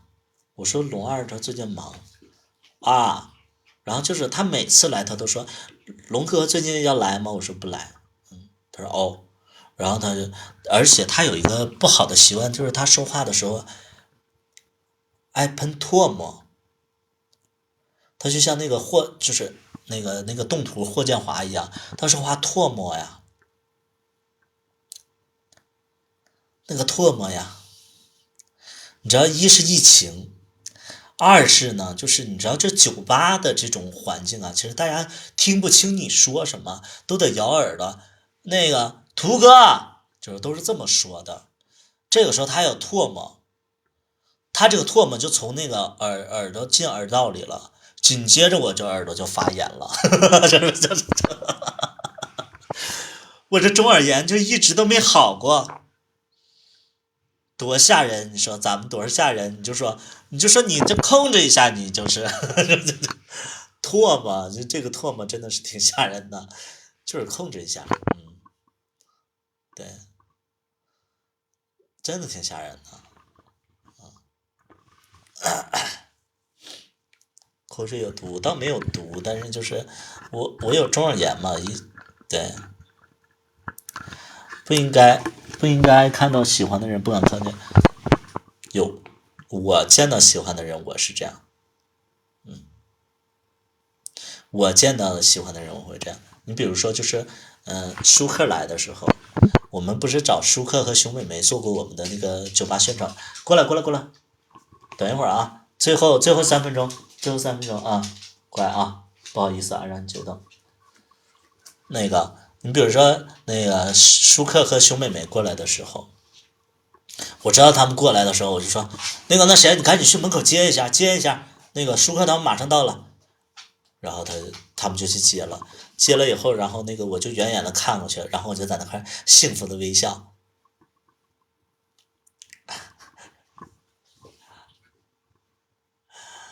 然后这个时候我店员来了，说那个熊美没接到了，我说啊，接到呗，嗯，去忙吧，看看他们有什么需要，你配合一下，然后这个员工就走了，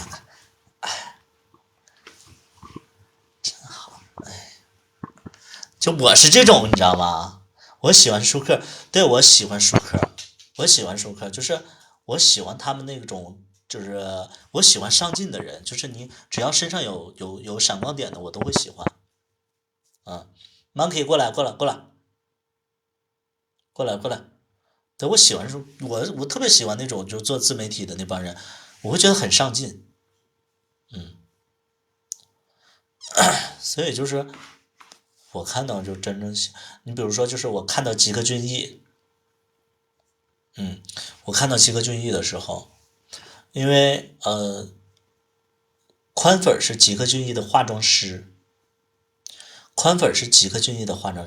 然后有一次宽粉过生日，然后就在吉克隽逸家过的，然后就带着我在吉克隽逸家过的，然后我见到吉克隽逸的时候，我也是不说话。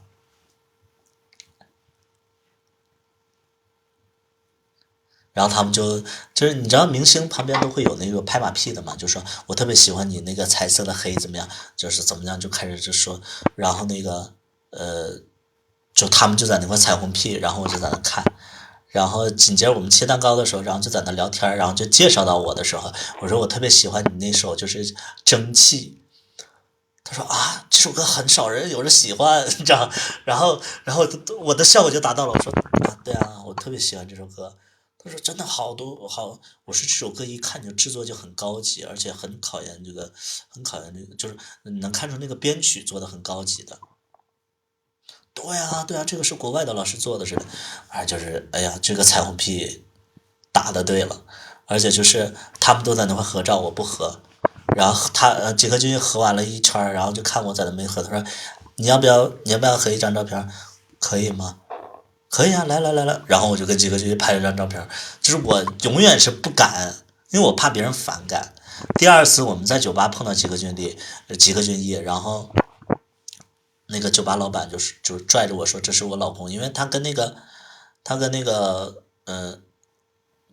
就是吉克隽逸，就是吉克隽逸总他去那消费，而且他们做酒吧行业的都会认识嘛。吉克隽逸之前不是在酒吧里唱歌的嘛，然后他们都认识啊，说那个吉克，这个是那个我老公，然后他就带着我去了，然后我也是看着，哎的那种，就是我只是会点个头，但是我都不敢去说那怎么样。后来聊天的时候，然后我们才聊起，就是说，哎，那个感觉那个你一眼熟，我说那个啊，就是谁谁过生日的时候我去你家过生日，然后他其实就不太记得了，但是一说细节他能想起来，所以就是这样的，我们现实当中看到喜欢的都不敢去靠前的，我觉得不太好意思，照片呢？照片在手机里，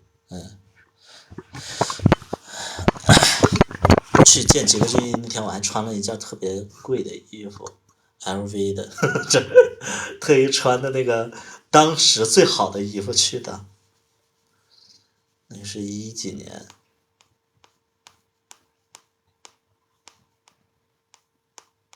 ，16年、17年吧。在这儿。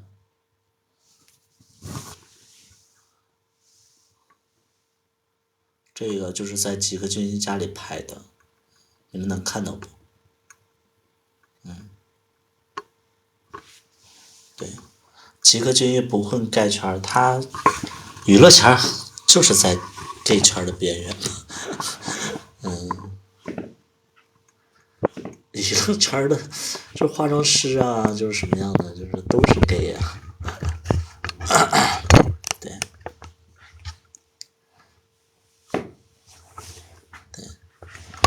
，Monkey 啊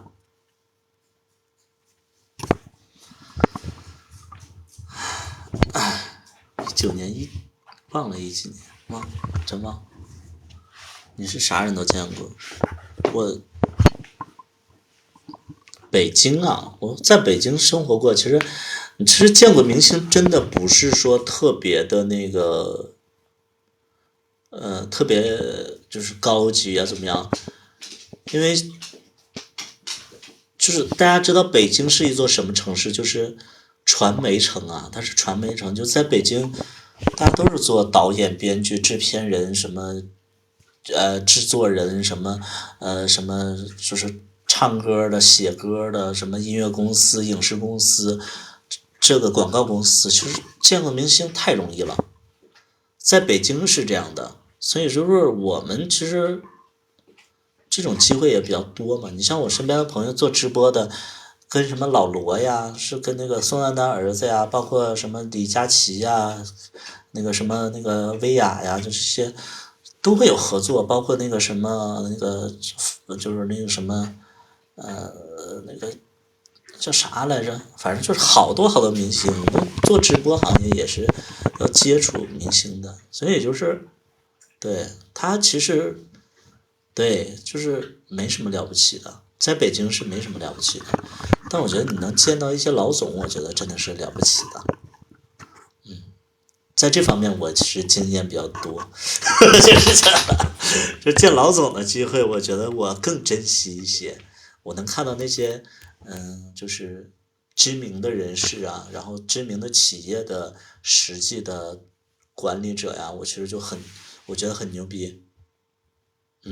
我觉得很牛逼，就是我跟他们就一起喝酒啊，包括就是跟他们就是喝酒啊，我都觉得很开心。我哪怕我什么都不说，我都觉得我见世面，这个是我真的开心的。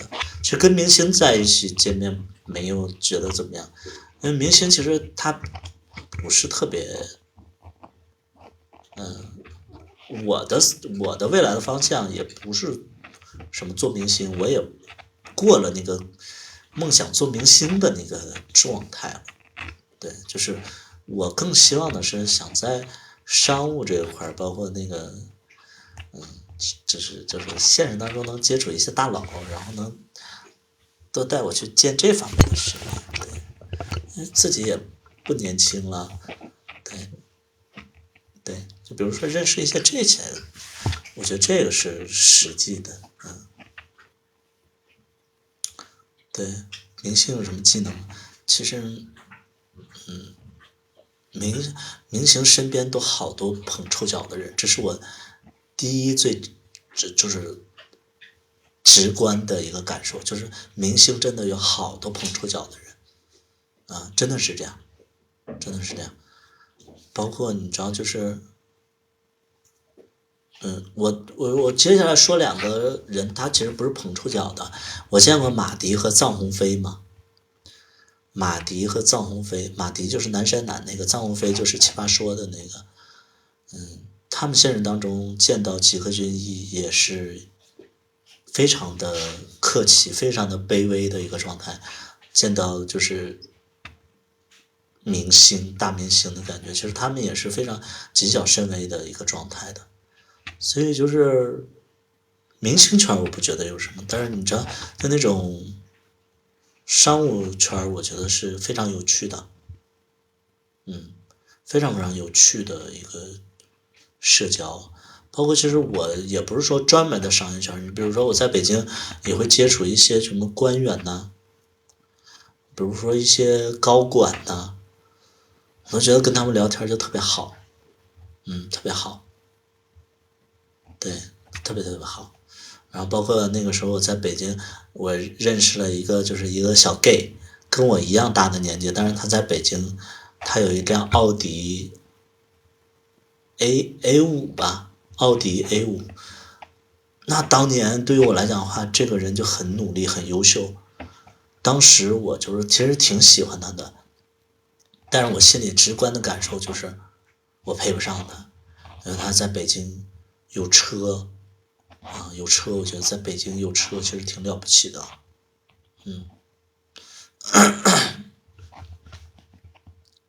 但现在我也有了，虽然说8年过去了，7、8年过去了，我也有辆车，但是我现在这辆还不如人家 A5，就是我8年以后买的车不如人家当时的 A5呢，而且我欠了一屁眼了饥荒，就是这，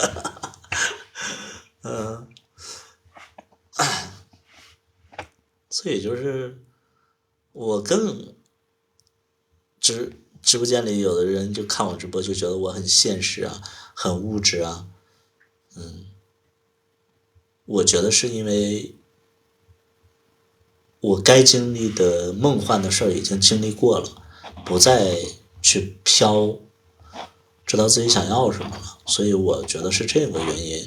有很多人觉得我现实，其实是因为第一点，他可能想跟我处对象，但被我拒了；第二点呢，就是他还处于一个就是想谈恋爱，然后希望所有周边的人都像他一样梦幻的一个年纪。但其实我举个最简单的例子，我现在请家人吃饭的话，我之前家人是不跟我出去吃饭的，我要请他们吃饭，比如说昨天我带我父母去吃了一顿海底捞，那是他们人生当中第一次海底捞，那是他们人生当中第一次海底捞。然后一开始我觉得我都没想到他们会同意耶，就因为我要说带他们去吃海底捞，他们可能会觉得说花那钱干啥呀，在家做呗，500-600块钱在这块就是买菜买多少，但是他们不会，他们直接就来了，来了我们就是放心的吃，也没有让我不要点了怎么样的，他们就放心吃。你们知道这是为什么吗？为什么原本父母就让你这个节省那个节省，然后就是突然让你就是点菜的时候他们又不节省了？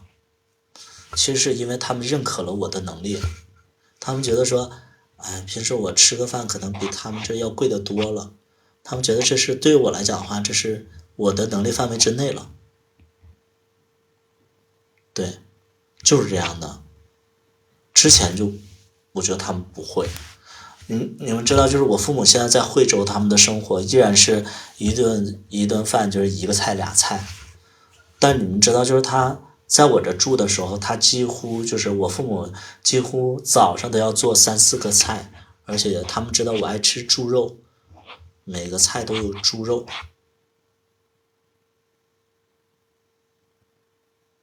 就你能想象早餐他们要炒菜，然后要3-4个菜，因为他们会觉得说啊，你好像就是这样的吃法，我们就不要去破坏你的生活方式，我们自己过的时候稍微节省一点。对，就是现在是这样的一个情况了，就是我会觉得啊，这是我努力生活的一个最好的一个回馈，就是我觉得父母认可你了，这个认可不是你所有东西都认可，他是放心你了，他会觉得你的生活他认可了，所以我觉得这个是很好的一件事情，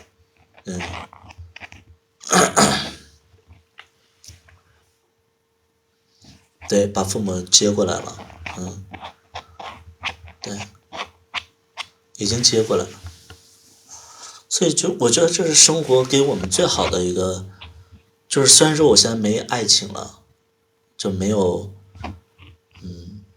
谈恋爱了，有的时候我父母来之前也不会跟我打招呼，我其实前一天晚上我其实就在想，他们突然来了，你说万一我房间里要有人的话，虽然说我肯定我家里会没人，但是我就想，万一他们来了以后，我跟一个男的在这块躺着，他们会什么反应？因为他们就是不会打招呼啊，对，考虑要喊不要啊，我出柜的状态怎么办？怎么样嘛？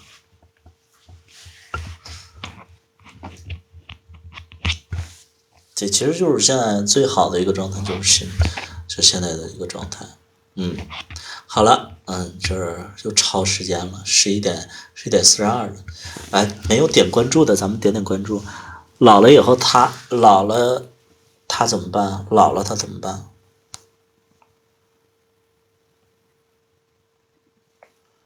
他怎么办？他怎么办？谁怎么办？我没看懂。没点关注的可以点一下关注啊。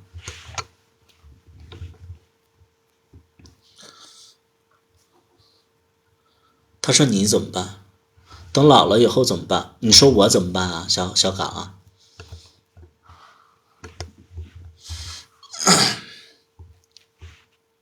啊？我老了以后怎么办？我从30岁，我从25岁以后我就开始攒钱了。我现在32岁，我已经攒了一点点钱，然后32岁到50岁的时候，我依然会攒钱。然后等到60岁的时候，我就找一个养老院，或者说找一个儿子照顾我。哎，等我60的时候，他最好是刚上大学，我把他学费一交，然后我们就签订一个劳动合同，我给你付大学费用，你负责养老。你要是养得好的话，我每个月给你提成，有考核啊，咱就是对不对啊？对不对？吓人是不是？对，4年咱们换一个大学生，咱们不要担心，就是没有人给你养老，不用担心，有的人后悔，咱们4年就是一换，咱们在第3年的时候，咱们就在物色第4年的人，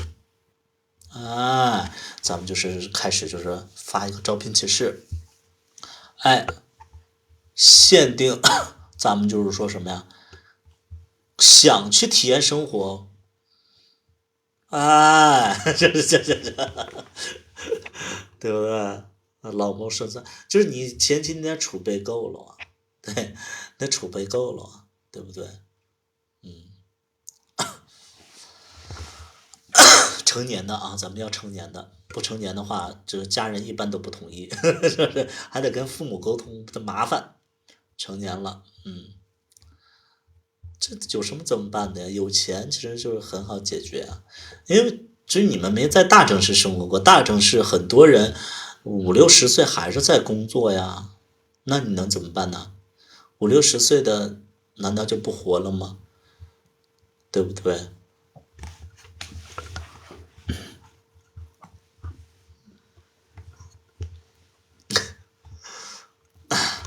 多出去旅游，有的人50、60岁还在拼呢，对不对？那你能怎么办？我现在就是一个出柜的状态，我其实就不用去考虑结婚呐，也不用有孩子呀，然后我现在起码现在我的一个状态是我不需要孩子，对，但是我不知道这个狗死了以后我会不会养孩子，这个都不确定，可能我会养一个跟自己没有血缘关系的孩子，最好就是一养的时候就18岁，咱们就是我48，他18，我们差30岁，领出去也没有违和感。这，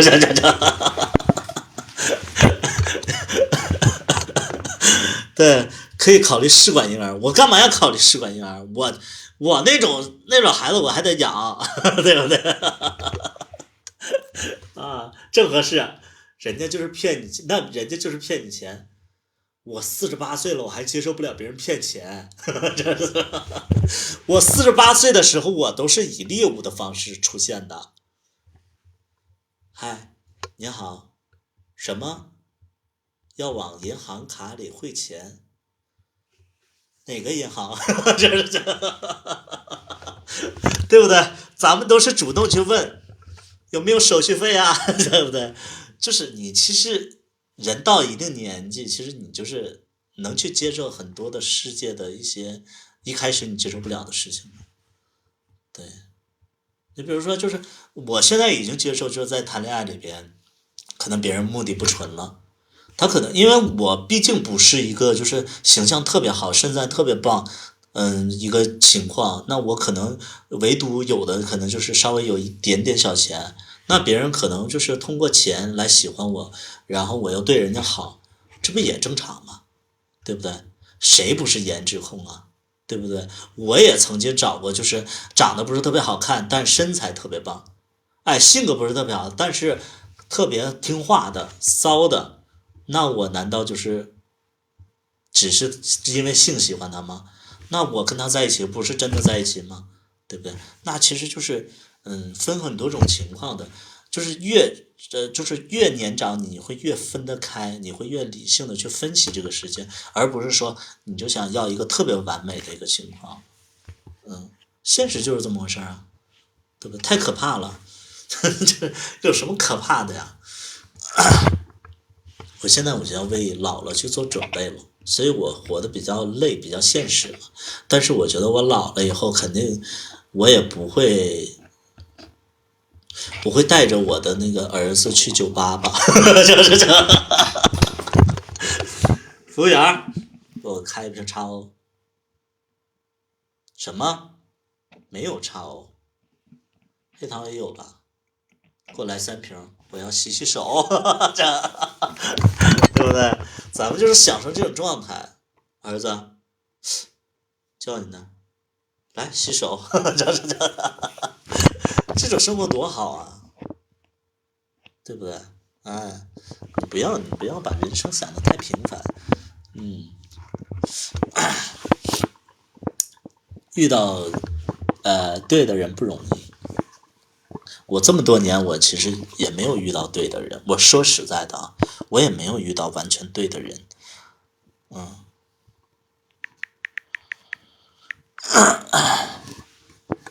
找孤儿，我找孤儿干嘛呀？这是我找到的信息。啊，没事儿，就是我找孤儿干嘛呀？找孤儿他是能陪伴我，但是我在晚上想了怎么办？对不对？你得考虑一个现实，你做事情你一定要一步到位啊！就是咱们就是一步到位啊！咱们就是啊！行了，不开玩笑了，大家不要学习我啊！希望你们就是都没有上进心，老当益壮是不是啊？好嘞，就这样吧，就这样吧，我要去遛狗了，拜拜。有家长怎么样？进入他的家庭啊，